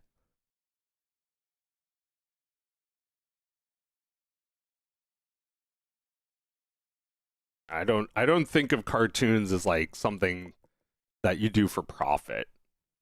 Think of it as something that you make for the sake of it. And if you're lucky, you'll break even. So far I've been lucky, but not luckier than lucky, you know. It's not really paying off in like it's not paying off in like gold-plated houses or whatever.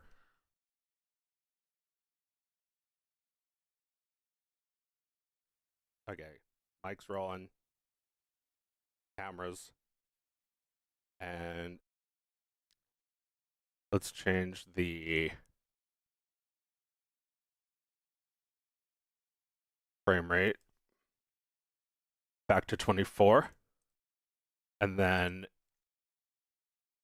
do a scale.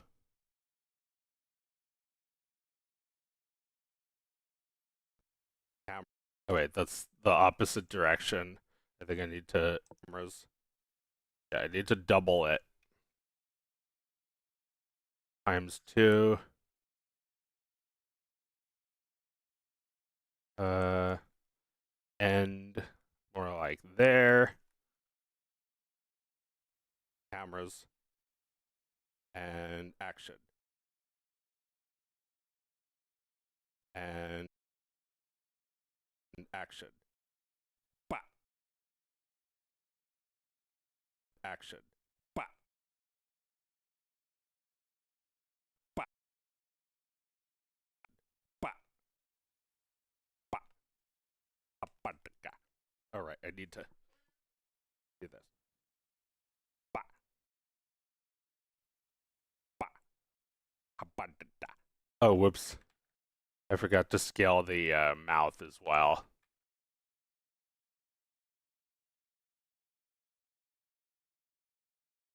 There. Do like this. Times 2. Move into position. And action. Bah. Bah. Bah. Action. Bah. Bah. Apadaka. All right, I need to do this. Bah. Bah. Apadada. Apadada. I'm hungry. Bah. Apadaka. I'm back. I'm back again. Bah. Apadaka. Backers. I'm hungry. What the food is? What the from the gummies. I want the hubby from the gummy. I need to food this to do this. I need to food this. I need to food this to do this. What the fuck? I want the fuck. I want got. I want got. There's a little too much English. I want the dinner bed. I want the dinner bed. I need the brisket wedge. Oh, what happened? Mouth. I want the potato crepe. I want the potato crepes. I want the dinner biscuit. I want the biscuit mix. Some of the mouths need to be redone, but that's not too hard to do that with do it manually. It's a little annoying though, so fix it in the retake, I guess. Do another take and then call it a day.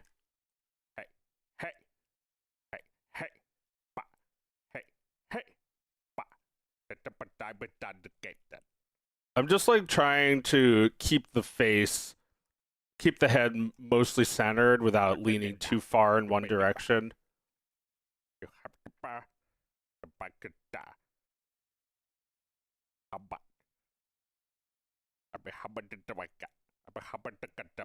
Yeah, I really need the both triggers or else I'm just not getting enough.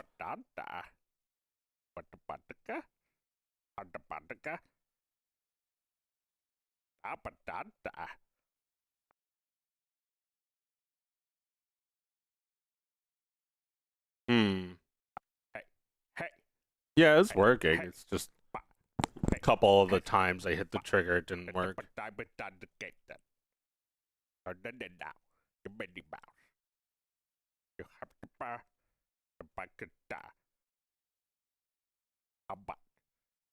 Do you remember Animation Plus? That was like a year ago, and it's already like, remember?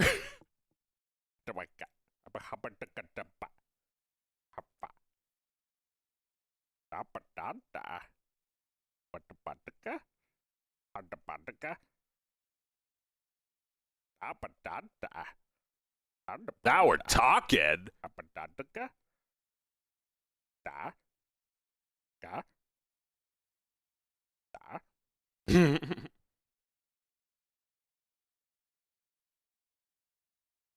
Minnie Mouse. Abanda. Abandka. Bandka. Abanda. Bandanda. Yeah, I mean there's a little bit of chair squeaking, but it's mostly a clean take. Bandka. Bandka. Dadaba. Dadaba.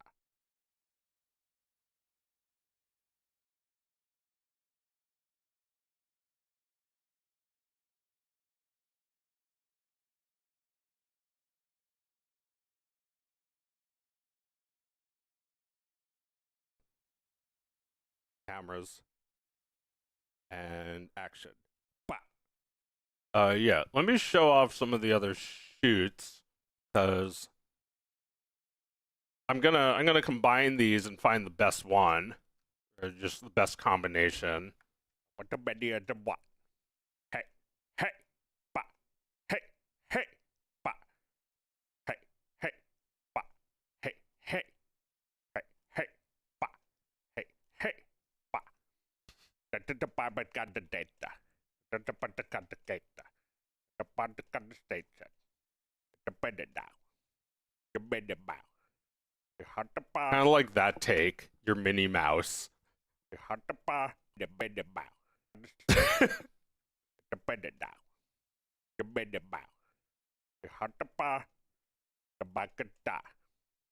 The bakata. Abba. Abe habatoaka.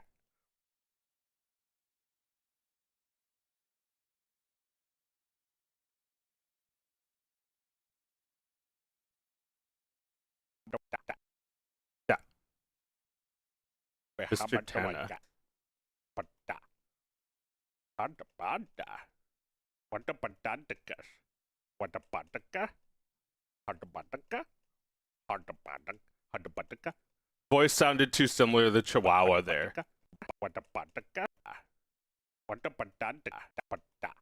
Listen.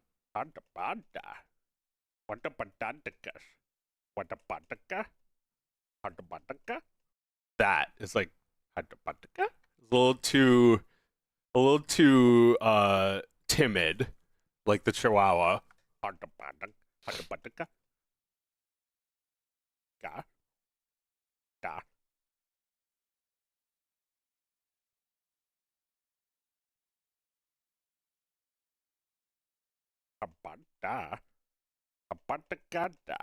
Let me practice with the airplane.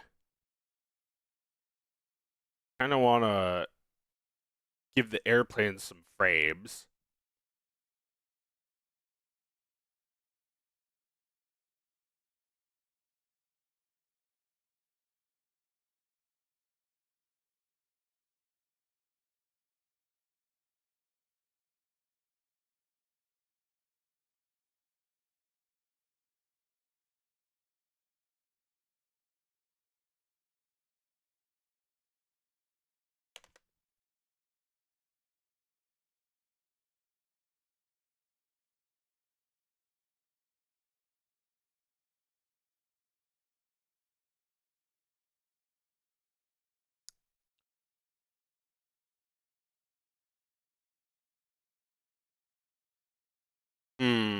Yeah, I kind of want it just to stay in place.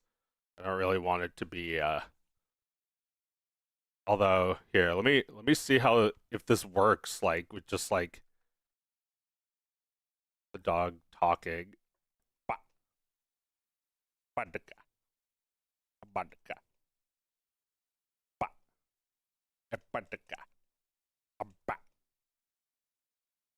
hungry. I'm hungry. Hungry.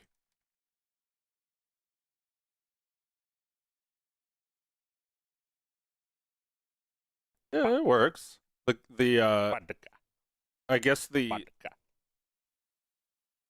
ears will have to be a little like they'll be a little different. They'll be recalculated. I'm hungry. I want the bundes. I'm hungry. I want the hundes.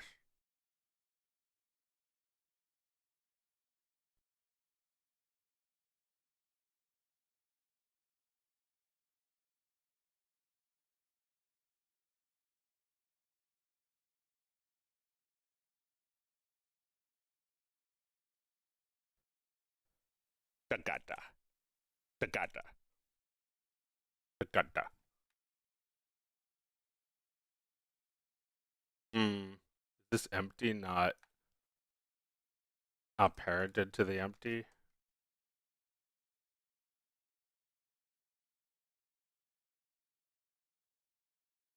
Alright, so if instead I make the control of empty, what does that look like? The same. Maybe even worse.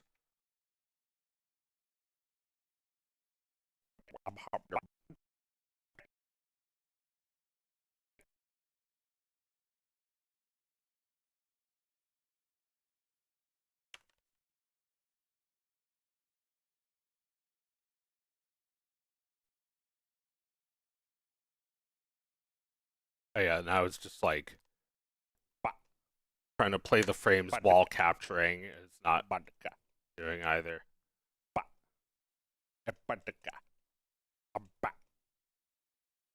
Can I do this with just like the mouse?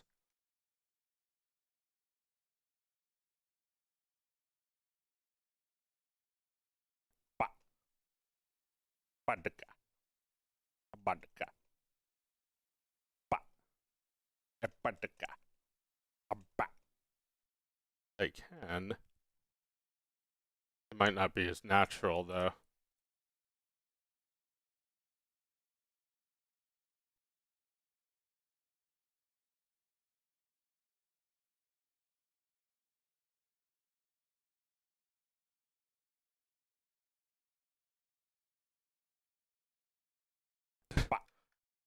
I guess that don't work if Sorry, keys there.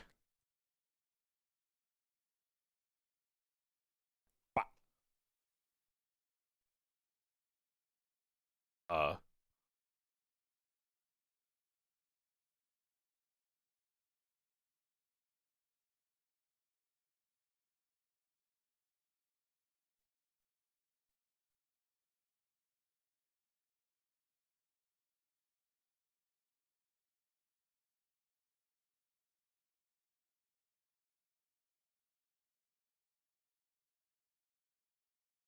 Okay, so if I look at head on,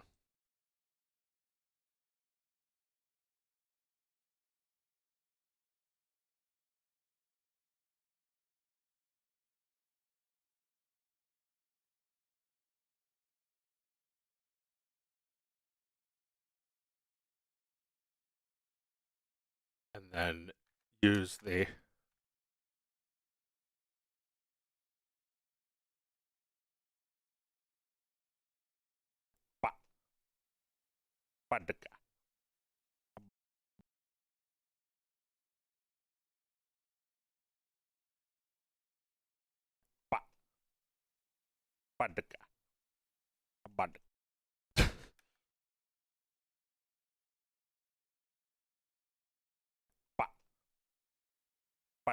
I mean, that works, but it's not exactly what I want. I kind of want the freedom of just being able to do this. Maybe there's a way I can do it so, like, they're both controlling. So it's like, it's actually like, if I raise one up, the other. Well, that might not look right. If I could get it to do one is translate and the other is rotate, that might be good. I think I know how to do that actually. If I make it so the empty is constrained to just the translation and not rotation, and then the plane itself is constrained to rotation and not translation. Alright. I'm gonna give it a shot. I think it's constraints.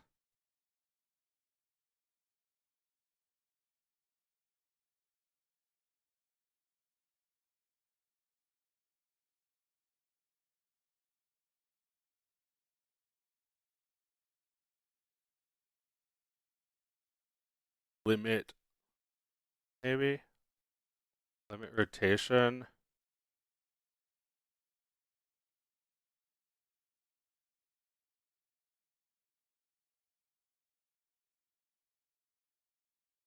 Okay. So that makes it so. Try this. Empty.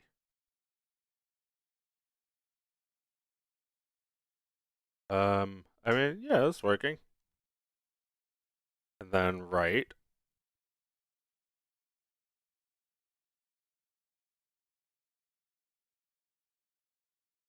Kind of far away. Oh wait, it's right there. Plane. But then you click on the plane, and you do the same modify constraint, limit location.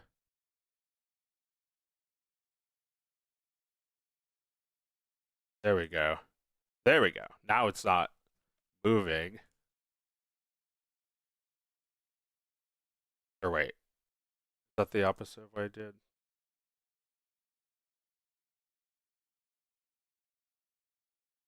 Let's see. What do I need to fix about this? One should be just rotation. The other should be translation. But it's not letting me do it. Oh, I see.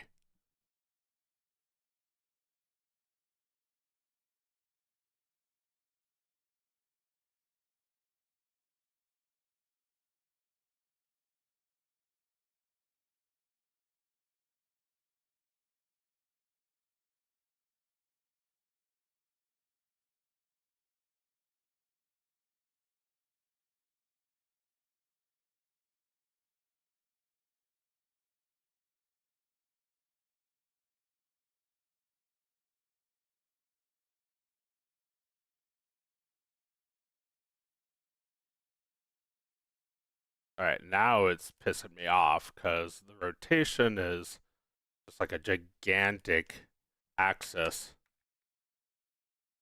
So I guess I can't that. What did I change? Okay, so if I move that one, it seems like that'll let me do what I'm trying to do.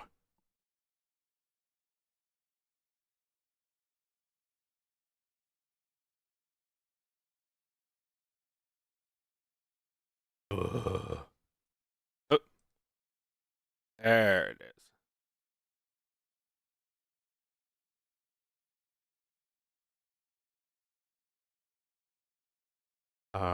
Right control, maybe just rotation. Man, what a pain.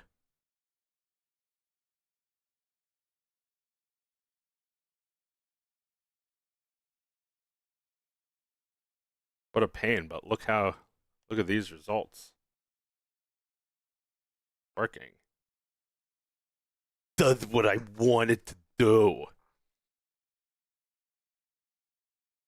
So even if I use the shoot from the other animations of Pepper, I can record this playing. We do a save as.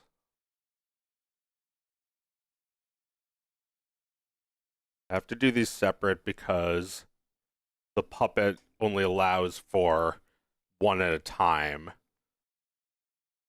And I already did Pepper, so I don't need to. All right, we're gonna do a shoot, but there's no recording, so it doesn't matter if I'm talking.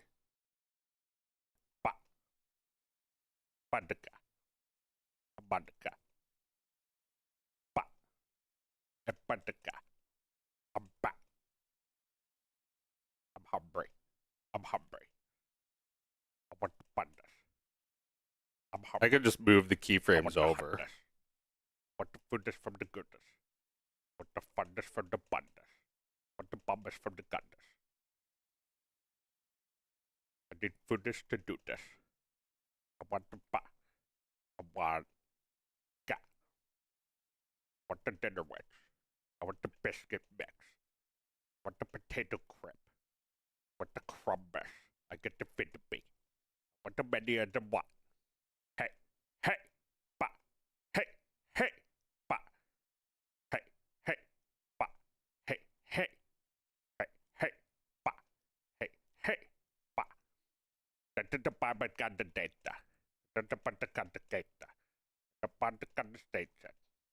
The better now. The better now. The hunter bar. The bakata. The bakata. This is cool. I haven't tried this yet. I just figured this out just now.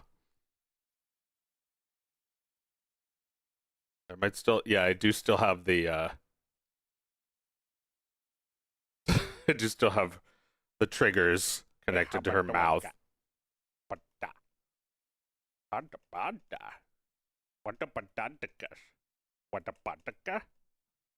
Yeah, I actually need more practice flying. This is tough.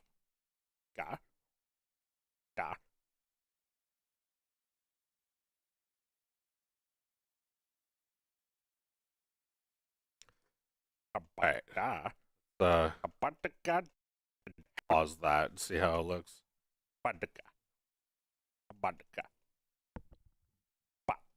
Oh, this is cool. I'm hungry. I'm hungry.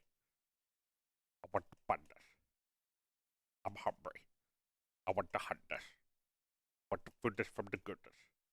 I want the funness from the bundas. I want the bummers from the gunners. I need foodness to do this. I want the ba. I want ga. I want the dinner wedge. I want the biscuit mix. I want the potato crepe. I want the crumbles. I get the fit to be. I want the many of the what? Hey, hey, ba. Hey, hey, ba. Hey, hey, ba. Hey, hey. Hey, hey, ba. Hey, hey, ba.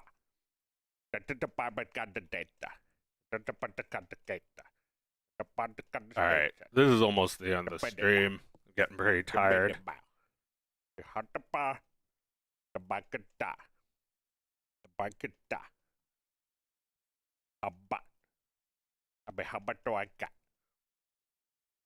There's way too much movement.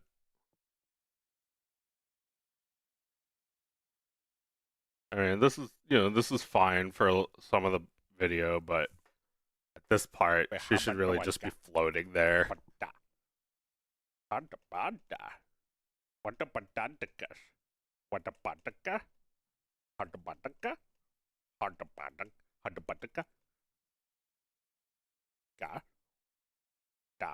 Where's my dog?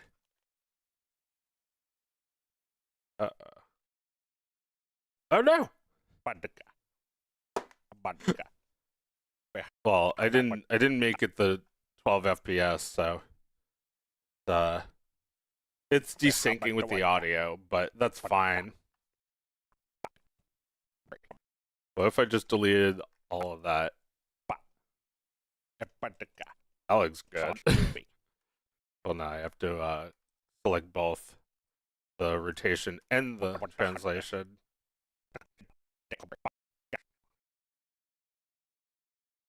Bumpy. What the gumbies?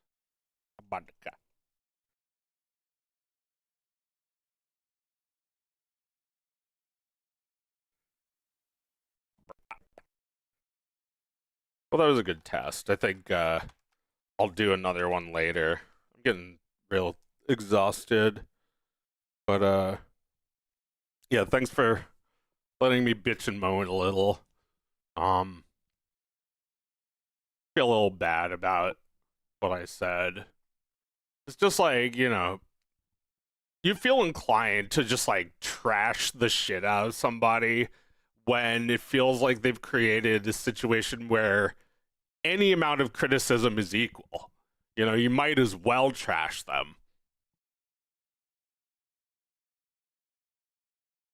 I don't like being trash talked. People do it a lot. People are like, what did he do? Bro fell off. And, the way they talk about me, like they get you get like 2 likes and I get a broken heart. I don't know if there's anything behind that either. They're not looking for a higher standard or better character from me.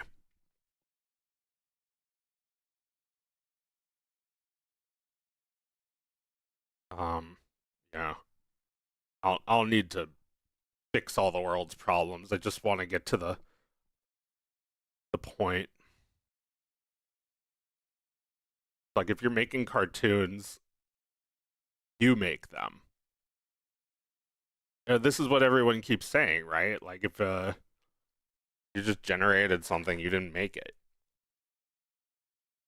I don't really see a big difference between that and enlisting an army of animators for you. To me, that would be like the greatest privilege on earth.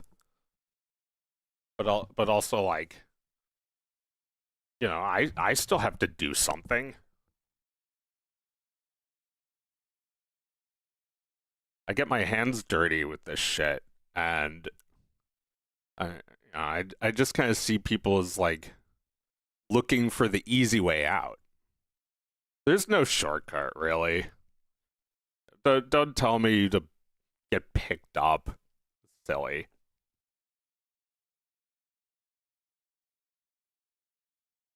I'll need things to be ground out. Like, it's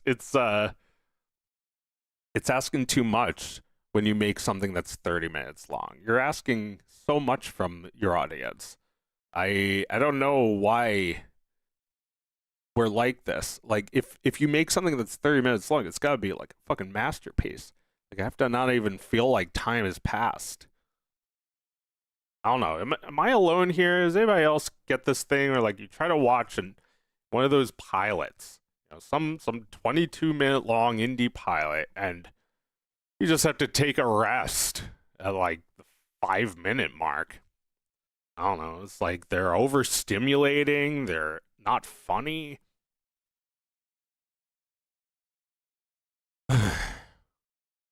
You know, I wanna drag people back if I can. Drag them back to I don't know, the way things used to be in the old days. Or like if something was like 8 minutes long, that's like an entire movie. That's like long. I don't know where they feel like it's. I know. It's because people are splitting their attention already. They're on their phone talking about, oh, it's so good, the animation's so good, while missing all the animation.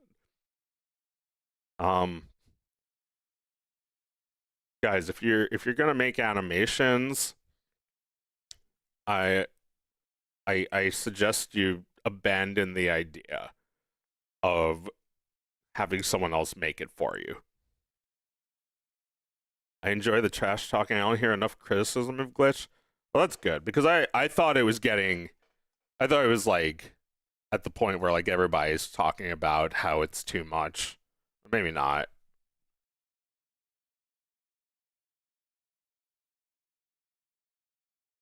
Need some more pizza before I get out of here.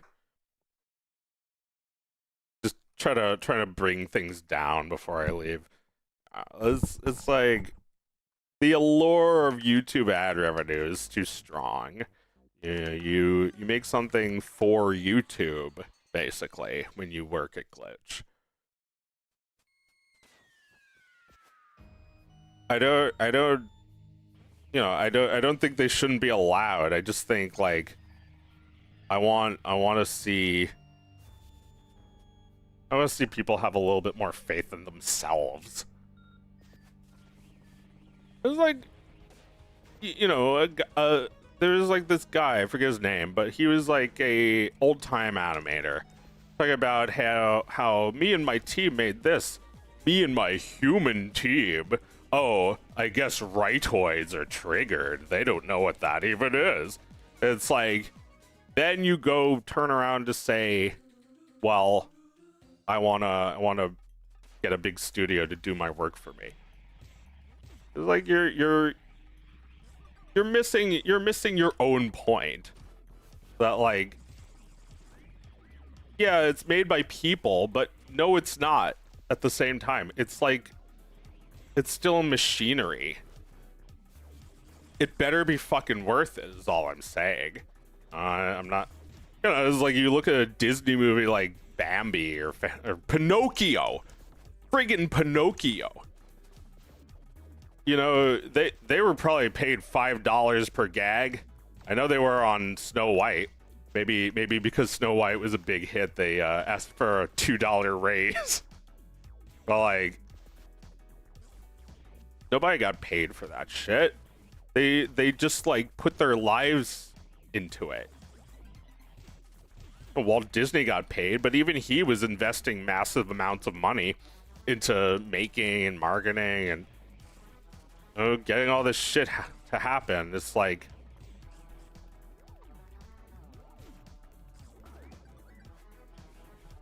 Pinocchio is just like the one of the most amazing animations ever made. So like, if you're making that, then yeah, I believe that yes, we should spend a lot of money and human effort on this. Like, this is like, what Glitch does is show that you can make these animations without Disney. And that's fine, but I think once you've already proved that, there's nothing left to prove.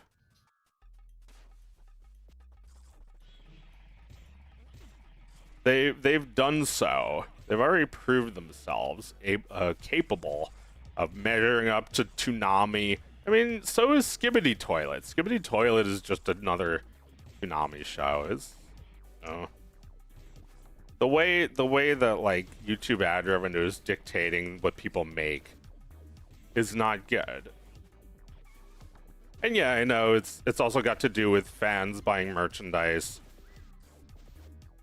but it's got most to do with the views.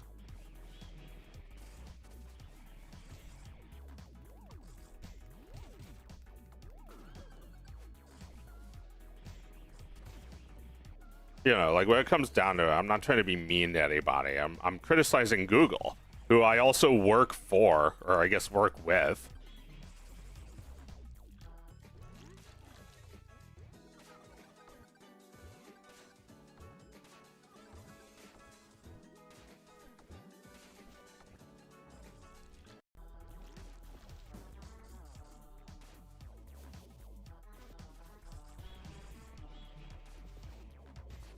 It's like if you make YouTube videos, that, you know, that doesn't imply a certain type of work you make, but if your videos are primarily for a YouTube audience, I think it does imply that you're making it kind of like this, like, I don't know, it's like it's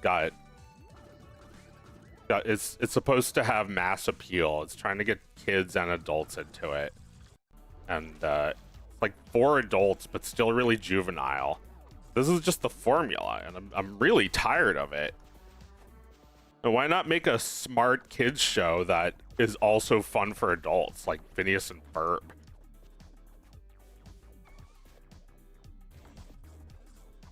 Like, do you have to make everything like a fucking blueprint for pornography? New waifu dropped.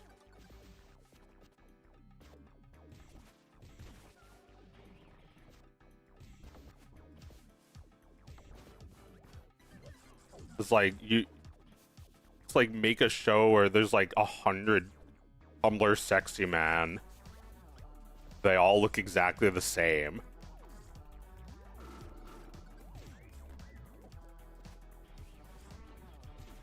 Getting that jump is so precise. Oh, whoops. Bar. Darn. I love this stage.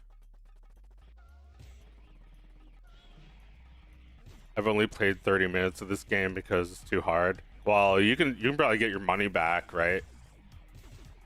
You've only done it for 30 minutes. Me? Too late. How much have I played this game anyway?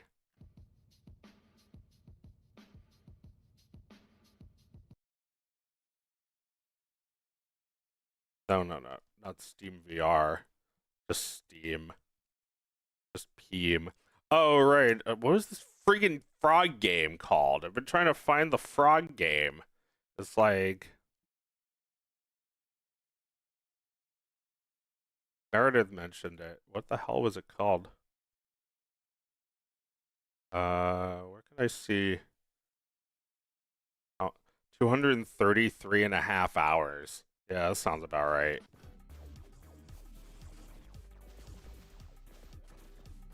Like the most I've played a game since Breath of the Wild came out. I can't believe I put that much time into this. That's like 10 days of just solid Pizza Tower. It's become part of my routine. I just like, I don't know. I love getting mad as this little dude.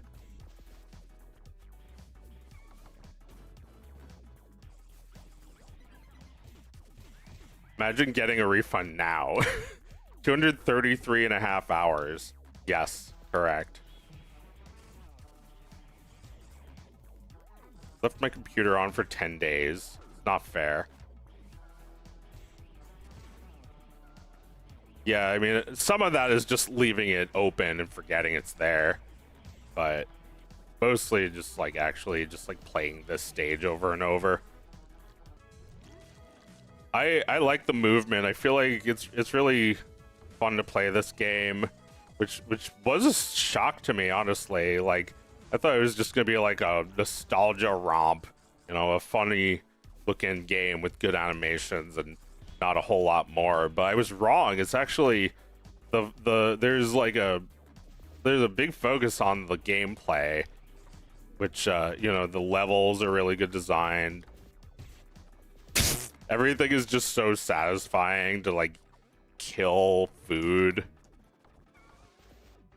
It's like they fucking figured it out, right? Like, everybody played Undertale and stop wanting to kill video game characters. They started to feel too bad for the monsters. But like here's something that you want to destroy even in real life. You're just like with all your might, you destroy food and you have no sympathy for any of it.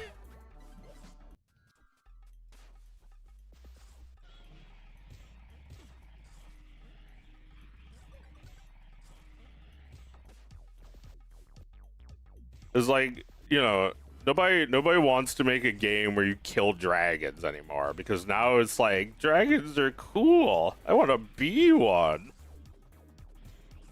You know, nobody wants to save a damsel in distress anymore. All of that fun has been ruined for us. So we have to think harder about what we're doing in our game. It's like just killing food.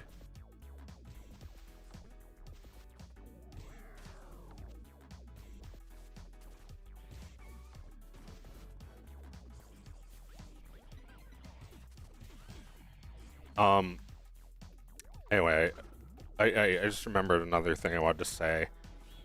Like, oh wait, no, I already said that. Never mind. Just like about talking shit. It's like it's easy to talk shit. You feel like you can't say anything without being treated equally as somebody who's like absolute psychopath. So it makes you feel like a fucking joker.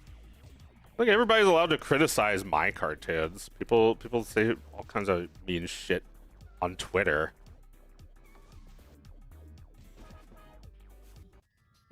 I think if we had, you know, an environment where we could discuss cartoons critically, then we might have better cartoons in general. It's like, don't act like you're not allowed to criticize it. You're just like diminishing your own medium by saying, oh, you're seriously criticizing a cartoon? Yeah.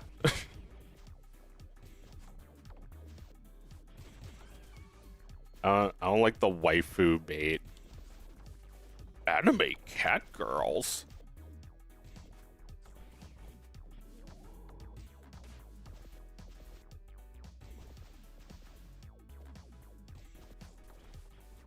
It's like, if you're gonna make an anime cat girl show, I think you have to turn it up to 100, or else I'm not gonna care. It's like, every character needs to be a cat girl. Every single character. Like, I don't know, if you're gonna be a freak, really be one. But just like, here's my offering. Be like, I love Reshiram. Be a freak for real.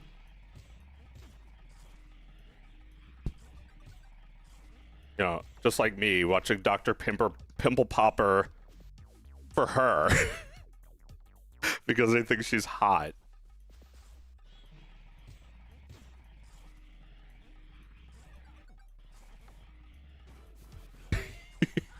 This game is so fucking funny. This game and Deltarune were like my favorite games so far this decade, and they're like the funniest games I've ever played. It's like, this feels like an old game from the 90s because it like gets that sense of humor so perfectly.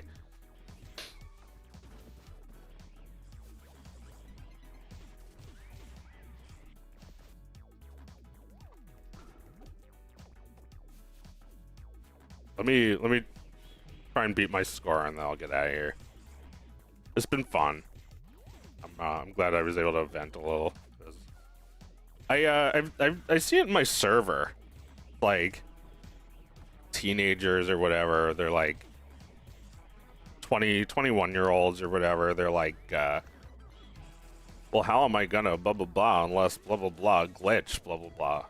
It's like, why is that even part of your conversation? Why is that even on your mind? It's like, you're talking about winning the lottery, basically. Like, compared to how many people who won, there's got to be like 100,000 people out there who think they'll win. You know, if the jackpot is like $200 million, it could be as much as 200 million suckers. is Glitch a monopoly? I don't know, because you know, everybody can make animations without money. You don't actually need that many resources, and everybody's got a different vision. I really do think everyone can make their shit, but like, you know, not everybody can make it looking like Netflix or whatever. Like, what's the point of making it independently if you're just trying to get it on Netflix?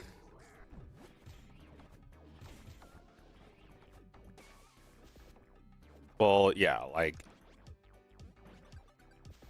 my values when it comes to animation are like, I want to own it. I don't want them taking it from me. Don't be like one of those guys who's like, they took it from me. It's so sad. Look what they did. My cartoon. Don't give me that. This is a thing our fucking great grandparents had to deal with at this point. Somebody has the power to take your cartoon away.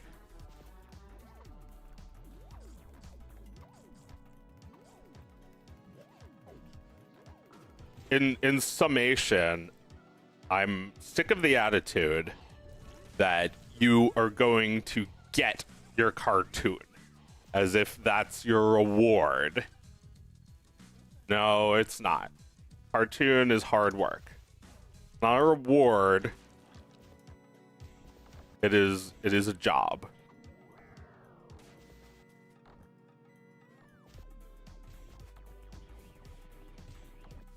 And, you know, the 1% can think that. I just bothers me that anyone listening might think that, because I just see the scam forming. It's like McDonald's monopoly. Yeah, okay, it is a monopoly. A McDonald's monopoly. Because the McDonald's monopoly worked by it was a scam. The mafia was winning all the prizes. The mafia had the winning prizes, and we didn't even find out about the scam until decades later. But like, basically it worked like this. You get it, you buy something from McDonald's, like a fries, a soda, something like that. And oh, you can't do that? I guess I found out just now. So you buy a fries or a soda, and it's like, you know, it's not a whole lot of money for a chance to win. You don't always win, but sometimes you win. And sometimes you hear about people who won. Sometimes you even knew them personally. But that was just part of the scam. The good prizes were all stolen and you know, sent to mafia. Mafia took them. You know, I'm sure all those big screen TVs are absolutely obsolete now. But back then, it was a absolute fucking scandal. Thank you. I didn't see what the notification was, though, because I don't have that enabled right now. But thank you. Thank you for following or giving bits. So like, you know, glitch is like McDonald's monopoly, where you see someone that you have a parasocial relationship getting their show, and you know, a small-time animator thinks, hey, maybe I could be next. No, it's for the popular and well-connected. It's fun for them. If you're lucky, you may get to work on one of their shows.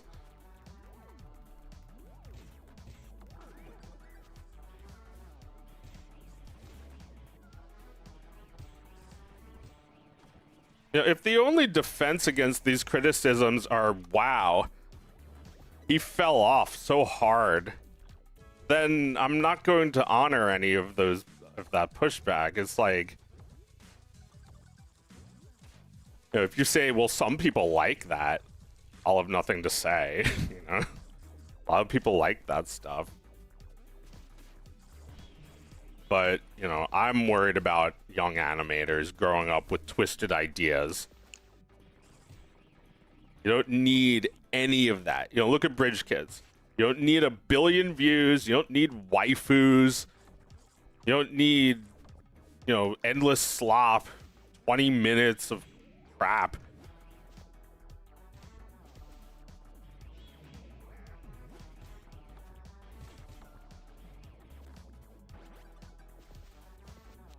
I try and make my cartoons short. You know, for me, a 10 or 15-minute video is like a whole movie. You know, if I could hold your attention for 20 minutes, I'd do it. But, you know, for one person, that's way too much work.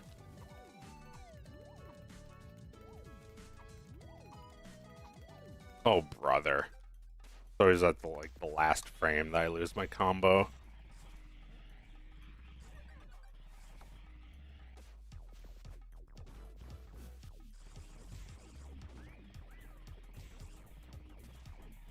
Like, you know, they hesitate to use the word industry, but that's exactly what it is. It's just industry. Indie is not the opposite of industry. It's just an independent industry. This is like, how independent is it really when it relies on, when you a creator rely on the studio, which relies on YouTube, which relies on Google.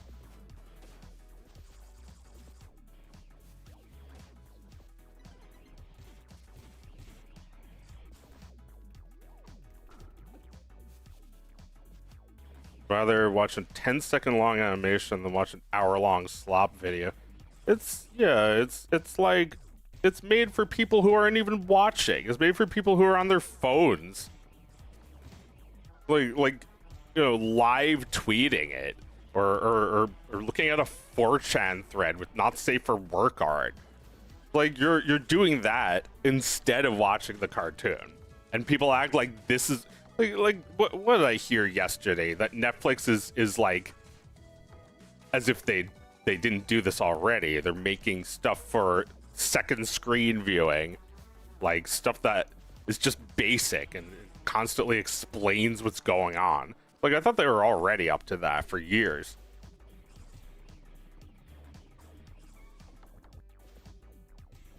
It feels like it's catered towards anime fans who are just like used to the format. It's like, you're not a Cartoon Network or an anime. You don't need a time slot. What are you thinking, that it's gonna be on TV? I mean, good for you if that happens, but TV's so fucking old, man. You don't need to it's like vestigial organs to like rely on like the TV format. God, I suck.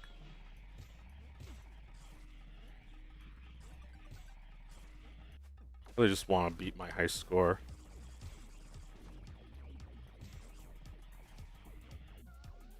Am I wrong? I don't know.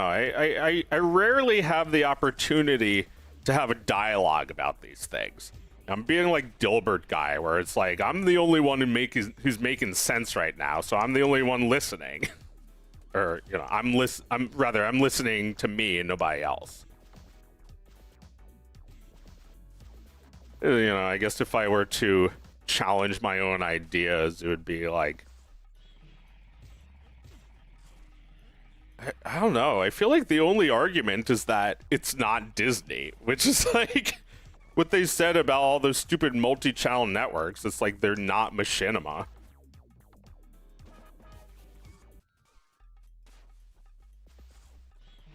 That's the only thing you can really say, is that it's not Disney, that it's some other form of capital, of wealth concentration. Like, every single one of those animations is begging for you to clip it, turn it into a GIF. It's like, I don't know, not everything is like, not every over animated thing looks that good.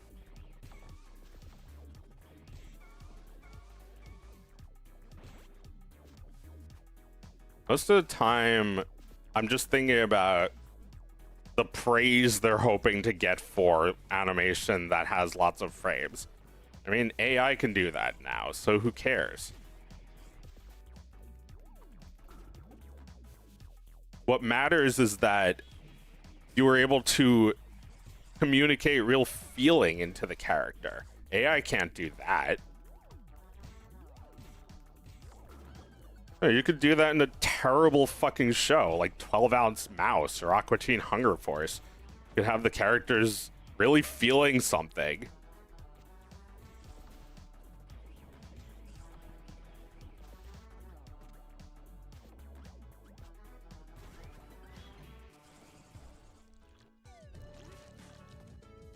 It's like, you know, a show like Aqua Teen, it's nothing but pure feeling because there's barely any artistry there.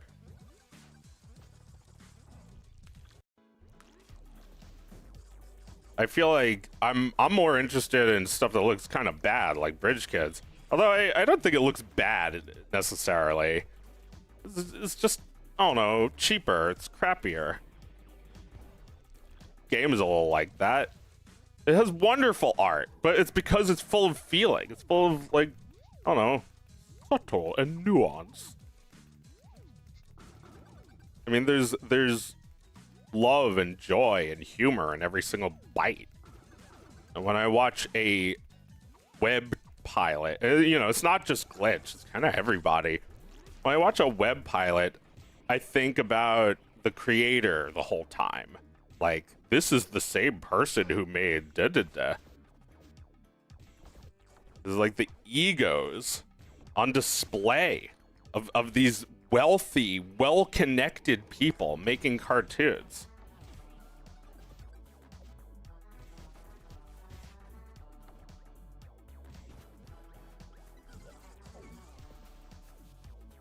The people who've probably just been told their whole lives that they're great and never been beaten up for making a bad joke.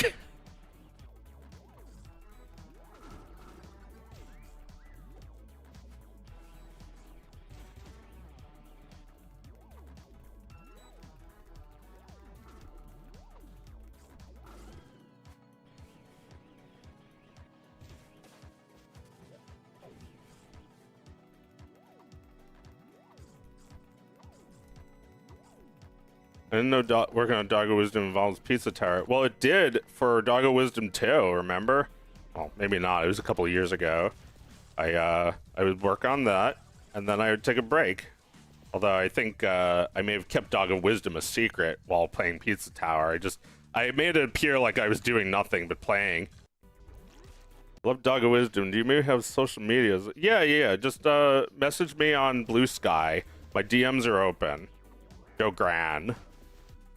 Thank you for your very generous contribution.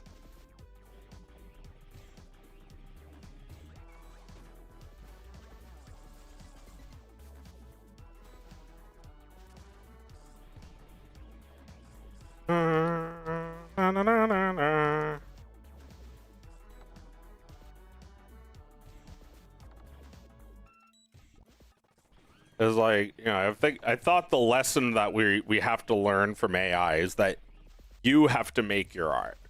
You know, it's like your child makes art and puts it on the fridge. It's because they made it.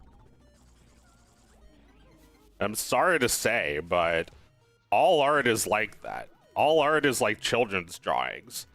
It's like, wow, what a big boy. You know, like, it's a little demeaning, but like that's also like why people like it, because you made it. It's like, you know, imagine if your dad hired someone to play peekaboo with you. That's what it feels like to watch an indie pilot. Indie slop. That's not even indie. It's like the West Indies.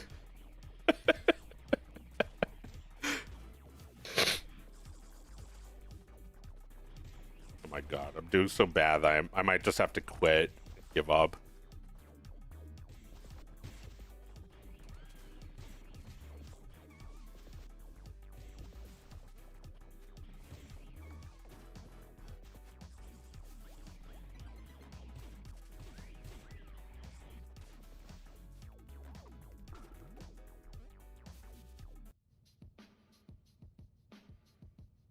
Glitch should ditch YouTube and make Glitch website where that streams 30-minute cartoons.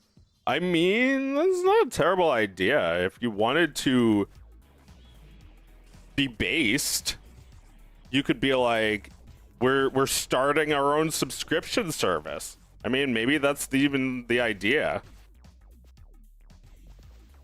Not that I really want there to be another subscription service or anything, but that at least would make it so that they were, you know, not so reliant on Google, and it can make them a little closer with their fans. Maybe they could be uncensored in whatever ways they wanted.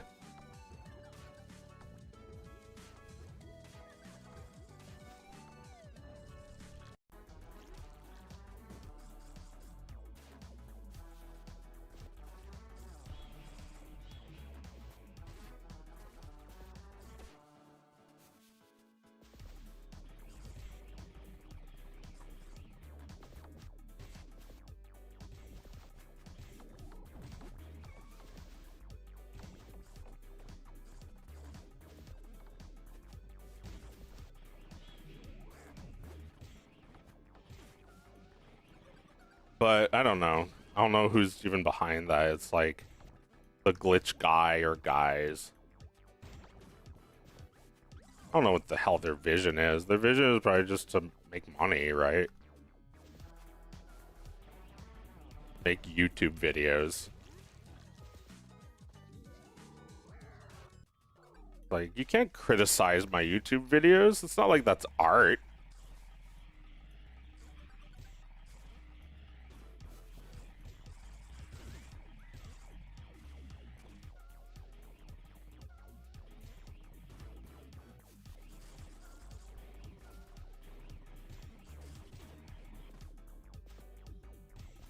I don't, you know, I look at like these creators they choose, and a lot of them just have like good standing with the like narcissist abuser communities. Like everything is fucking drama when it comes to like cartoon creators, as if that's, you know, as if the dumb shit they say is really that important.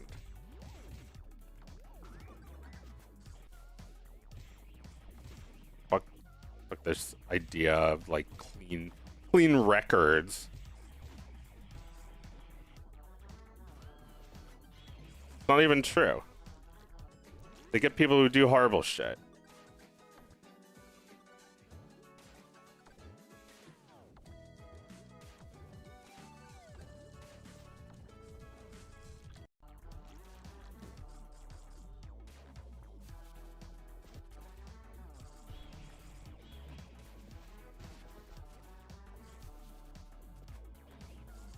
Yeah, like when I think of something that would be interesting, I think of like a studio that's like making a whole movie with like an artist. You know, like Disney would do that shit. They got Chris Sanders to direct a movie. It was great. The problem is they're not trying to make a movie. They're trying to make endless soup. They're giving you an unsatisfying pilot for you to crave more. It's like, I don't know why that's how it's received by it, because like I don't feel that at all. I just, well, you know, I'm not a kid anymore. It's really not made for me, but if it was good, I'd still want to sit through it. Are you just starting the level? I just want to get the top score. If I miss something, or if I get hit, or I don't get a full, if I don't get Primo Berg, then I won't get the full points.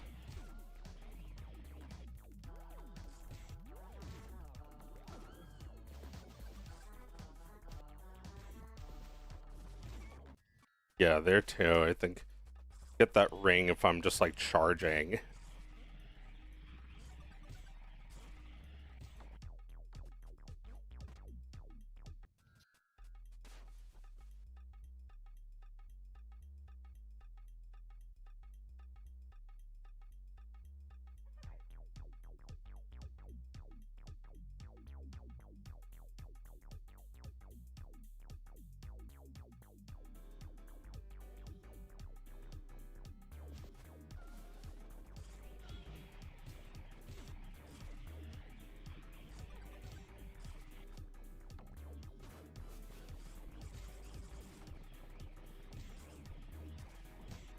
where'd this idea begin?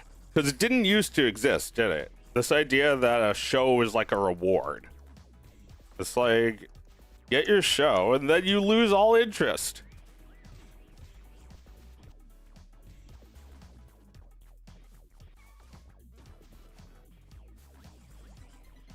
Well, you know, I'm old enough to remember the like really early cartoons. You know, they started with just a few pilots like Dexter's Lab and Johnny Bravo, and eventually they had a million fucking shows. And I'm sure not, you know, in the 90s it was like the version of what we got now, where it's just like everybody wants a piece of that pie. Cable TV is a thing. People are actually paying for this shit. So like we have a little bit more money to play with than if we were just relying on like television ads. You know, Cartoon Network is a paid service. You had to buy a package, so it cost a lot of money. And those cartoons were really good. They had higher budgets than like, I don't know, the crap you see on cartoons. I mean, you know, a lot of it was just classic cartoons. But a lot of classic cartoons are terrible. Like, you know, Scooby-Doo, Huckleberry Hound, crap. You needed some sort of initiative in order to get cartoons going again. I gave them cartoons. I'm the grandfather of modern cartoons, and this is how they treat me.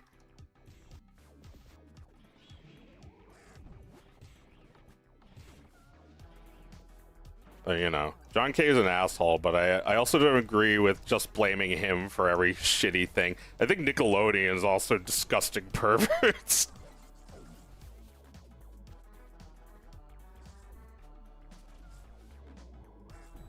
Like, you know, the fucking guy who worked on iCarly is also a disgusting pervert who isn't in jail but should be.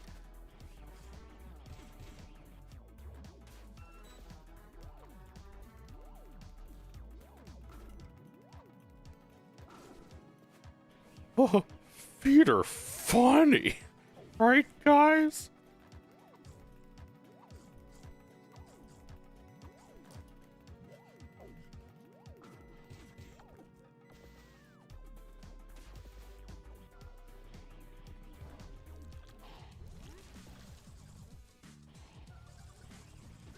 But yeah, when did this shit start? Because those people at Hanna-Barbera did not fucking think that making a cartoon was an honor. Where did this idea start? When they were making anime in like the 80s? I don't think anyone saw that as an honor. Or maybe they saw it as like, I must bring honor or something, because there's so much effort. Way more than anything we ever did over here. It's an honor to have the chance to get a giant pile of money to make a cartoon that everyone's gonna forget about.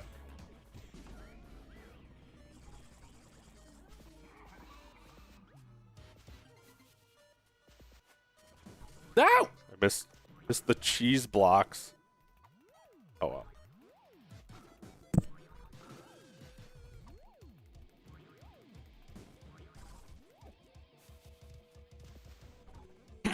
The whoever created Two Stupid Dogs didn't see it as an honor. He saw it as a job. A dumb one.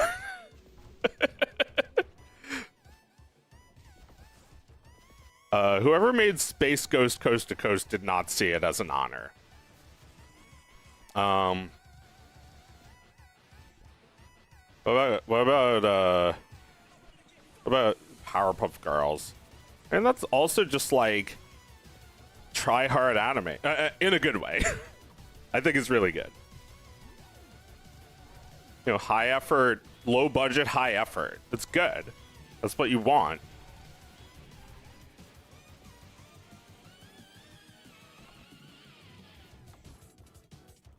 So it's like, you know, you're trying to bring honor to the medium. You're not honored that enough people heard of your name, because it really is all just that. leveraging a preconceived popularity, or predetermined, something. The popularity pre-came. And like, if they cared the shit about making something good, they might get somebody that no one's ever heard of. And yeah, I guess like someone like Gooseworks is probably way more famous now. But it's still just leveraging a real artist so that you can make your corporate slop. And the only good thing you could even say is like, yeah, an artist I like got a big bag of money. Get that bag, as if you're friends with them. The parasocial thing at work. There's like, it's like cryptocurrency. It's like so complicated, way more complicated than it needs to be. I kind of see them as NFTs, the big clunky dinosaurs, these projects. I just want everybody to make their cartoon. I don't want it to be a contest. It's like it's a competition. It's like they're fighting internally.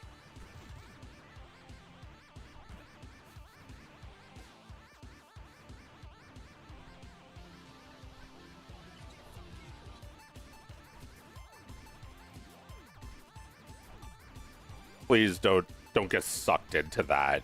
That's all I asked. Don't, if you're an animator, don't get sucked into that like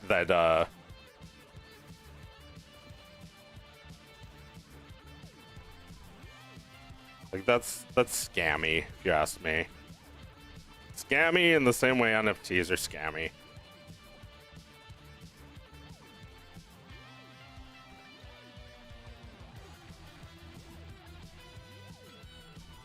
Oh, I lost my combo. Fuck my life.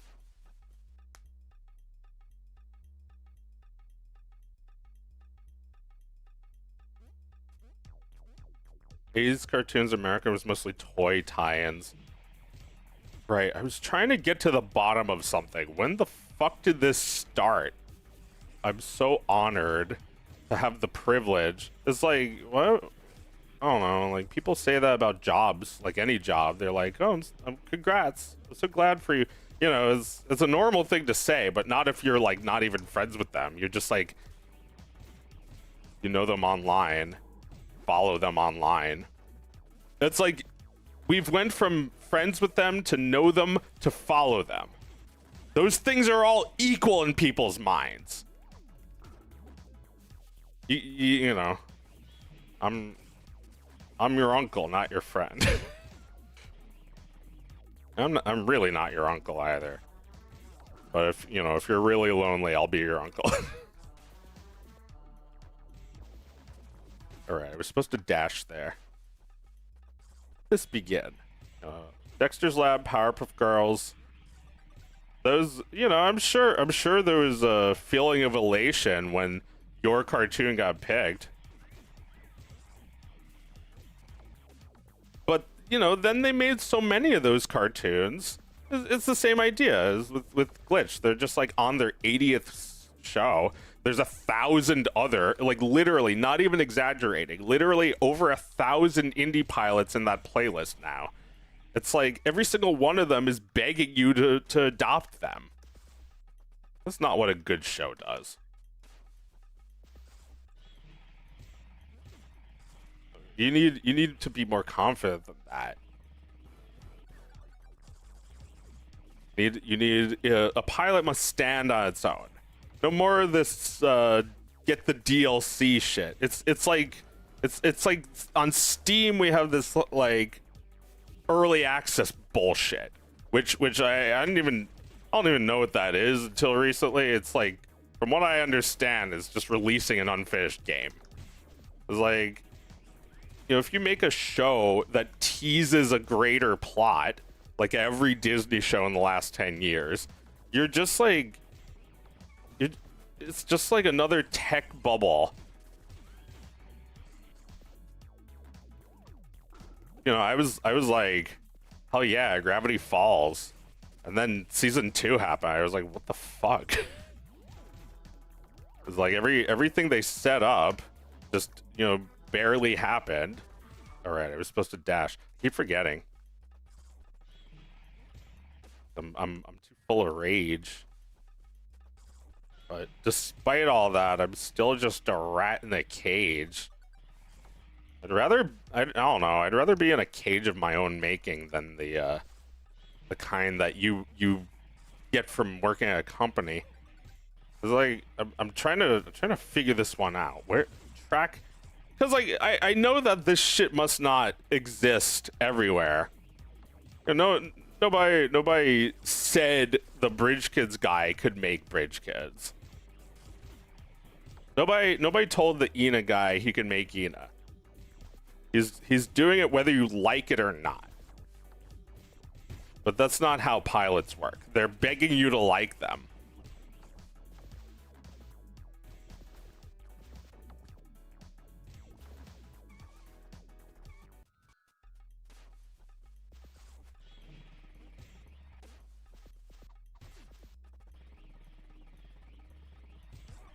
Help me out. Where did this begin? Because you know, it might be intermittent, but I feel like I see it a lot.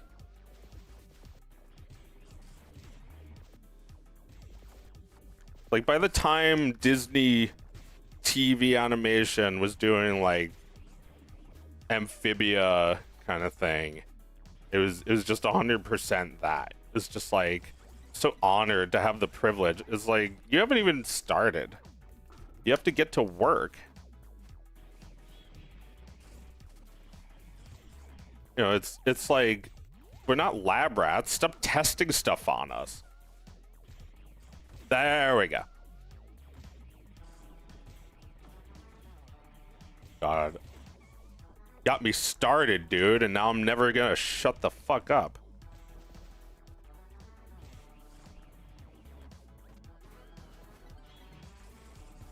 And you know, at this point, people like Craig McCracken or Gendy Tartakovsky struggle to have things greenlit, even though they're like well established.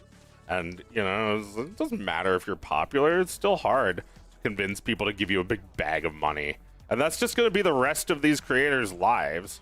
Or you know, maybe I'm wrong. Maybe things will be easy for them, but they shouldn't be, because adversity is good.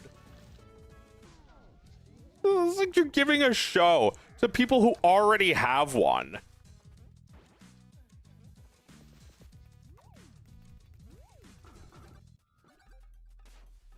Yeah, if I lose my combo, then I have to start over.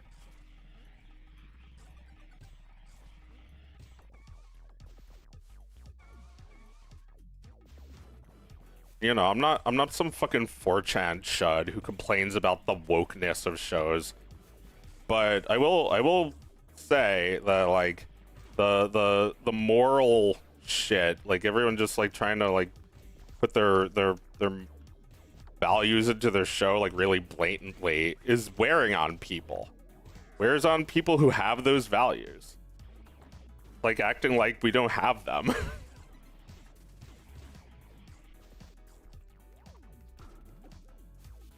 Like, you know, kind of pandering a lot.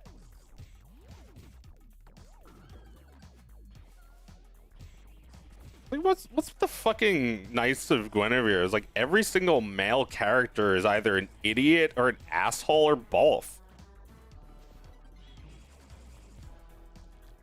You know, like I liked whenever someone complained like this doesn't pass the Bechdel test, not because I want them to make it past the Bechdel test, just because it's an interesting observation that whoever made this doesn't think much of the female characters. It doesn't mean they're assholes, it just means they didn't have any fucking thought about it. But it feels like it's much worse if you're just like doing it on purpose. It's like making every single male character into just like a hard-headed fool who's needlessly antagonizing the creator because they're self-insert. I don't know. That's how I saw it. I thought that was a really annoying pilot.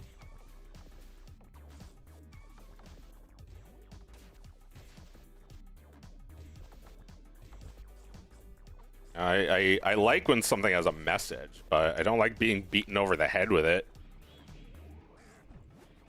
The Steven Universe didn't start out as the fusion is bad, but it's not show. It just became that. They say fusion's bad, and now the show is just about that. Like, yeah, we get it. It's being gay. It's gay. It's gayness. Don't be gay. Don't be racist. Yeah, like they even made fun of the fact that they beat people over the head with the messages. Had Garnet say, "Kids, don't be racist."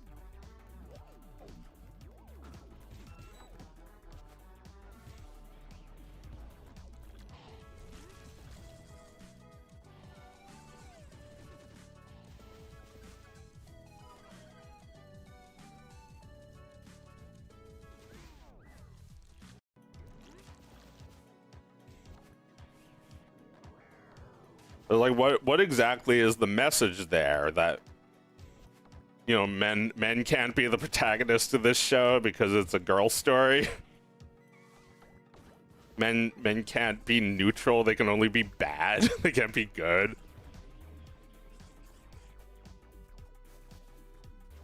I don't get it. I don't know what exactly it's trying to say. You know, I'm not some MRA who complains about this shit often. I just happened to notice it here. I think that shit's funny as hell when people on 4chan complain about Adventure Time. It's like,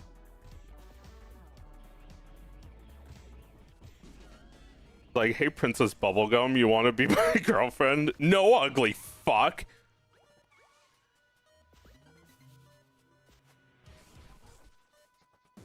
You know, if Adventure Time became a show about lesbians, then whatever. Also Rebecca Sugar's fault, but that's besides the point. You know, some people like that. And there was even a comic about it that wasn't half bad. Yeah, I did it again. Oh, fuck my life.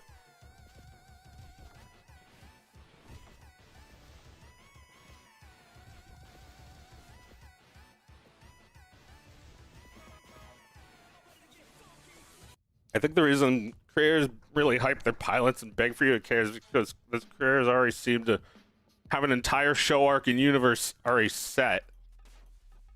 Well, I don't like this slow drip. If you got something to say, just say it. You know, like you're telling me that you're gonna do the real show 10 years from now. Why don't you just use your best ideas now? Especially if you have 30 minutes. The whole series could be in one video.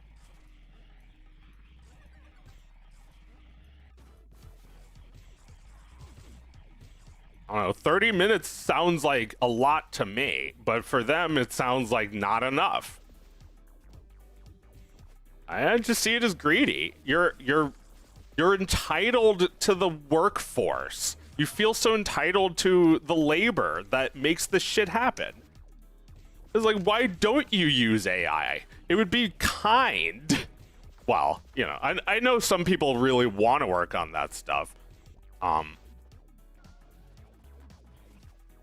But, you know, it's not anything special. It's anime. Just an anime. An anime that hates men.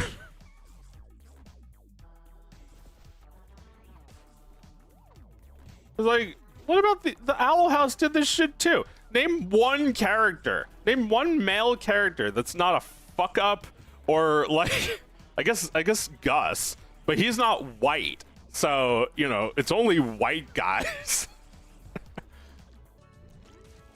You know, an asshole or a fuck up or a little shrimpy little dweeb.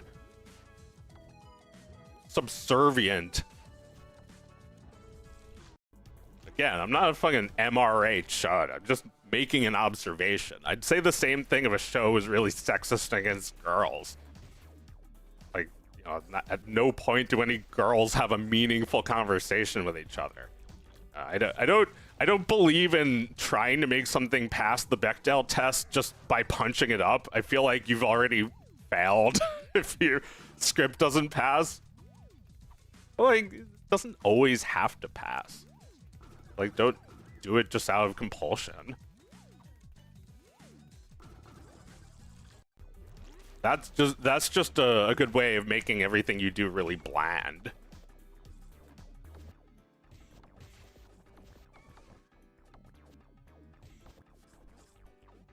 You know, I'm not against women making cartoons. I've been asking for that because, you know, when I was in like the Newgrounds days, I noticed how boring everything was getting. It was like we're just rehashing the same 3 perspectives, and they're all guys. It was all like what a guy wants to see out of a cartoon. And now I'm seeing like trans girls making wild shit. It's like, it's not good because they're trans. It's good because they have a different experience from me. You know, like if I talk to like, if I was at a lunch table with a bunch of boys, we'd probably be like, "You play Banjo-Kazooie? I play Banjo-Kazooie. What else do you play? GoldenEye? Me too." Like, I don't know. Like, I talked to my sister who has a completely different experience with games specifically, and we like to hear from each other because we have different feelings. It was like the conversation, the sexist male talking point on 4chan is the most pitiful shit ever. I want the hero to be a boy. It's like, there's so many cartoons like that. You can make one. You can do it. There's nobody's is keeping you from doing that. That's a made up thing. That it's you've been sold lies. This idea that they took the medium from you. Don't buy it. Don't be an idiot. And you know, people like Dana Terrace, they're doing their best, but they also lean into that shit. Like, we took it from you. It's my turn. Like, no, it's not. Nobody has any right or privilege to it. It's all ground out. You know, John Kay is an asshole. He thinks they can take his cartoon. But, like, no, he made it with fucking effort. These famous assholes don't think they need to do anything.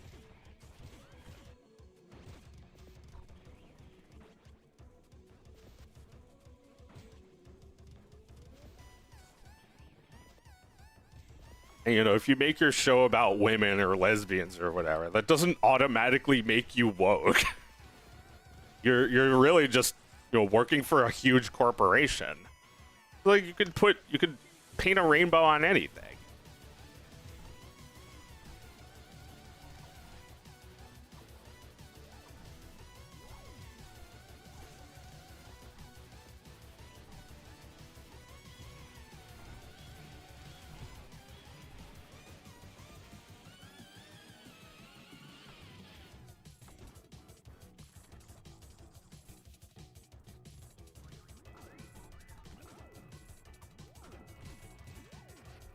Like, it's almost like saying, yes, it's true. We took it from you. We made it so you can't do it. That is not true. It's a state of mind. Fuck that up. I think sometimes the writers feel pressure to focus on harp on very specific points or exaggerate stereotypes because of time constraints and not having enough seasons greenlit, maybe. But, like, this is all shit that is like inside baseball. This is insider dialogue. No fans should ever be saying these words. They shouldn't even, like, the word greenlit shouldn't even be talked about by fans. Like, I hope this gets greenlit. No, you don't. You should, well, I mean, yeah, you do, but, like, you shouldn't. You should not even be, that shouldn't be on your mind. Like, the creator is the focus. That shouldn't be on your mind. What should be on your mind is just immersing yourself in the cartoon. Like I said that about this game. Like I don't fucking care who made it. I mean, I love whoever made it, but that's inappropriate. I should admire them for what they did, not for who they are.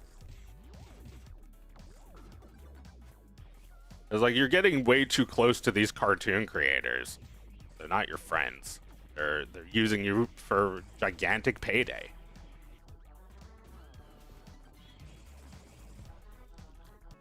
You should give to somebody's Patreon instead of allowing a corporation to squeeze value out of you. You know, if your time is worth anything, then $1 is nothing compared to watching ads.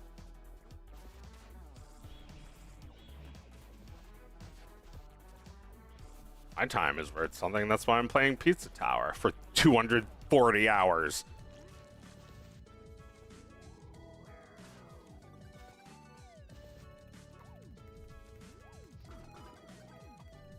Alright, it's almost dinner time, so let me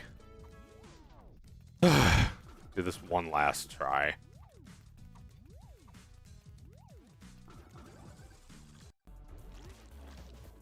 I like your view on that. Good point.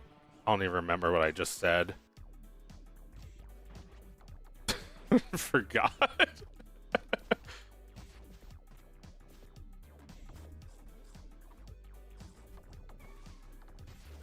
It's like while they're getting lots of views and lots of money, I think they're sacrificing a lot of the art.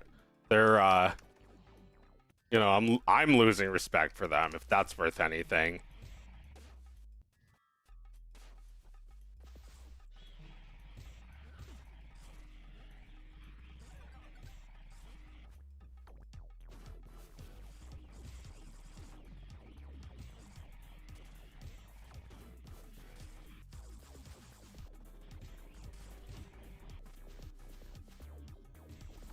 I'm trying to figure out when this shit started. Like, was even Steven Universe like an I'm so honored? I don't know if even regular shows like it must be a 2020s thing then. Started with Gravity Falls or some shit.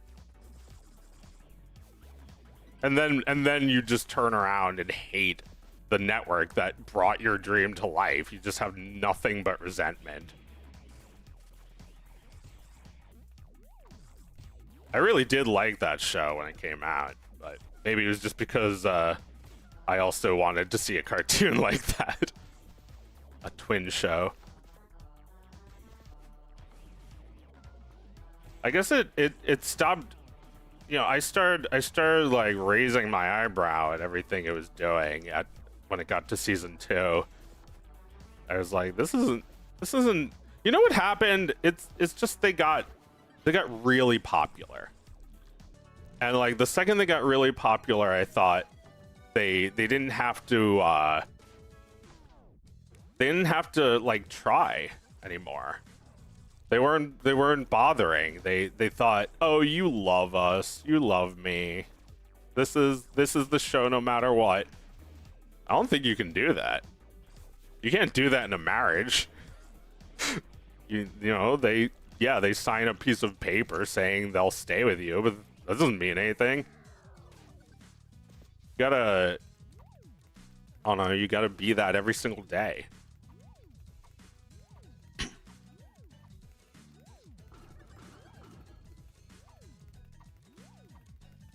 You're talking about Steven Universe? I was talking about Gravity Falls because I thought the first season was fun, and then when they got to the second season, it was just like,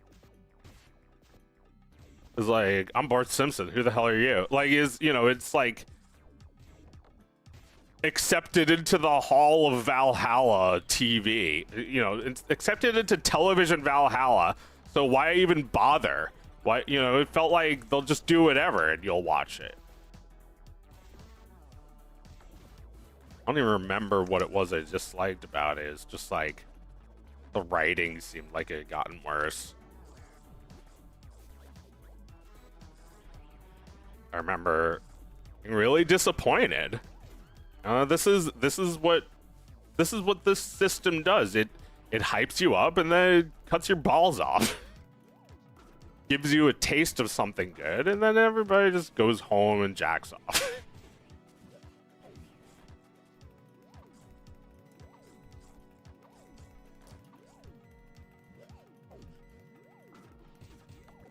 You know, like, Over the Garden Wall is like the solution to this kind of cartoon.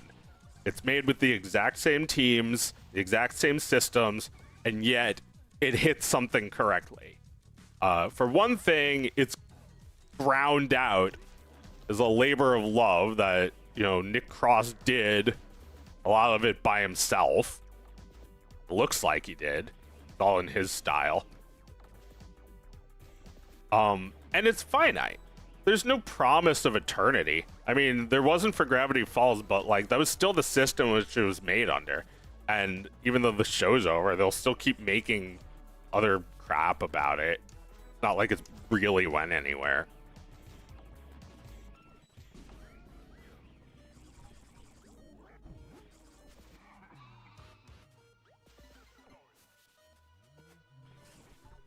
It's like, you know you love us. And yeah, we'll watch it, but it's still disappointing when it feels like they stop bothering. I'm here for the new perspectives. Well, yeah, don't you feel like there's a chilling effect, which means like somebody's too scary and nobody wants to criticize them for anything they do. There's a chilling effect.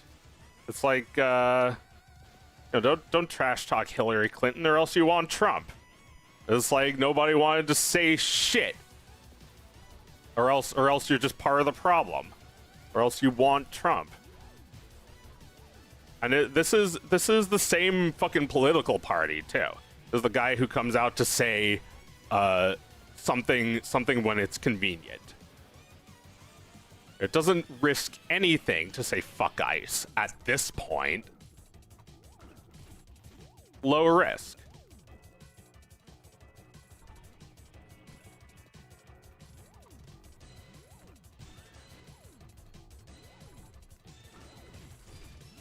And like, you know, I don't know what the hell he's been doing. He got a show on Netflix that never came out. He voiced a character, Boxtown, that never came out. And he plays a scammer, and he kind of is one. I don't know, I kind of hold it against him that Gravity Falls Season 2 is disappointing. I mean, you know, I'm not the first person to say this, but I didn't like the ending. I didn't think any of the jokes were funny. I thought it was cop-out with the, like... It's like, there's no stakes.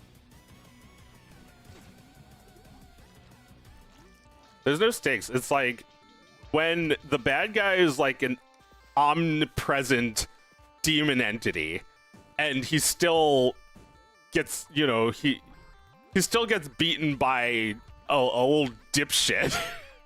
It's kind of hard to buy it.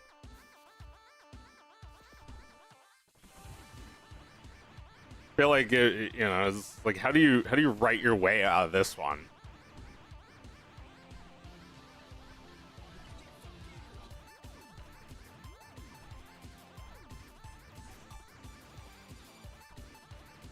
Looking down at chat, getting distracted.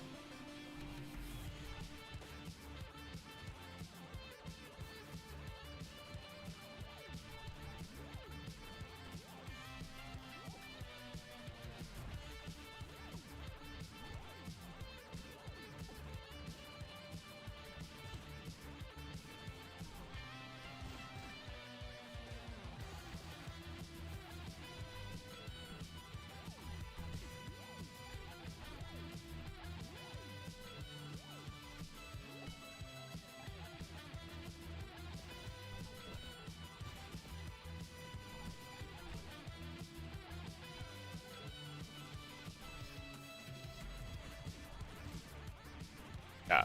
So what am I saying? Make your own cartoon. Don't get a company to make it and then tweet your head off for the rest of your life about how them bad. Like, that's just stupid. That's just like disingenuous. Be like that. The idea that Gravity Falls was noticeably worse but tolerated because it was still fairly ahead of the standard is interesting. Yeah, I was disappointed because I thought they had something, and then it felt like they dropped the ball. But you know, it happens. But I don't know why you acted like such big shit to this day. It was 10 years ago, and it was a bad episode.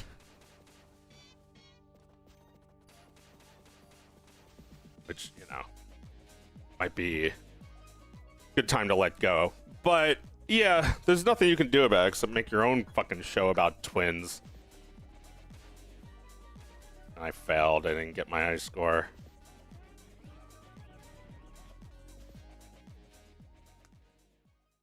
My first stream that I actually like.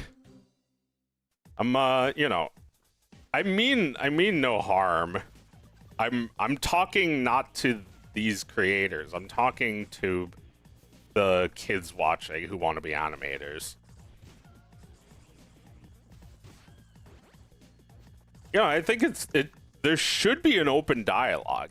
Like, why did we get to this point where if you hate the show, then you must hate the creator? You must, you know, it kind of just becomes true by this being impossible to speak freely about. If you're an animator, then it's like, well, we don't want to work with you. It's like, all right. It's fine if you don't want to work with me. It's just like, why are you trying to shut me up? Why is there like always somebody on Twitter ready to clip what I'm saying to punish me and try to gotcha, like you're a kindergarten hall monitor. You think that's going to entice me to stop? It just makes me feel like it's more important to say it. You know, I'm being as kind and gentle as I can about this. I'm kind of fed up. All these pilots, all these people following that example. It's a bad example. Bad example. He's a bad example. A lot of them are. You know, like, who was the first bad example? Maybe Butch Hartman. He's a bad example. Terrible. He's I mean, he does what I'm doing. He goes on stream and bitches. But that's not the worst thing he does. The worst thing he does is trace. The worst thing he does is scam. He didn't actually make his own streaming service. You know who did? Me! Well, not without help. But I totally fucking made it. I totally fucking paid for it. I made PeerTube sites that nobody has ever heard of, like thecool.tube and greatview.video. Those are my streaming services. They don't make money, so I'm still on YouTube, but I fucking did it. They're just, you know, they're shitty fucking websites, but I fucking did it.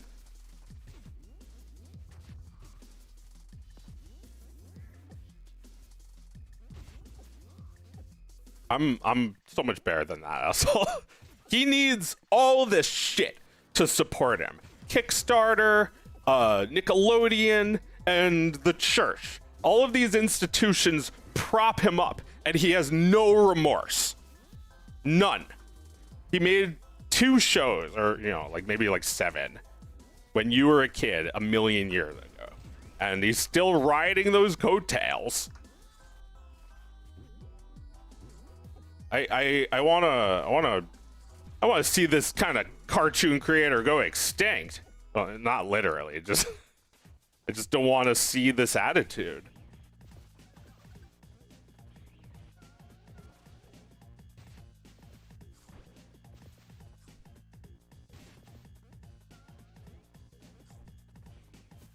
Then we can't isolate the art from the artist. Well, yeah, I mean, it's because we're too close. I mean, for example, you're talking to me right now. I'm an artist, but I'm only streaming to 20 people. It's not like anyone's listening. It's just us. I happen to, well, I just kind of think of it that way. Like, we're talking. I'm not broadcasting to the world, just my fans. And, you know, so anybody could clip this on YouTube and find the juiciest parts and, you know, make a Twitter post that gets 100,000 likes. Don't give a shit. Because somebody's got to say it. Somebody's got to say that cartoon creators' egos are out of control. I've been saying it for years at this point. People have endlessly given me shit for it. But I'm right.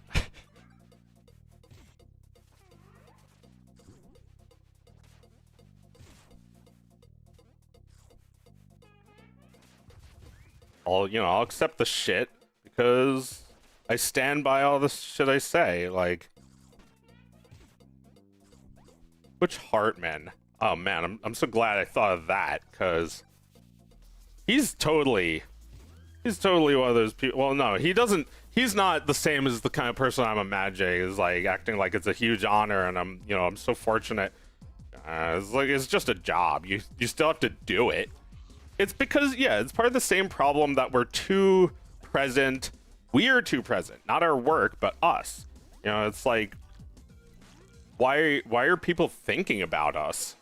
It feels like the percentage of people thinking about the creator has quadrupled since 2020 began.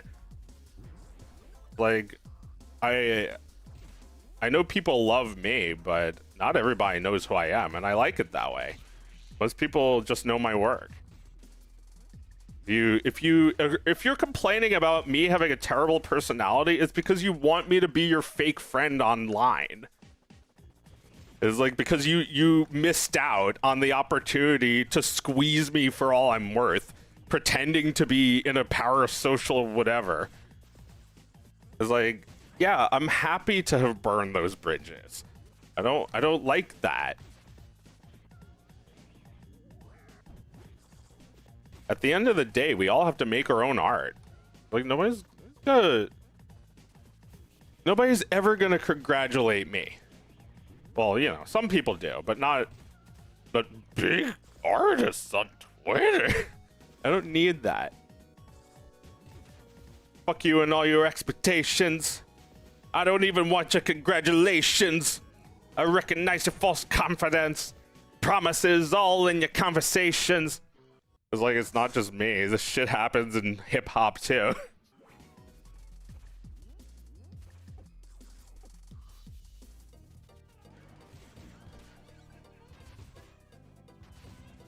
When did this begin? Help me out here. It's like such an honor. Like, I guess maybe it began as soon as we could see people's instant reactions.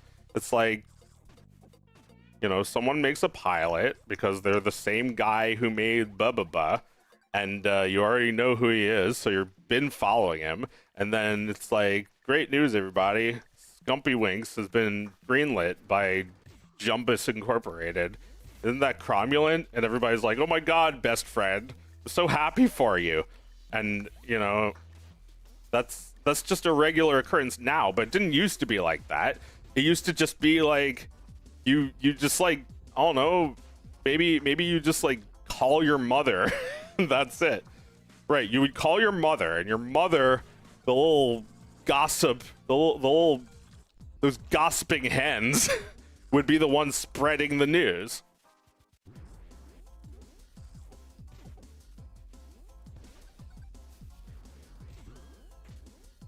Motherfuck. Anyway, I just like gnawing at the bone of a game. I don't like getting into fights anymore because that distracts me. I'm not trying to distract anyone. I just, you know, this is my feeling. I was, you know, someone asked my opinion, and holy shit, did I give it.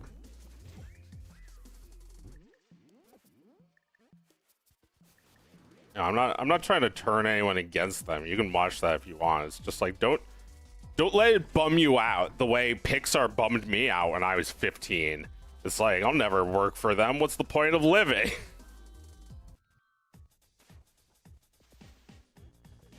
The art style of this game goes so hard. Yeah, I love it. It's it actually looks like something instead of looking like nothing. You know, it's like, when I see people praising the animation of something, it's always like something I don't care about, like a fight scene. You know, for me, that like stupid blob walking around is great animation. Look at this fucker. Like, that's something. Because like it serves an incredibly important purpose. This dude looks so fucking stupid. He just makes you want to kill him. Like with all your might. Like you can kill him even more violently. That. It's like he looks like an idiot.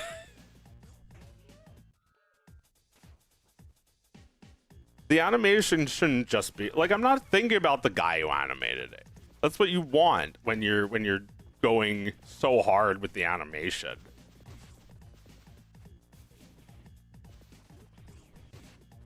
But yeah, there was that Homestuck pilot that didn't really do very well.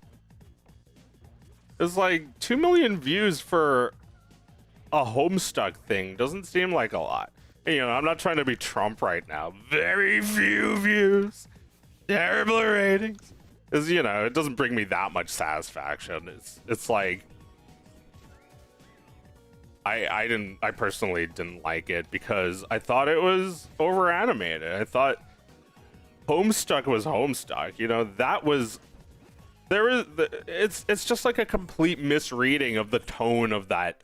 You know, that's about as far as I got in Homestuck. So I remember seeing that shit in the comic, and it's like, you know, spoilers, the dad comes up to the son with the birthday cake, and it's like a boss battle. It's like hilarious. It's so funny. And then when they made it an animation, they were just like completely negligent of the tone they were trying to create, and just made it look like anime. They just made it cool looking. I think audience might have gotten bored with it because it didn't actually get it. You know, it didn't actually get what was so great about Homestuck. It's just IP slop.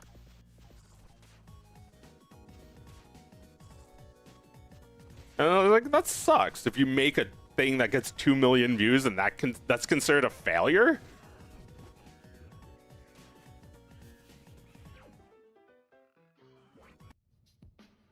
I was interested, but then I heard that multiple scenes were going to be changed and the whole fandom dipped. Yeah, they lost the whole personality. I'm actually pretty deep into Homestuck community. It did pretty well internally. It's looking like it may go somewhere. That pilot is so fast-paced, you have to be a Homestuck head to even understand what the fuck is happening. I'd argue the fight scene being overplayed is just the excuse the pilot uses to show the potential animation and of the actual more prominent fight scenes, but it depends how chapter.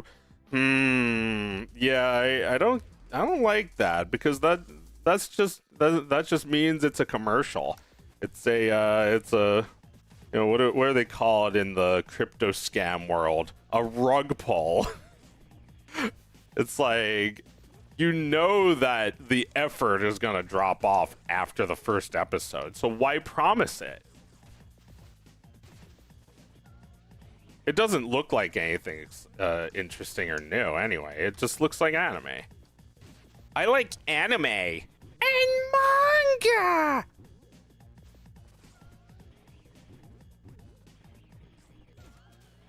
All right. Everybody wants to copy anime. They don't even remember that anime was copying Disney. It's morphed so much that it doesn't look like that anymore. Those big fucking eyes were supposed to be Disney, and it was just like bad DeviantArt drawing of Disney characters. And then that was Astro Boy, and every anime in like the 50s and 60s up until the 80s where the style began to evolve.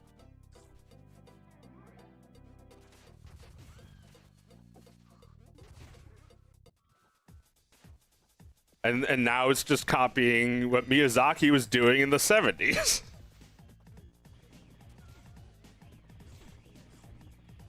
That's another thing, you know.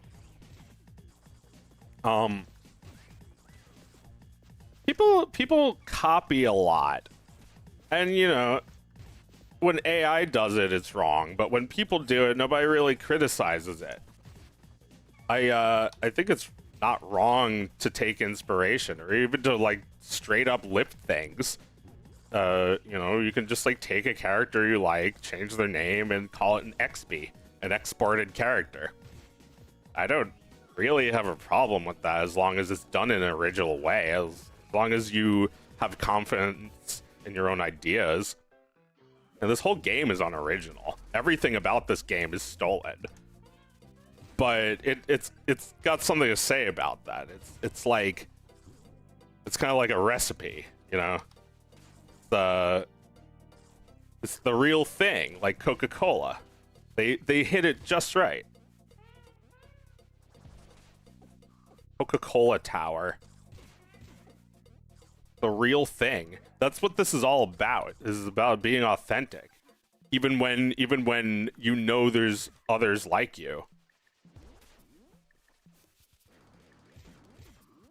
Also, Pizza Tower is kind of a David versus Goliath story, and maybe that's how I'm feeling about big indie studios right now. That's like, I'd be much more proud of myself to be David.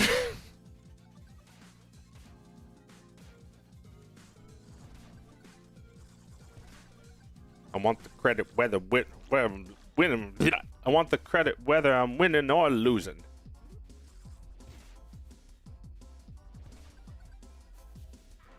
Tired of the Steven Universe styles. Well, yeah, because Steven Universe actually had a... That was another disappointment. I mean, I watched the show. It was pretty good, but it also wore on me. By the end, it was like... glad it's over. Steven Universe pilot looked way different. It was grungy. It was like the characters were hairy and wrinkly. That's Rebecca Sugar's art style, but they had to tone it down for animation. It's a shame.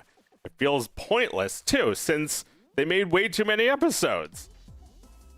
They made so many episodes that were just filler. Why not like delete 50 of them and make the budget per episode higher? You know, they didn't have a fucking excuse. They just wanted them to make more, which doesn't even matter since a lot of those filler episodes are incredibly boring. And then it just like a switch flips on and suddenly the plot resumes. It's like, okay, all the actual ideas again.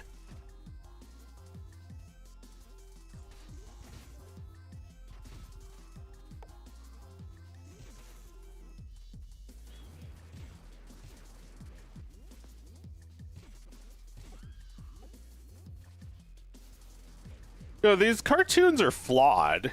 You know, I'm not saying that you should feel ashamed of that. I'm just saying you shouldn't act like you're a god.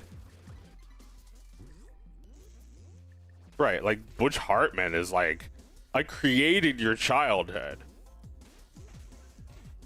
Not really. Even Gendy Tartakovsky only created a part of it. And he's way more significant to me personally.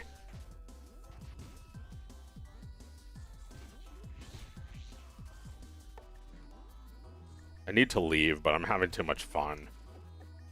Everybody should be able to voice their opinions and not worry about their reputation suffering from it. I don't think that's healthy. We're getting crap because of it.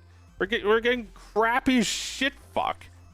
You know, everybody's in their own heads. I'm like this too. I need to run my shit by people. I need, you know, but you know, it's different from like making something only because it's popular.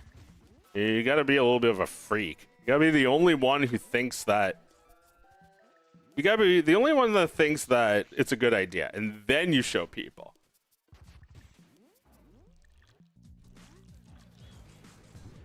Like, I don't like this idea that, like, you like something on principle because it says fuck you to Disney. A giant middle finger is not entertainment. It's a giant middle finger. It's just politics. It's like, I know that every motherfucker wants to be in politics instead of cartoons, but you're not good at either. So go back to the drawing board.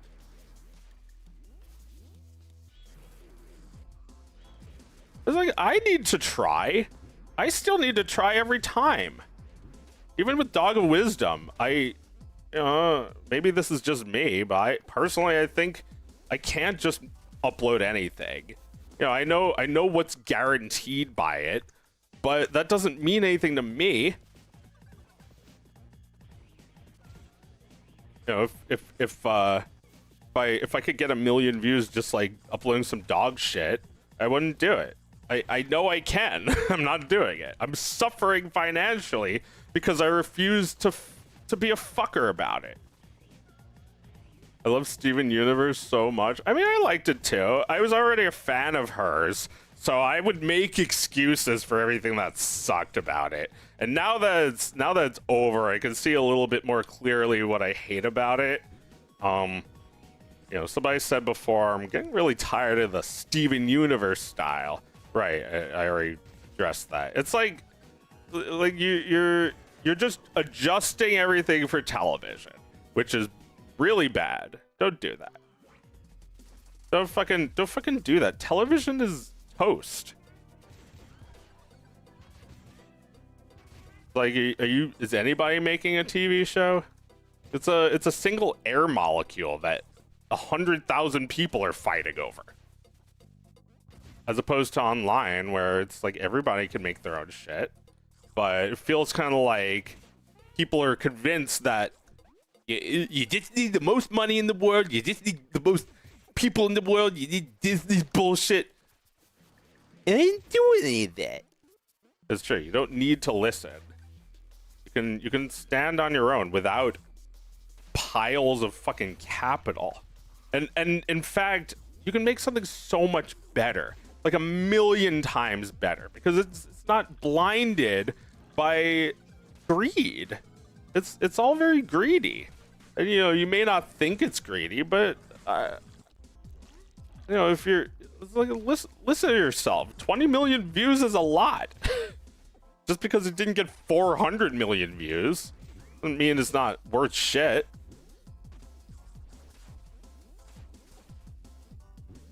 If like you're spending like $100,000 on a pilot or whatever, then 20 million views isn't enough. It's like, I think you've just created a situation where it's not enough. You can cut some corners. You couldn't. It's a pilot. Well, that's a tricky one, because in some cases a pilot is more expensive. In other cases it's less. I really like the pilot of Star versus the Forces of Evil. It's like a minute long. And it's actually a kind of a better premise, I think, than what they came up with. It's like Star just wants to fit in and the other girls think she's weird. And she has like a monster caterpillar friend that is trying to get revenge on those girls for not wanting to play with her. And Star is just like panicking that the caterpillar is gonna kill them or something. It's not bad. I actually like that pilot a lot. It's very old.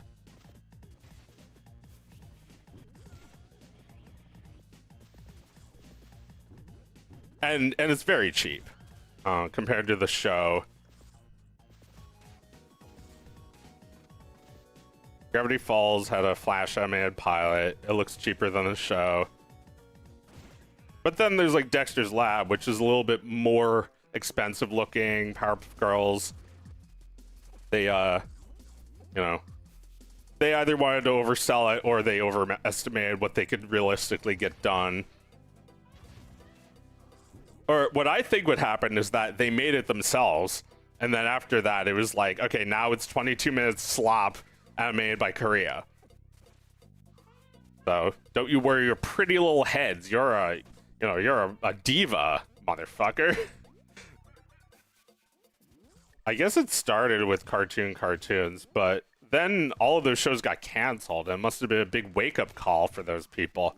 That's like, not only is my show and job over, but I'm probably never going to get another one.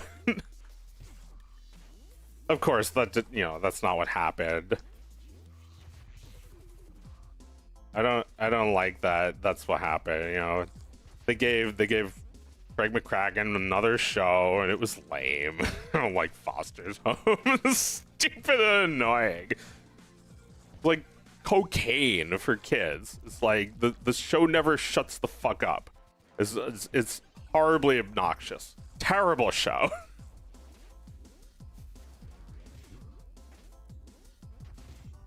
But the Powerpuff Girls, I was a huge fan till they killed it spiritually by giving it to Chris Savino, who I hate.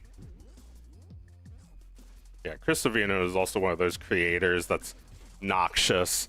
He's sex offender, or sex pest. And they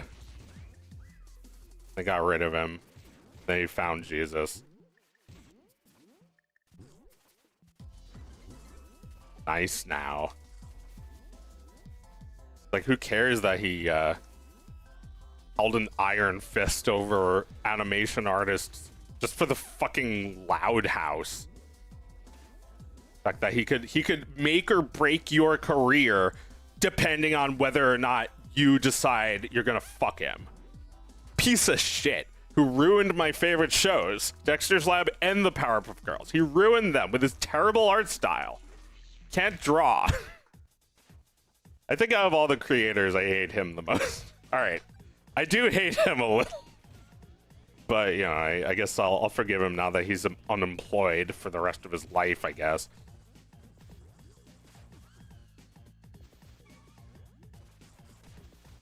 But that sucks. Yeah, I can't even blame the individual when it's a systemic issue. Like, who told you that making a fucking Cartoony Toons would grant you some sort of immunity from, like, I don't even want to say.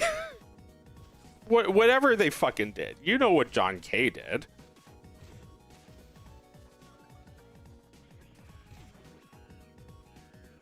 Do I think that their cartoon should be ripped from them and given to someone else? No, I think it should end. Because it's just not the same without them. As much as I hate them, it's their show.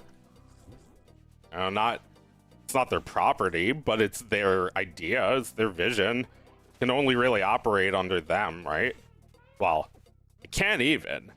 It's not like giving Ren and Stimpy back to John K was a good idea. It came out like shit. It was like that was the first time I felt let down by something like that, where it's like the promise, expectation versus reality. The promise is they have less restrictions. Now Ren and Stimpy is uncensored, or it's less censored than it was. It's got sex jokes and boobies. It's all for grown-ups. So, maybe now they're finally gonna make it good. But actually, it was better under the restrictions. It was funny that they could get shit past the radar. It was like it was held back just a little bit, enough to challenge the ideas that you were doing, to make you either petition for them, to fight hard for them, or to change them and still have them be good. That's not fun when they make you change an idea, but it's also where creativity comes from.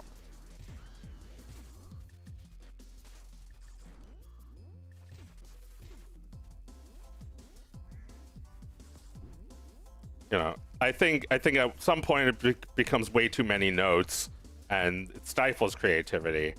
But a little bit of being whipped into shape is good for a cartoonist.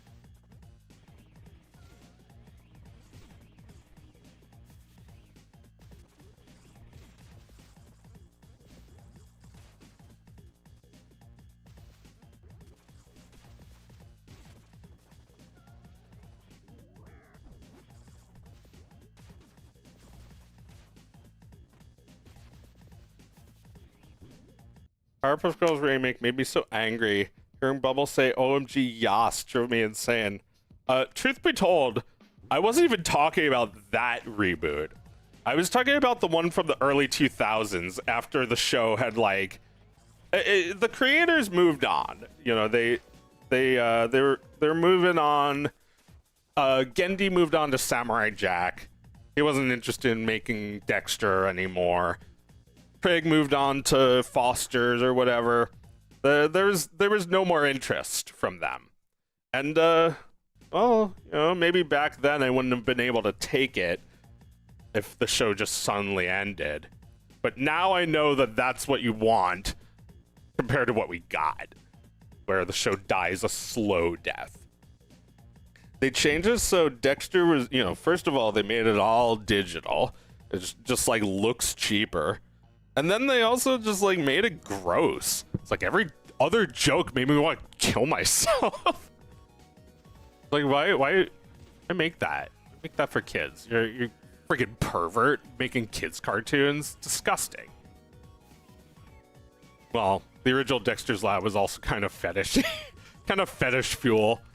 But I don't know if the creators were even aware at the time. It was probably just those animators. Those 14-year-old Korean animators wearing their fetishes.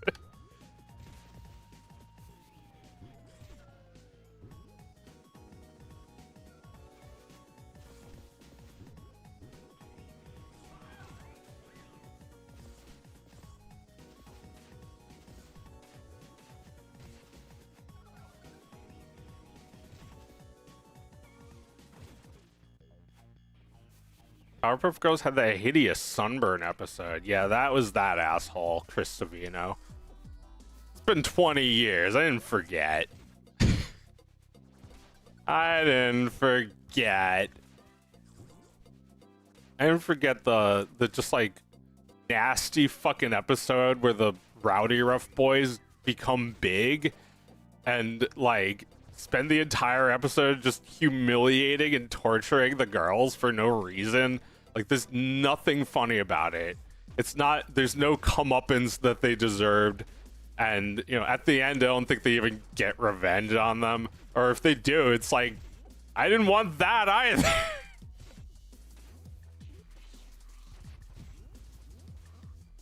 It's like when you're a kid, you don't know that something changed. You kind of can tell. Although maybe I could only tell because my big sister was able to notice. You know, like when Rugrats changed, the art style changed, became really bad, really fast. Rugrats also died a slow death instead of just simply ending, which it should have. It's all because of Capital. Capital drives these decisions. Capital doesn't know how to make a good show. They only make one by accident. When they get a good show, they never want to let go. It's the same way with Rugrats, the same way with The Simpsons, SpongeBob, Family Guy, Bob's whatever, all of it. It's like this show that we didn't give a fuck about, you know, Family Guy, for instance, the show that we canceled, we own that. we own it now because people say it's good, because it's popular. Like, now we're gonna milk it until the sun burns out because it makes money, not because it's good, not because we need to invest, because we gave it a chance. They were just throwing shit at the wall back then. And they don't care about any of these cartoons. If they're wildly popular, they pretend to care. But then they just run it into the ground. That's not love. Why would you want that? That's what I want to know. Why would you want that? You know, like it seemed like it sucked to be Dana or Alex Hirsch. Like you are just constantly at odds with your employer. It's just like the most contentious relationship, and it's all going down in public. It's like, why would you not go on Twitter to say, make your own cartoons? Don't pitch your shit, because they'll just suck the life out of you. They never do that. They just said, I'm going to a different network. Like, no. Come on. Like, didn't you have a terrible experience with Disney? Why would a different network be any different? There's a honeymoon phase, and then there's the divorce. I would really like it if cartoon creators just made it. Although, you know, I'm thinking about ways that even individuals could make something big with a lot of people. Like, if I got on 100 people in a draw pile, we could make a movie in like a week. The thing is, I don't think I'm good enough of a leader to do that. But that's okay. You know, you're supposed to be proving yourself. You know, when you get a job, you haven't done it yet. So, like, to say congratulations for getting a job is like saying congrats for a job well done that you haven't done yet.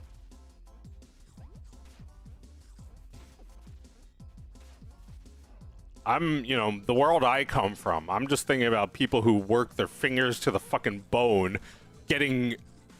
coming from nothing, coming from nowhere, and becoming hugely popular for it. You know, based on just making good work and not being friends with some fucking guy. That sucks. Doesn't everyone know how much of that sucks?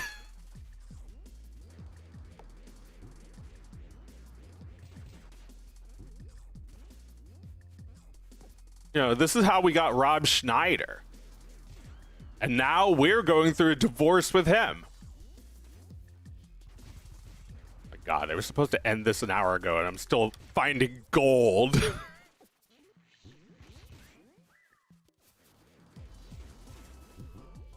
You know, if you look at there's like this graph that shows how all of the people who made shows in the 2010s all worked on Flapjack, or they know someone who worked on Flapjack. It's like,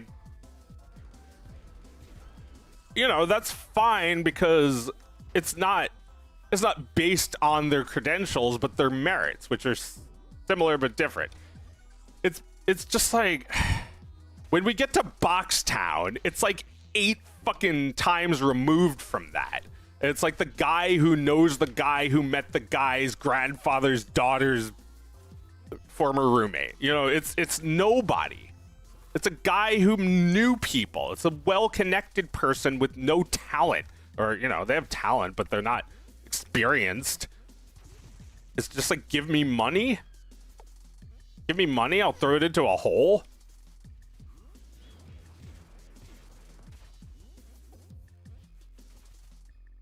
There's no fucking show there. This is very mismanaged, that the whole fundraiser. Oh no. I lost my combo chasing the treasure. Stupid contracts. They could take over your property without your input. Fear probably, I guess, leaves the door open, being green to the industry and being afraid of Disney blacklisting you. All of these decisions are based on fear. All of them. Why make so many decisions based on fear? If I don't do this, then this won't happen. If this doesn't happen, then I can't do that. And it's always business. It's never about the artistry. What is it, a cliche to make art? Go fuck yourself. You're supposed to be an artist.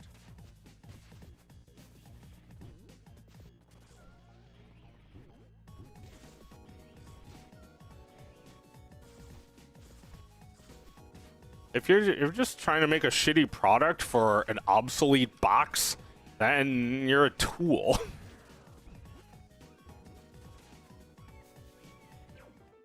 I mean, you know, I won't fault you if you actually get a TV show going. I wouldn't turn my nose up if the opportunity was there, but it would be very difficult for me to accept those terms when I've lived independently for so long. You know, I've had jobs. I've seen people who had jobs. It's terrible. It's terribly restrictive. If you care about making your art your own, you can't do it that way. It's like, as much as glitch production shows are made by a creator, it's all the company's vision, not theirs. I was just thinking about how Matt Groening didn't want to lose the rights to his rabbit characters. That's why he made The Simpsons. It's kind of weird. I mean, you know, Matt Groening was definitely not thinking, wow, what an honor. He was thinking, don't you dare take my fucking characters from me.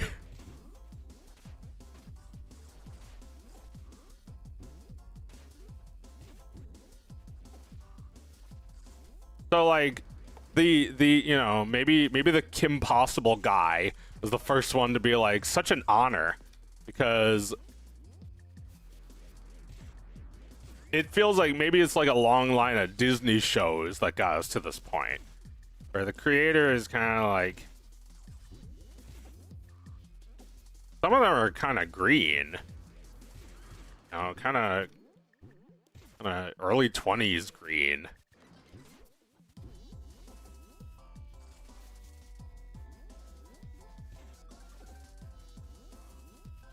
They yeah, like I'm criticizing those people, but I also feel sorry. These companies preyed on them. They wanted them to make them money so they could treat them like garbage, and it took forever for that to set in how badly it made them feel. But like, you know, if that you finally get that you can't keep acting like you're a god whose word is like scripture. It's like you're trying to have your cake and eat it too. You can't have it both ways, where you're angry at the company for building you up, and then you still act like this built up big fucker on campus. They tricked you, and now it's just like you're too convinced of it. It's like, why is there nothing in between beloved, good, based, goated creator and washed up, crashed out Nazi like Nazi chud? Like, there's nothing in between. Nothing in between. There's no subtle nuance. I like to think that I'm an actual person. I like to think that I'm an actual person, if nothing else. Maybe I'm a jerk, but at least I'm a real person. Maybe my cartoons suck, but at least I make them.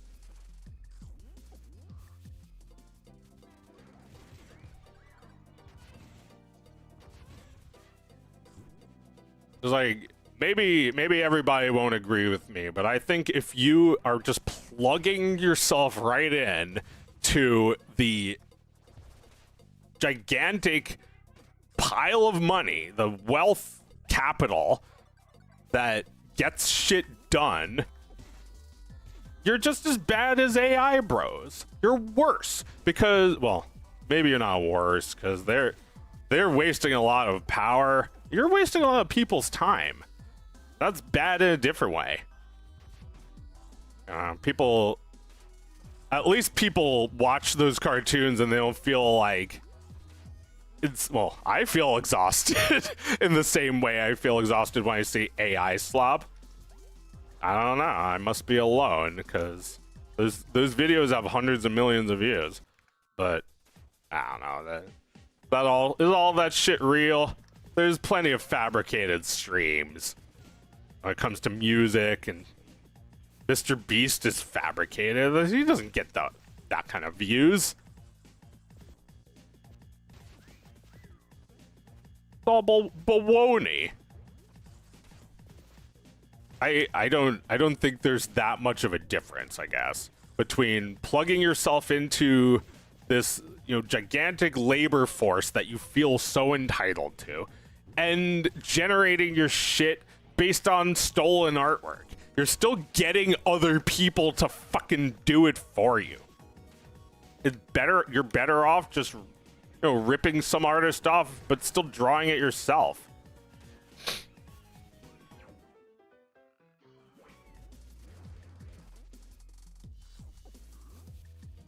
You know, I'm not even one of those people that's like, here's a pencil, go pick your nose with it. Because I don't know, I use a mouse, not a pencil. For most of my art, I don't even draw it.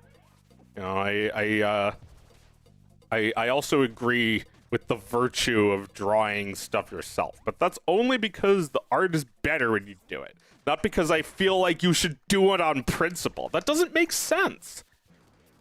You know, what, you gonna message some grandma who's using AI to generate pictures of Jesus? Tell her to draw instead?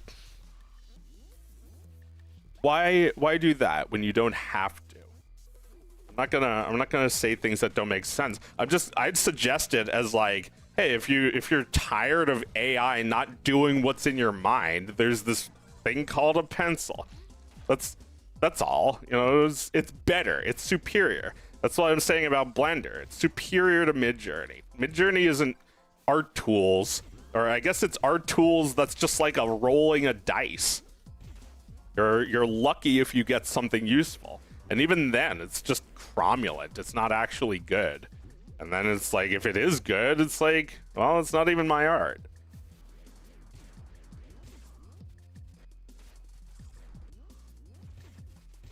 That answers your question.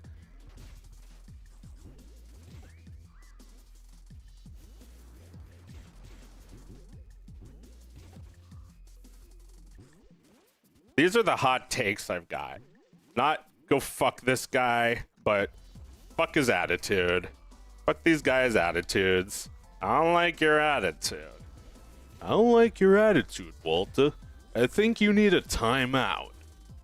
I really need to practice my mic. When I listened to it back, I was horrified at how nasally Mike sounded. That's not Mike.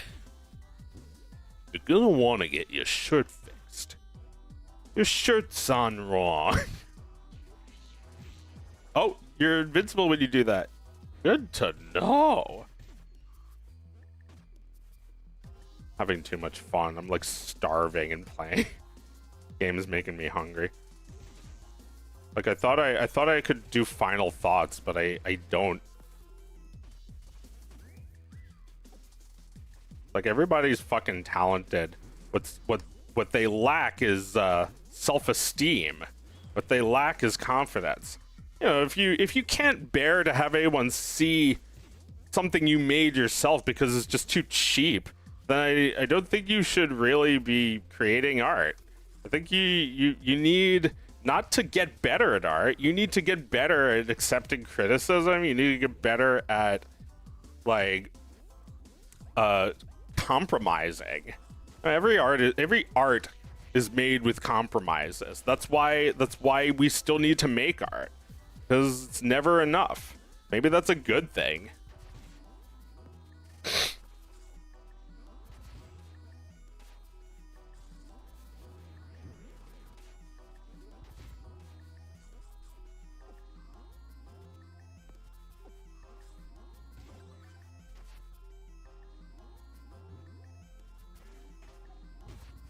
Law.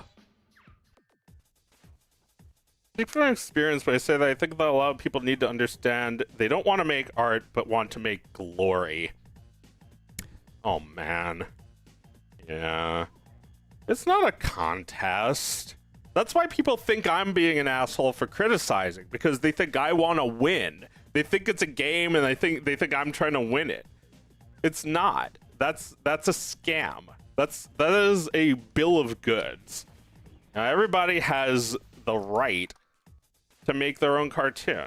Not everybody has the time, but that doesn't mean that you need to give them a big team. Maybe you just need to work on it little by little, like everybody else.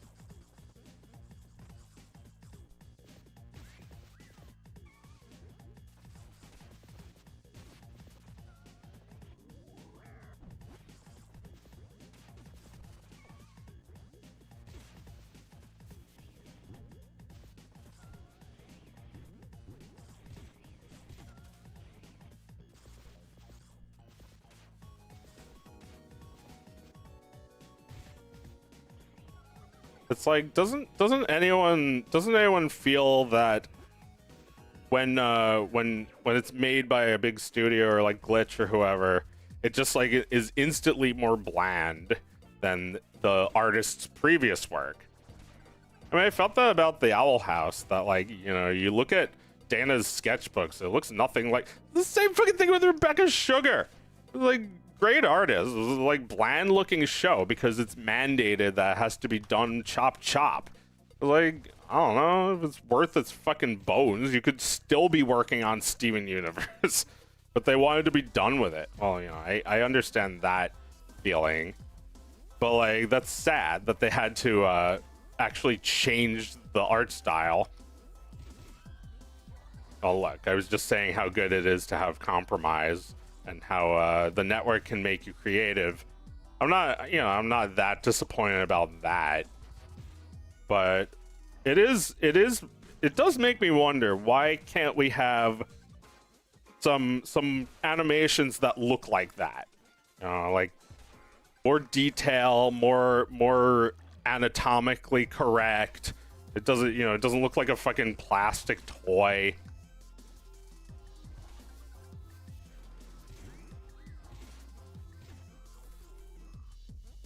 Now that's everyone's fucking problem with Steven Universe, that it looks like toys. It's like dumb looking because it's Cal Arts, whatever that means. It just means it's like a simplified art style that's conducive for animation. And if you see it, then you know that it's shorthand for just like woke mafia. woke corporate wokesters. It's like the most hateful kind of woke is the inorganic corporate owned shit. Because those people are funding Republican candidates. They're doing it as hatefully as they can. It's like, here, you can make Steven Universe, and then just like take back some of the big bag of money immediately and say, with this budget.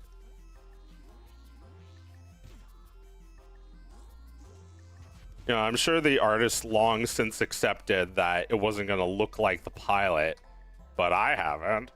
Go back, make it again, try again. Or, I don't know. Rebecca Sugar is maybe someone who needs another show, but not like in that vein. Something that actually looks like her work. But like her art style changed. Now it looks like that. It's too late.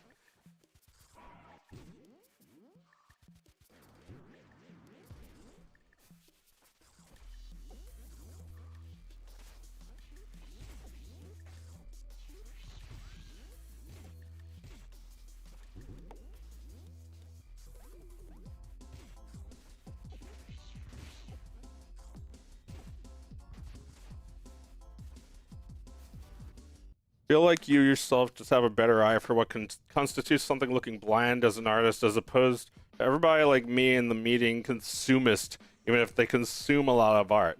Well, yeah, just being a consumer doesn't mean you have taste. You could be a cow eating grass.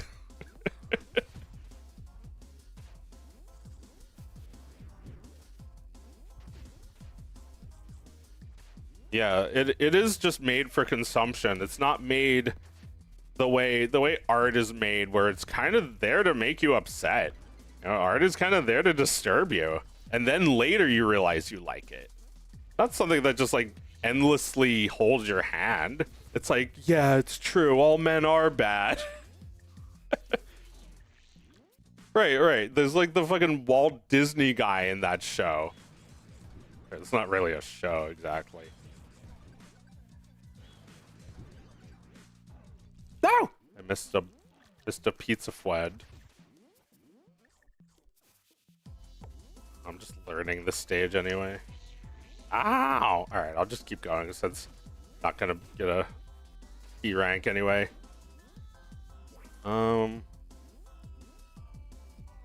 They probably take much longer to produce and be more expensive. The whole Thief and the Cobbler thing has to be fully independent, I guess.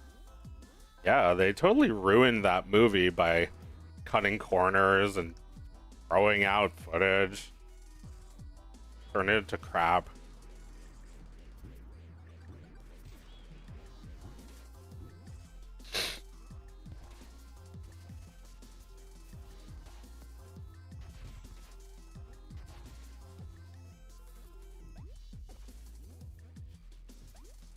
And, you know, people have been trying to get my goat for like years now for saying that Digital Circus is a show that doesn't exist. Like, I know that it exists now. I was just criticizing all the hyping up in anticipation. Like, are you gonna die if you miss out on like 1 million views because you didn't promote it in advance?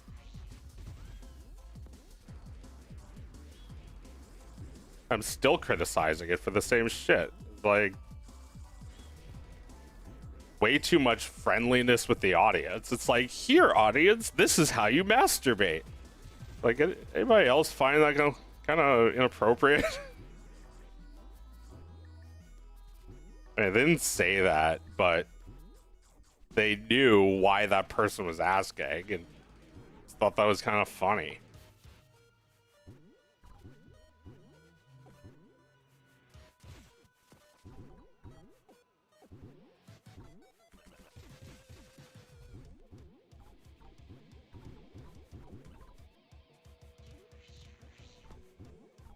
It's like people try to argue with a joke. It's a joke. And, you know, I know we're tired of hearing that because that's what shitheads would say when they were just like espousing racist views. But it actually is just a joke, and it can't fucking hurt you. And yeah, the truth is that it is a popular show now. Like, you don't need to tell me. It's like, it's already been banging over my head for years without you telling me. That's the whole point, is for it to be an obnoxious show that hits all the right, you know, all the right notes for it's the makings of a show that is popular in the Rule 34 community.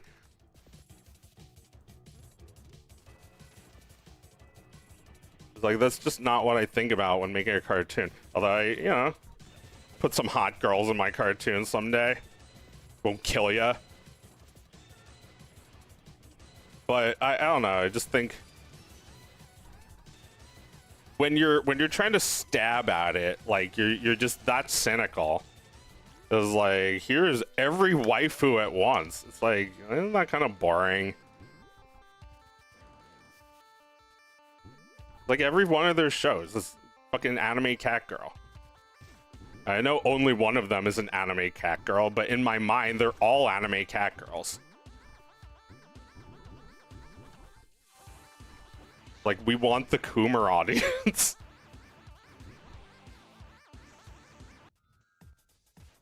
Even after they stated it wasn't an ARG, and yeah, please don't dox that area. People did it anyway.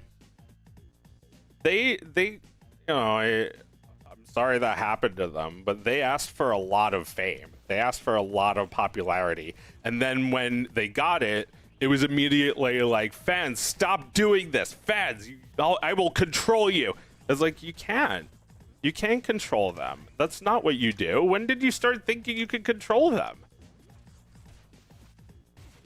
Why do you think, you know, creators get big egos? You think you can tell fans how to perceive the cartoon? It's like your job has ended.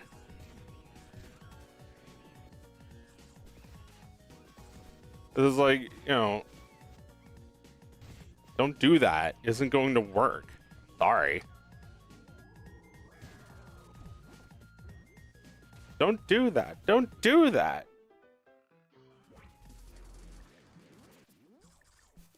No, I know you need people to watch your cartoon, but you started that fire on purpose. You made it the most like clickbaity shit ever.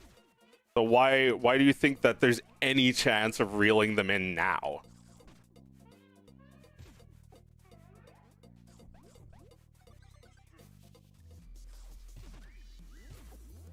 You know, it's fandom soup. It's every single spice they've ever eaten in one dish. You know, the obligatory Tumblr sexy man is in all of these fucking cartoons.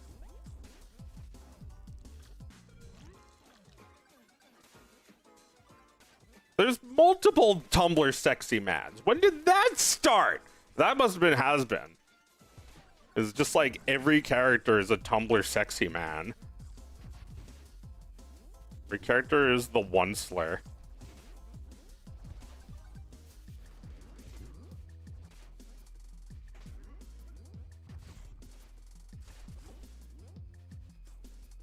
Satanic fucking movie.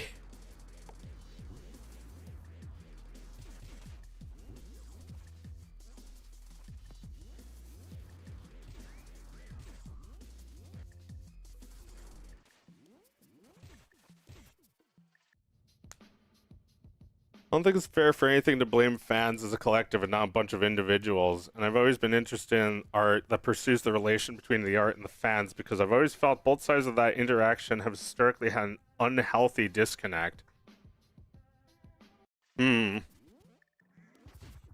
Like Invader Zim fans. Yes, well, I don't know. On one hand, you want people to love your show, but then you have no control about how they become obsessed with it. People probably gave me a lot of heat because they, not because what I was saying was that important, but because Dog of Wisdom was really important to them. I didn't have any control over how many views it got. I still don't. If I turned, if I made it private, I could. It would be 0, but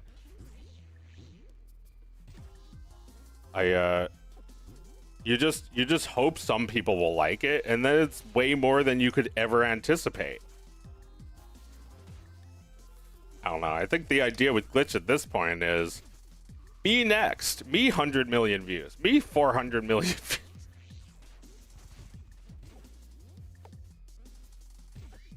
Why not, if you're investing that much money into something, why not make something that just absolutely couldn't be made otherwise?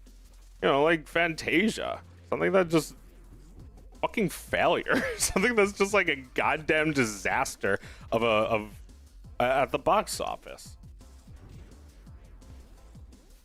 They're not interested in making risk or taking risk and making something risky. That's why they get famous people to do shit. It's so fucking boring. Even the idea of getting me is boring. I'm too famous.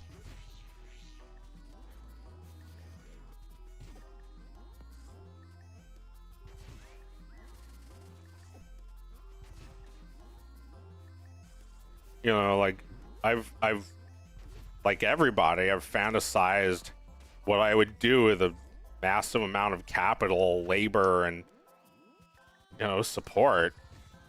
But it's all just a fantasy. I think that's what Glitch is selling you. Maybe they're not going to trick you or anything with the, they're probably never going to interact with you. I just mean that they're getting into you the same way Pixar got into me. And now I look at that kind of angrily, the way that Pixar went as far as to make a whole movie where the moral was work at Pixar as a gopher.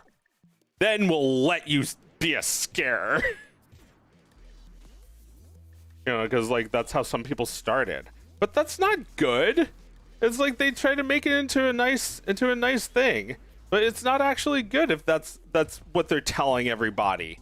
It's like don't split off and form your own animation studio. Don't you dare. Just get me my coffee, slave.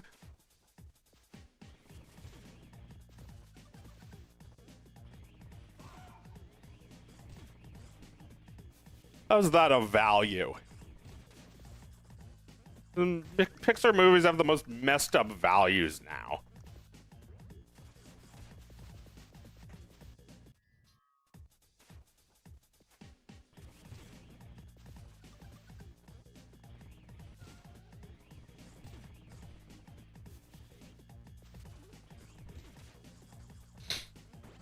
Like Toy Story 4 ending? What the hell was that?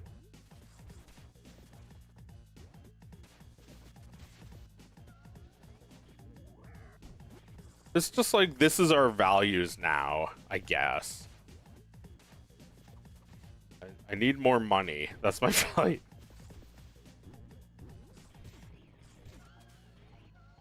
I love Monsters University. It all right. It very just all right. I thought it was like, that was all right at the time, but I'm not rewatching that really. I don't like the messaging. Even Ratatouille. I really like the messaging. That's also like, work for us for free. Become an intern and work for free, and then maybe we'll decide if you get to live.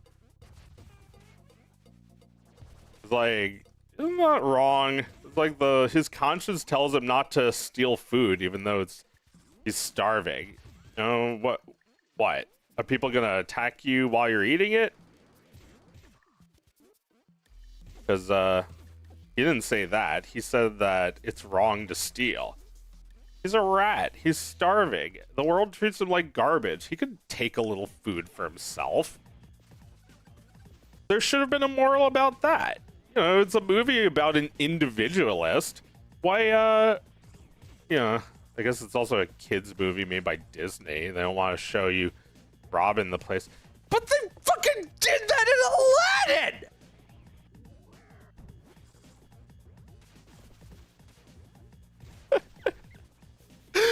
Oh my god.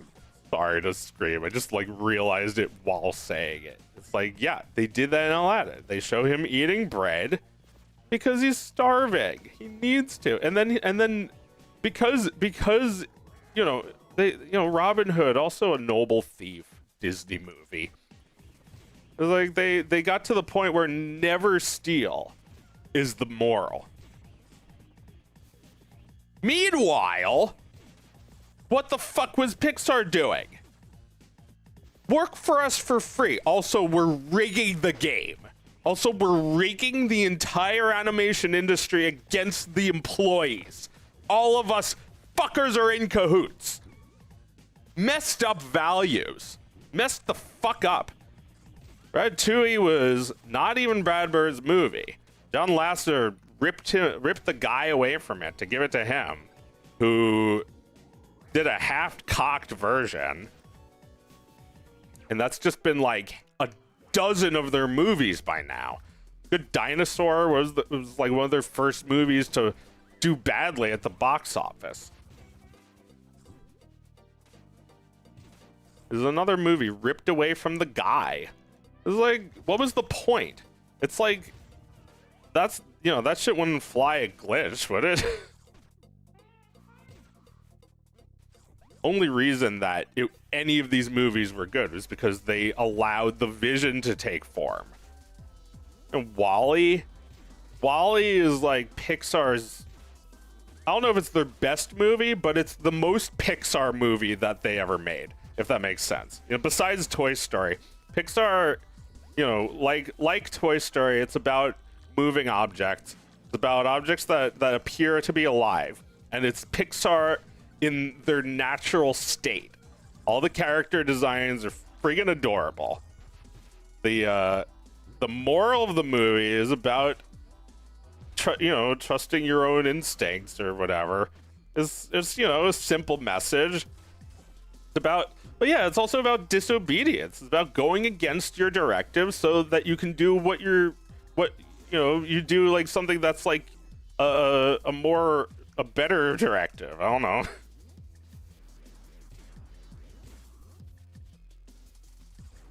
It's like the directive is stupid. The directive is outdated. We have a better directive, which is saving humanity. It's like Wall-E never went against his programming. His entire life was to save Earth, and he did it. And the villain also never went against his programming. His entire life was to keep the humans in space, because, you know, he just didn't believe Wall-E could do it. They had an actual vision that only felt a little muddied, only a little watered down with like the fucking Walmart shit. You know, that made me mad. That it's like, Walmart bad, also buy Wall-E toys at Walmart.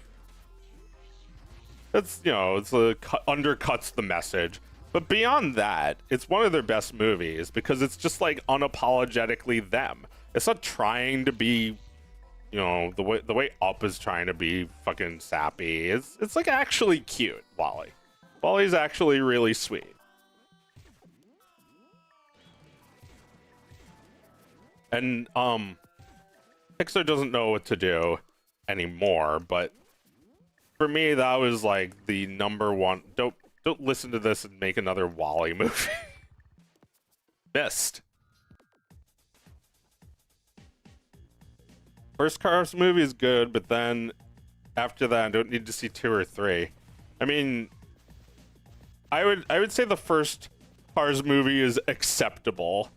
It's better than those, but it's also a piece of shit. Terrible humor. It's worse than A Bug's Life, which is also a pile of crap. Bug's Life is a terrible movie. Like, the Ants was right to rip them off because it's so much better. Apparently, Lasseter called out Jeffrey Katzenberg to curse at him for stealing their idea. You assholes! You fucking asshole! You tried to do that with Uniracers, but I remember Uniracers. I still have it. Never gonna end this goddamn stream, am I? Ants was so gnarly. Yeah, but like the art style is still better than A Bug's Life.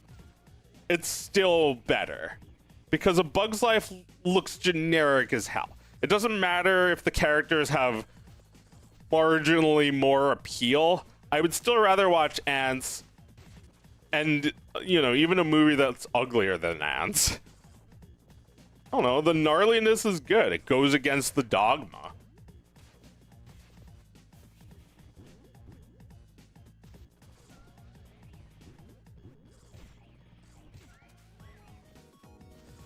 Yeah, Pixar hasn't been good in a long time.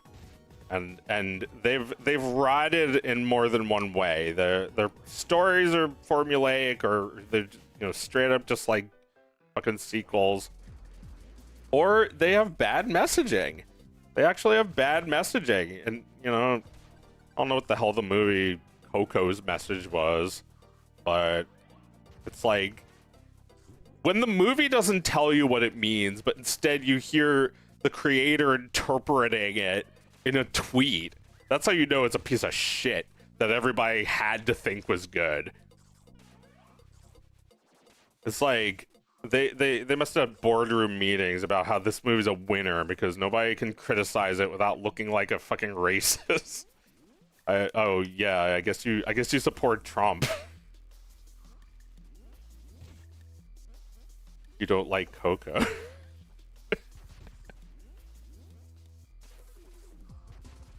It's like that's just like every shitty, worthless cartoon. It creates a situation where you may not argue with it. You may not criticize it. And yeah, there's not much arguing with something that's already made.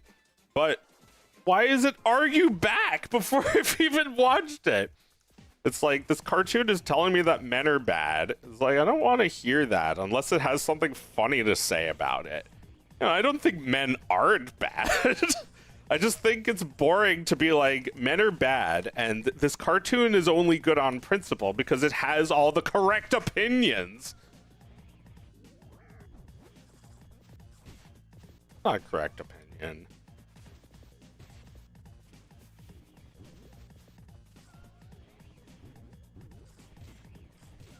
You know, nobody loves a good divorced right-winger joke than I do, but you can't just like turn everyone that disagrees with you into that. Like, every man in this show is an asshole,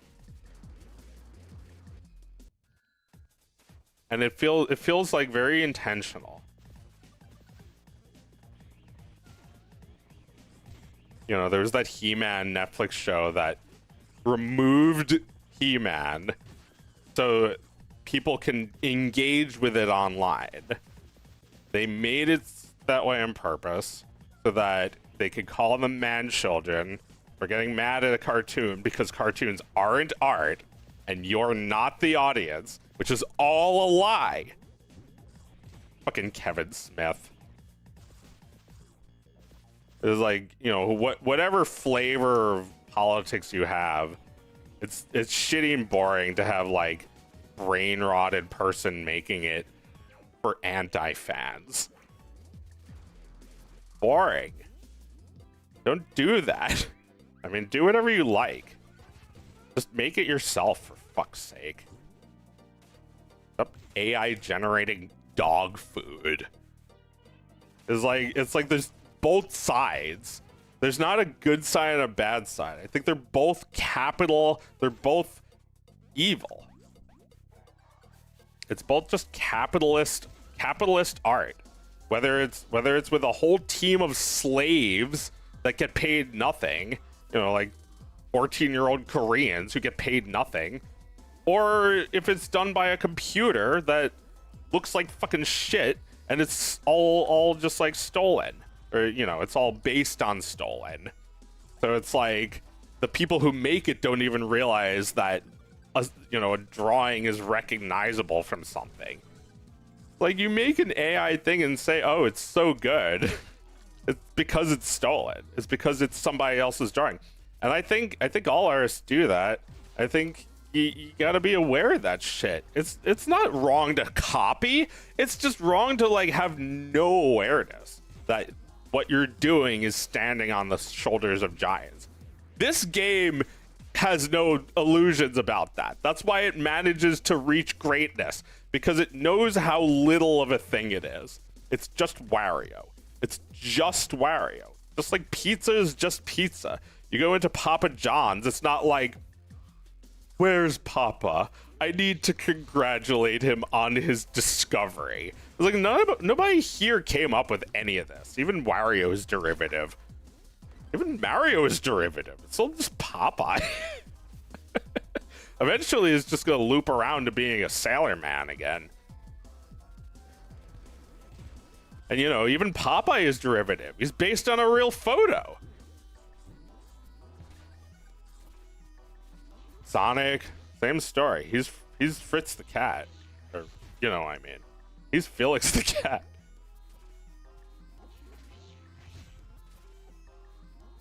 Level is absolute fucking carnage. These wizards and pickles, terrible. I'm keeping my combo at least. Like, don't produce a show if all you do is play video games all day. Who cares? You don't have any conception of how to make anything.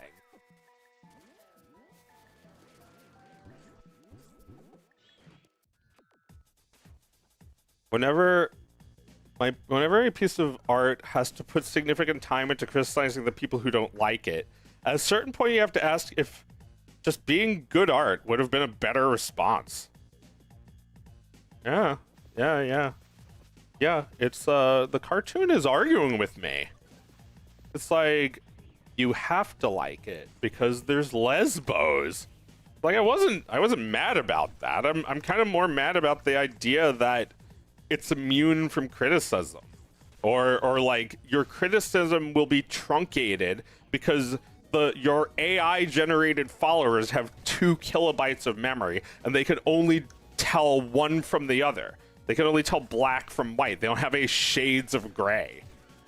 You know, I can trash AI and still hate this fucking system of making stuff with a big team. Those people capitalize off of AI by saying it's made by humans. Yeah, it's made by slaves. People who are doing it for nothing. People who should be making their own cartoon, but they don't have the confidence. You sucked it out of them.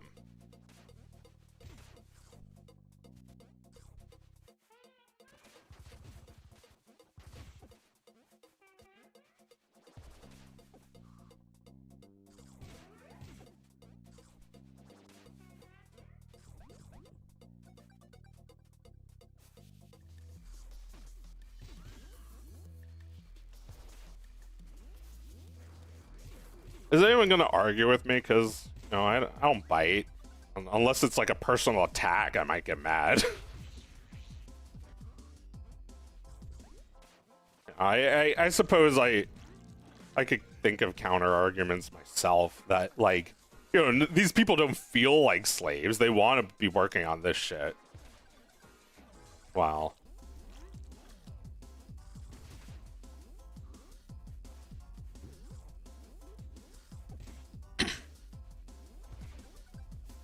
I just kind of see it as like they don't really have the they don't really appreciate it.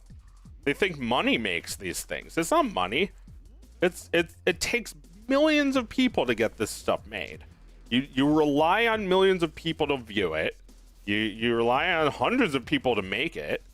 It's like you're just taking a bow for yourself. You didn't do anything. You sat in a meeting and you had lunch. And you decided to make $1 million.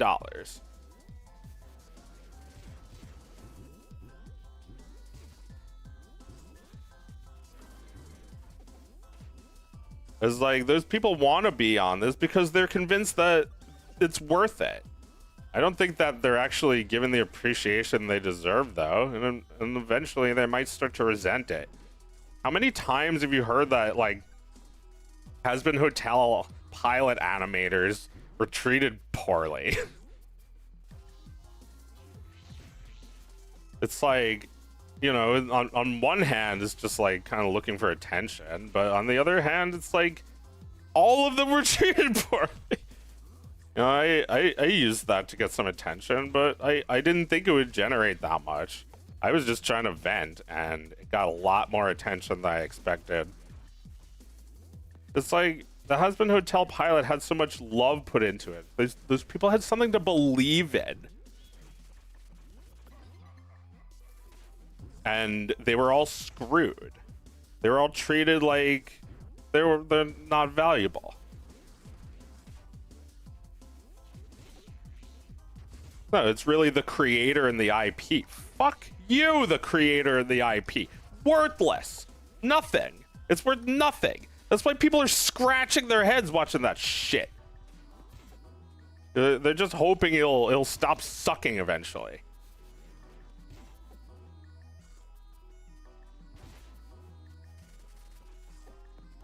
You don't have any appreciation for the people who brought you to this point. I think it was all you, because you've just been listening to these CEO types. These fuckers telling you that you're a rock star. You're the next Seth MacFarlane. They tried to groom me with that. This is like I can only snicker at the idea. Me, the next Seth MacFarlane. Good fucking lord. Holy shit, God for fucking bid. But you know, Vivsy's turning into the next Seth MacFarlane.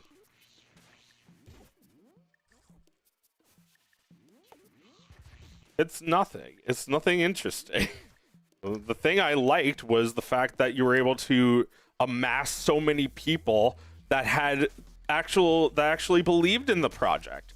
And we made it. I helped. We made something great.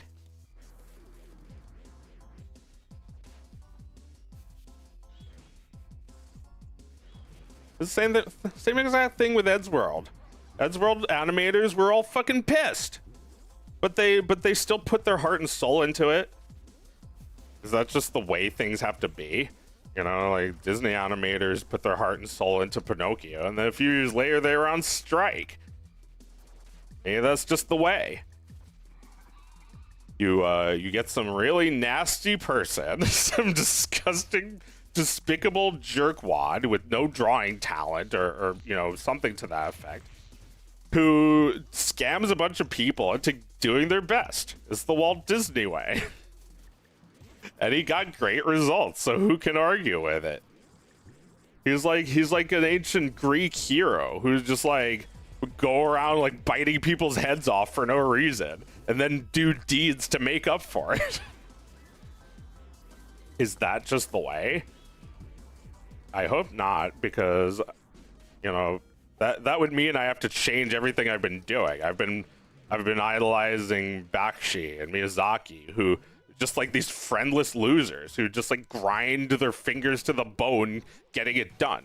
Not getting it like it's a present under a Christmas tree, but like getting it made, making it with your own two hands. It's like, you don't have the right to say, pick up a pencil, AI bros, when you're just plugged into capital anyway. You're already greedy as these fuckers who make AI. That's what's happening. Fucking tired of talking about this.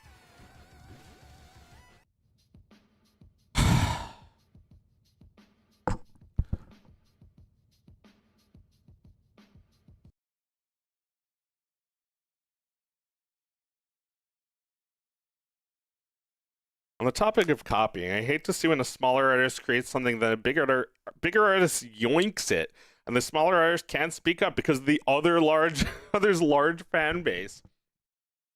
Well, yeah, that's just how it goes. Unfortunately, that's just a lot of the time it happens. I love weird indie cartoons. That's why I like your stuff, Joe. You have an interesting brainus. I mean, if you want someone to be the counter argument, then is it fair to say that everyone working on animations in a big team can and wants to do their own thing? Well, then that's just like another thing I find an issue with, that you're kind of in it because you think there's some prize for you at the end. I don't like that attitude. That's dangerous, because then you're just gonna feel burned if that doesn't happen.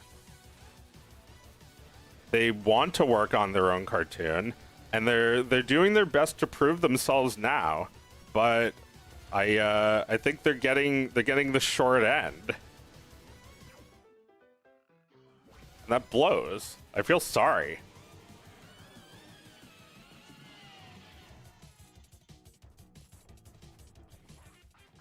I think, you know, if you truly believe in a project, it doesn't necessarily mean you're being scammed, but it means you're giving everything to something. And like, don't give everything to something just for a chance. That's a Spampton. Now is your chance to be a big shot. Yeah, maybe you have a 1% chance of being a big shot too. That's not gonna happen, though. Oh my god, I said I was done. They keep pulling me back in.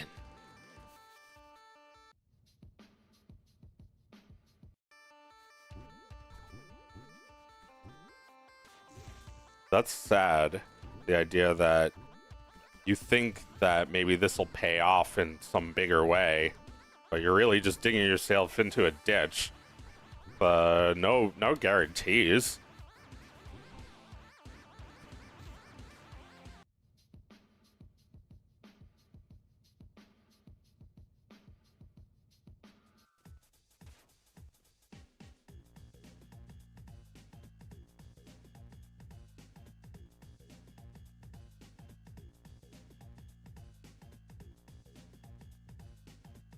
Yeah, to finish the stream off, thanks for coming and watch Dog of Wisdom for like 2 seconds, and then Pizza Tower for like 8 hours. 6.5 hours, wow. Thank you for letting me vent. I don't like keeping it in. I don't have a problem with these people making what they want. I have a problem with them convincing everyone that this is the only way. Because people are acting on fear. That is no way to entertain. You gotta be a little bit more aggressive than that. I think you know, you have these fearful people working for more fearful people. It's like you have these billionaires trying to desperately make money like they're about to run out.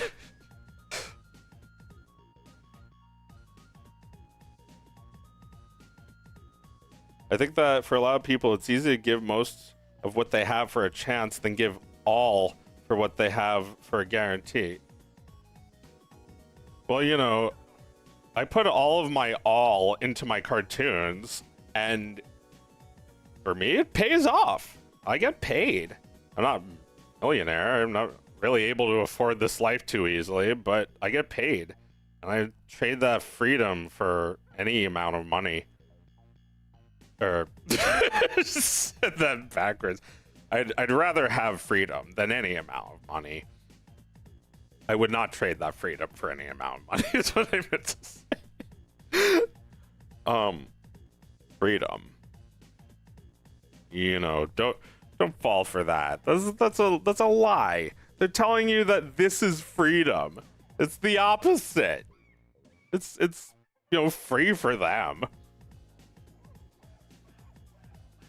You gotta make your cartoons. Nobody else is gonna do it. It's like you can bellyache till the cows come home, but at the end of the day, it's all on you to finish this thing. I think everyone has to learn that themselves, unfortunately. Well, you know, a lot of these people who hold these attitudes are young, and they'll have to fuck up a little. I can't prevent you from making mistakes. I'm just trying to, like, you know, tell you there's a pit. I'm the catcher in the rye, and you're all about to fall off a cliff if I don't catch you. So what am I gonna do? Watch you jump? You know, some of you have wings, but I don't know. I don't know who's gonna fall and who's not. You gotta rely on yourself. They're trying to re-engineer the old system that turned John Kay into a monster. These guys who are entirely reliant on a big company's money and also their approval. They have to approve of his character. Like they have to check your bowel movements for They didn't used to do that shit. You know, Bear Zim was created by a guy who made a fucked up comic. I don't know if they would even want that now.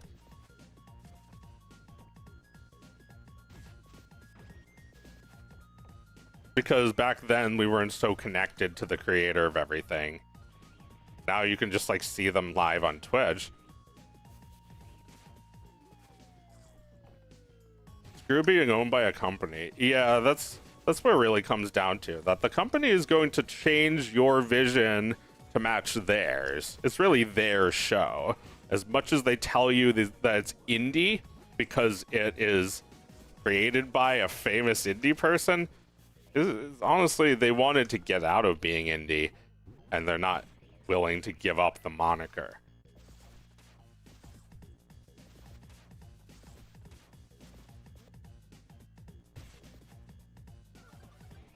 They're not willing to say, I stopped being indie so that I could get a big bag of cash. They're trying to have their cake and eat it too, which I don't trust that. I don't buy it.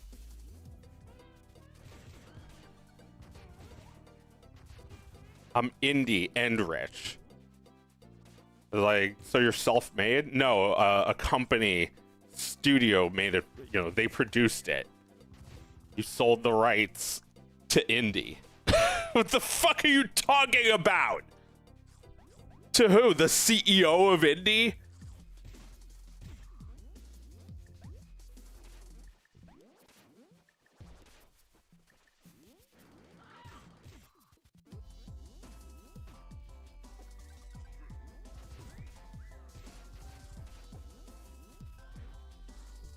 It's like, you know, it's like the same thing with like an indie record label. Like, what the fuck is that?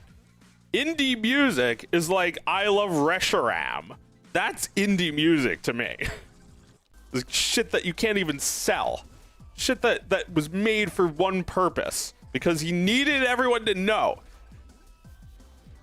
He loves Reshiram.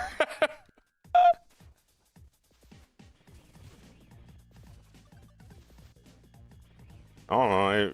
To me, it's more about that for art. It's like everybody who makes art needs to be more like the I Love Reshiram guy, because at least he was like making it for no other reason, but for everyone to know how he loves his fucking Pokemon wife who eats him alive.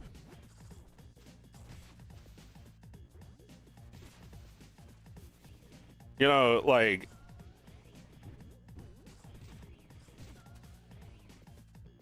Yeah. You can't let corporate muddle or muddy your vision. It's corporate. It's not indie. It's corporate. How many times do I have to say it? Or people just like get it? Corpo. Googus. And you know, no matter if you are indie, you're still making money for Google, but like when they say indie, they really just mean not Disney, which is, I don't know, that's a pretty low bar, I think. You're still collecting massive amounts of dough and trying to comb the industry to your liking. Well, I'm saying as respectfully as I can that you don't make a single thing that's good or has any like independent spirit to it.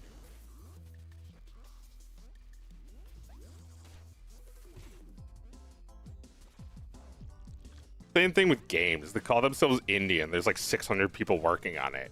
Just because it's not GTA with like 1,000 people working on it.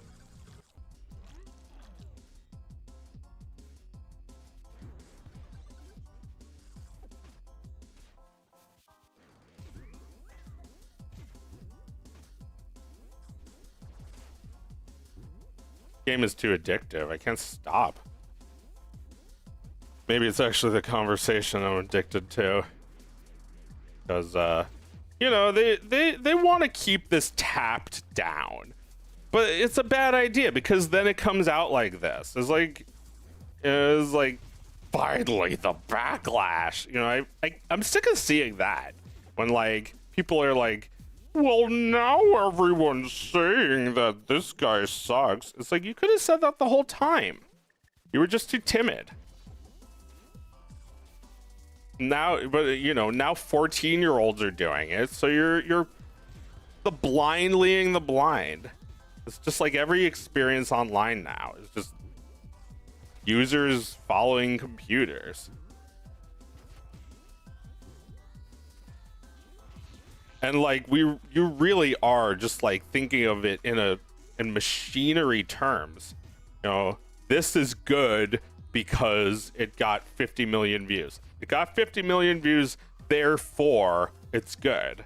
It doesn't make any difference. It still suck. It still have no spirit.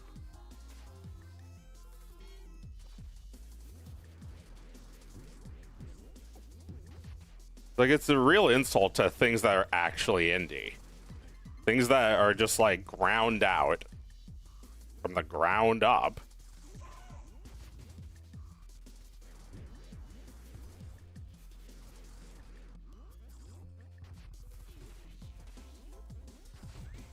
You know, like Ralph Bakshi, he's indie because he does it himself. You know, it doesn't mean he doesn't hire people. But like, he doesn't want to hire people. He complains about hiring people. You know, he's trying to save every fucking penny he can. When I look at like Glitch Productions, I just see mountains of waste. It's like, not every shot can be the money shot. Why are your characters just flipping out constantly? It's just like non-stop floaty animations.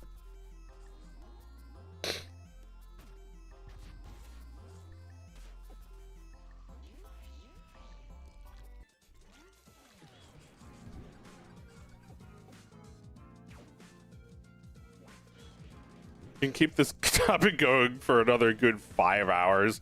Maybe. I will have eventually die of exhaustion. 5 hours I could probably do. I like how nobody paid me a cent to talk about this. I just did it for free. Well, because it's really self-indulgent of me to say this. But I think it shouldn't be verboten just to criticize something because you're also a creator. It's like, good, don't hire me. I don't want you to. Never hire me or even think about it. Like Squidward with the paper. Please don't hire me ever. for change. I mean, that is what I do. I don't have any connections, so I need patrons to save my life when I'm in crisis. But I'd rather be reliant on them than some company.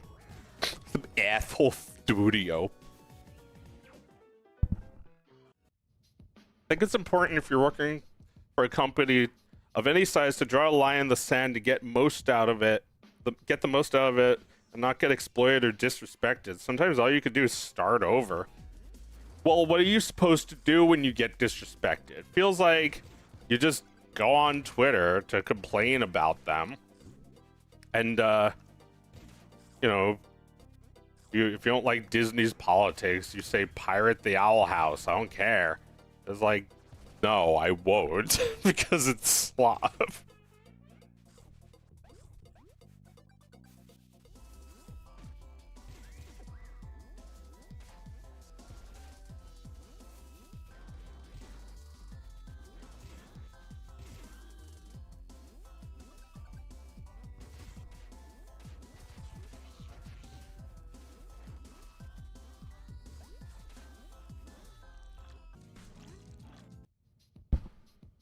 And at least keep going till you get the goddamn P rank, but I suck too much.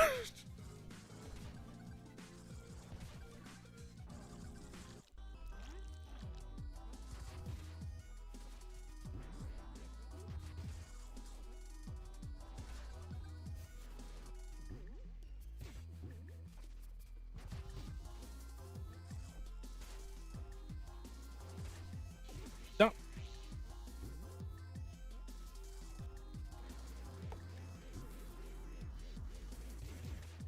Stopped being hungry. I've been hungry for so long that I'm just starving now. I guess I feel a little awkward when I'm talking about sensitive stuff like this, like having hot takes. It makes me kind of nervous. I guess I am hard to let go of the stream. Like, second it ends, I'm gonna be, like, walk out of my room. There's gonna be someone waiting for me to kill me. As long as I never stop streaming, I can avoid that. Look, please be nice to me. I'm just voicing my opinion. I think I would be less of a jerk if I felt like it was more permitted. Like, nobody's really allowed to say what I can't say. It's like, anybody else feel that way? Maybe it's just me because I'm an animator, but like, you get the sense, like, people just want to dump on you, or worse, they want to just ignore you for the rest of your life if you have bad words or harsh criticisms. These are harsh criticisms. I don't really like saying them.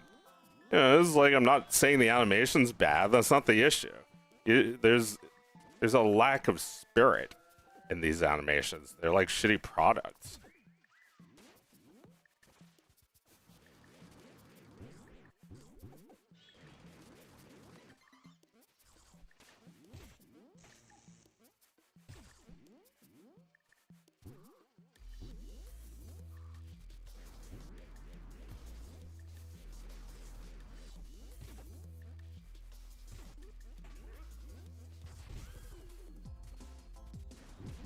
And I can't really change how I feel, unless I choose to ignore it. But it's really tough when it demands so much, demands your attention. Every time somebody makes an indie pilot, it's like, check out my indie pilot that is really hopeful that it won't have to be indie for long.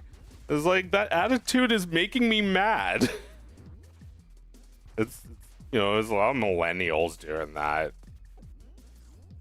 They're not all bad. It's just most of them are.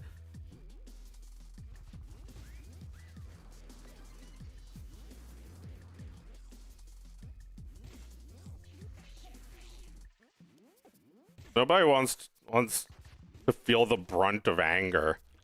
I think a lot of people are worried about criticism going viral or some shit. They're worried about you criticizing it is going to make it catch on.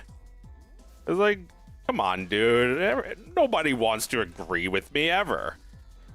Unless it's already a popular take. Nobody wants to admit that this shit is annoying and kind of poses a problem for the industry or the art form. It's not just my problem. The cartoons are suffering.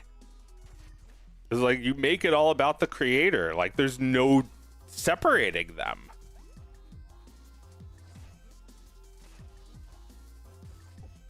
I hate hearing that. I wish we could separate the artist and the art. You make that choice, don't you? I mean, you know, you could say an artist that, like, there's artists online who are huge assholes, but they've already been separated from the art. It's you who can't do that. You know, if I say controversial things, people aren't mad because I had a bad take. They're mad because I made a cartoon they liked. You gotta separate them. Gotta keep them separated. I mean, you know, can't if you're a patron, I guess, because you know that the artist is asking for money so he can make more art.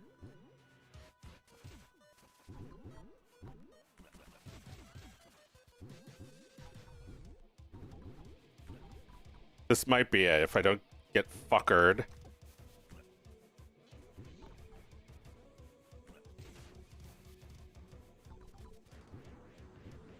Make your own art, damn it. Say it over and over. Make your own art. Stop expecting everyone to make it for you. This is AI, but human AI. No! Oh, well, maybe I can still beat my high score.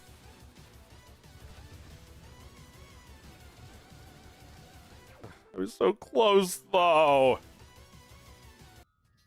I guess we're going again. Army of 12-year-olds and bots you gotta watch out for. Armies of 12-year-olds and bots are the blind, and the millennial cartoon creators are the blind being led by the blind.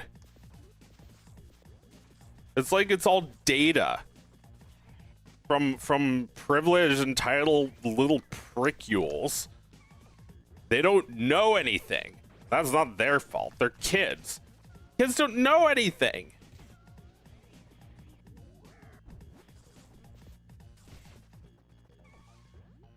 You know, that's a weird part of the, you know, like, Simpsons did a fucking joke about this, where the stupid fucking grown-ups making cartoons are focus grouping the kids to get what they want.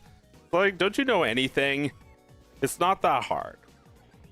You're just like that. You just gotta give them what you want, and then they'll be like, that's what I want. Am I just repeating myself now? I feel like I'm remembering things or getting to a new place every few minutes. Well, I'm also intentionally repeating stuff. You gotta make your own art, man. It's if you can enlist people, that's wonderful. It's just, I don't know. Show them a little respect. Don't be like, thanks, Glitch. And also don't be like, thanks every animator that worked on this, because that's also disingenuous. Like, I don't know, you gotta give them the credit too. Gotta let them take a little.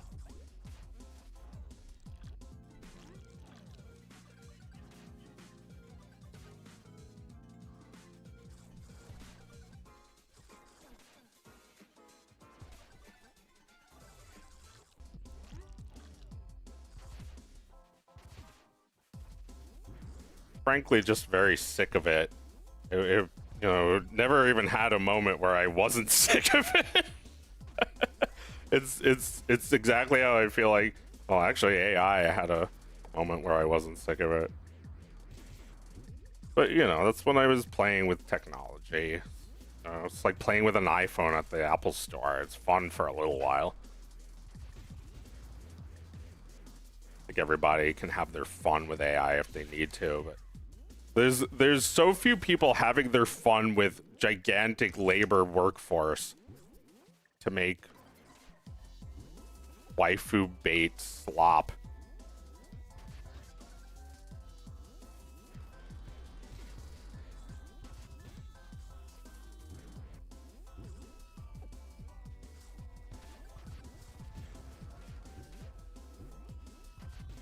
I like that there's no waifus in this game.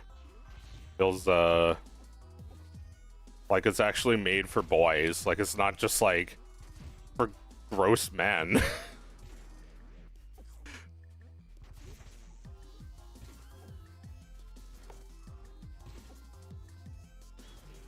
Not that there's anything wrong with that. I just don't like seeing it everywhere, you know.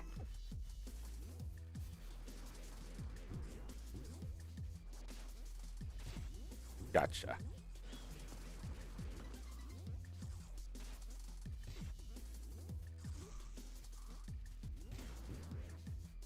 Oh no, I did a spin, I fucked it up. I can save it. I saved it.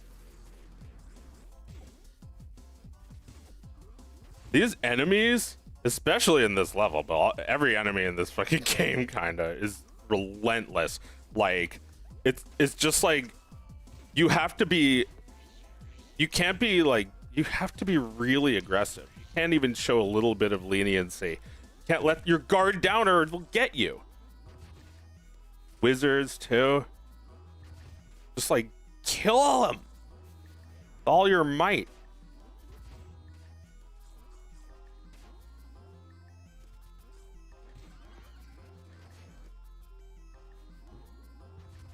Yeah, I was affected by that one time. I saw my patrons talking about like, you know, this idea that I very strongly disagree with, that you need a bunch of people to do it for you. You actually can do it alone, as hard as that is.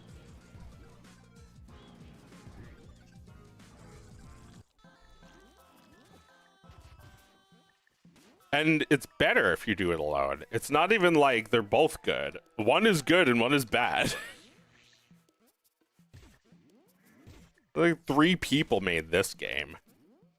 Like basically one guy doing all the art. If not literally all the art. Yeah, it actually might just be one person who did everything. I know there was more than one composer. Oh, there's more than one composer, but just in an endless cycle. Look at me, I'm an endless loop.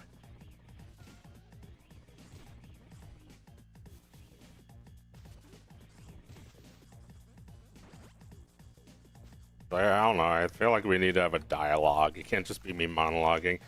Like, are we gonna talk about this? Is anybody gonna say enough is enough? Well, no, I suppose for what I want to happen, people are gonna have to collectively believe in themselves more. And I think they're gonna have to believe less in the scam that they're being pulled. And maybe scam is a little extreme, but it's scammy. It's scammy for some people.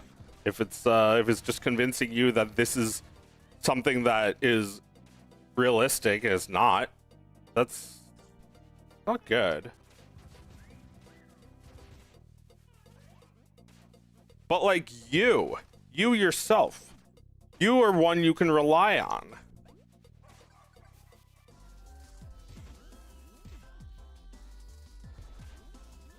Like, just let people say you crashed out and fell off. They have no effect on you. I'm like the Joker getting his ass kicked by Batman. You have nothing you can intimidate me with.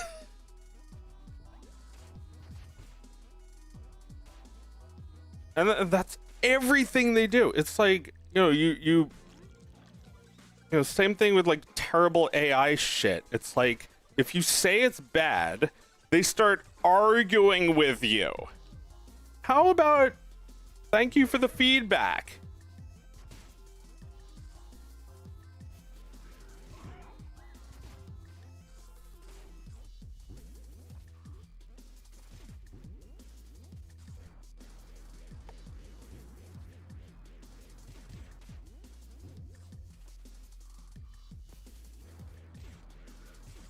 There's no argument if somebody doesn't like something.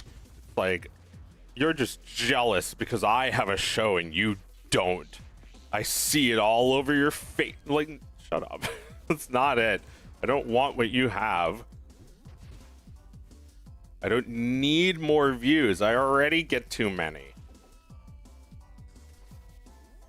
Like, I wish I could get by with less views than this.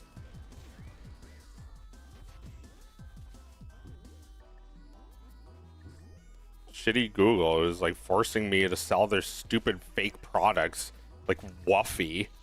Shitty fucking AI generated commercial of like a scam product. Like a dog named Wuffy, and it's just an AI generated dog. It's like, this is the product, and no, it's not.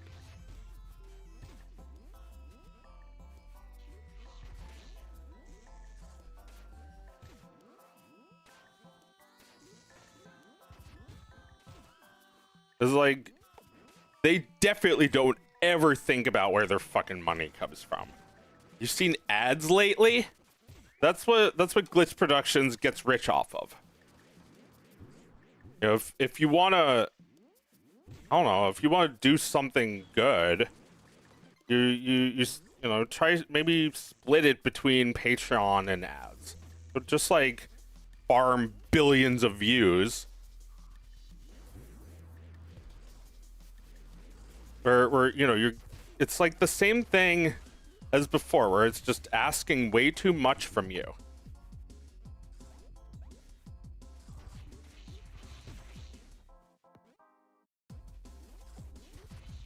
It's like if you make shows made by humans, but then all the ads are AI generated, then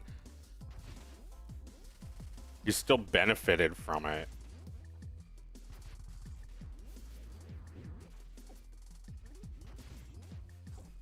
I'm not telling them anything. I'm not talking to them. I'm not saying that they need to do anything different. I'm saying you need to do something that's not that. Because that's just not, it's just, I don't know, it's just not art. If you don't care about art, sure, fine. But I do. I care about a fucking guy who loves restaurants. I mean, I'm principal.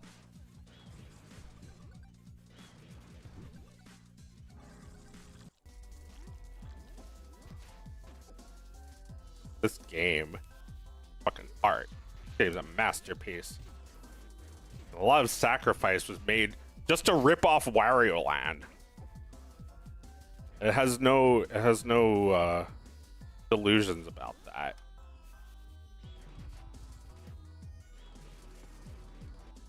Alright, I fucking suck. It's time to go. But thank you for listening to me.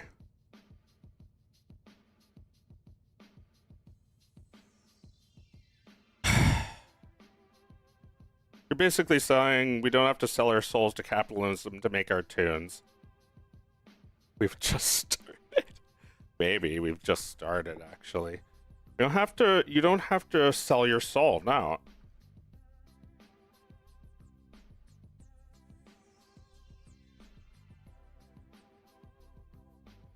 And I think, like, since art is really just all about the soul, once you do that, you've sacrificed everything for some fame, money, a little bit of likes, people saying congrats.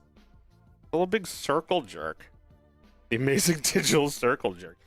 It's like, nobody congratulates me for shit. They consume the art and then they ask for more.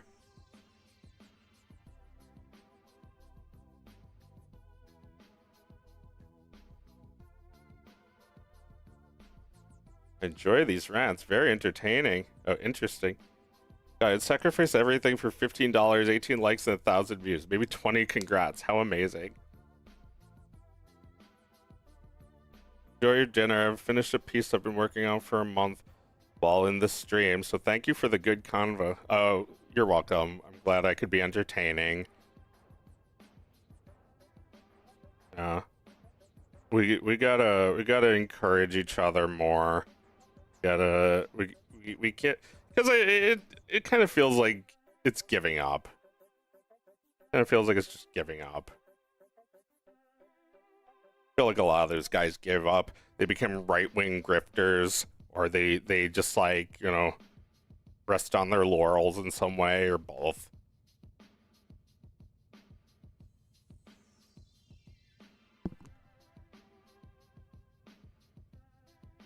Why aren't there any views, bro? You're so underrated.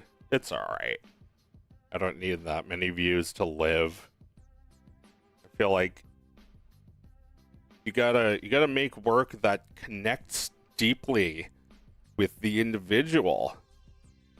You know, like, you could be making something that adds millions of dollars in value to yourself or your company, or you could add millions of dollars in value to an individual. It's like just for that one person. Like, if I deleted Dog of Wisdom from YouTube, how much would you pay to get it back? not that I should do that. That would be kind of mean. Thought about it though. But desperate. I've really suffered for my freedom. And this is kind of why I think a lot of those well-made shows are boring. They're bland.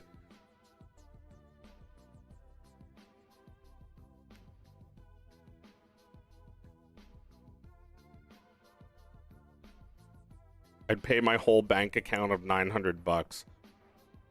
Yeah, that's everything. Everything you got. I was like, I'm not about to sell it to Disney or anything.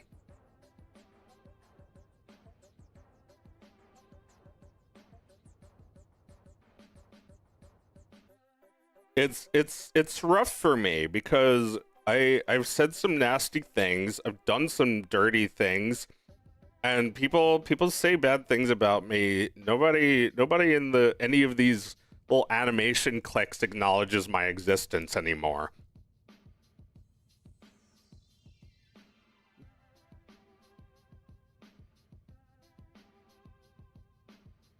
And you know, the wolves, the fucking vultures come for me every day in my life. Does it really matter?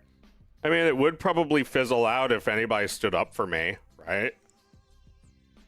You know, people understand that I'm not well mentally and that I have, you know, a lot of anger, and it's you know, it's an addictive place, especially when you find yourself in the middle of a pandemic. You can't get offline for a minute. Too addictive. I hate how Disney is just soulless stories, like person happy, then gets problem, then saves world.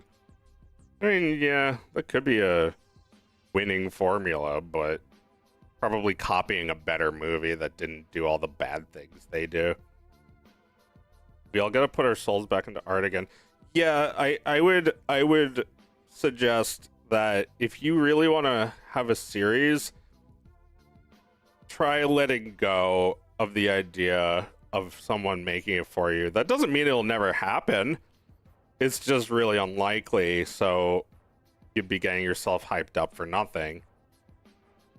It feels like a lot of it is hype. It's hype waves. What about in 20 years? Are any of these things going to hold up? They will if there's soul in them. That's all I'm saying. Bye.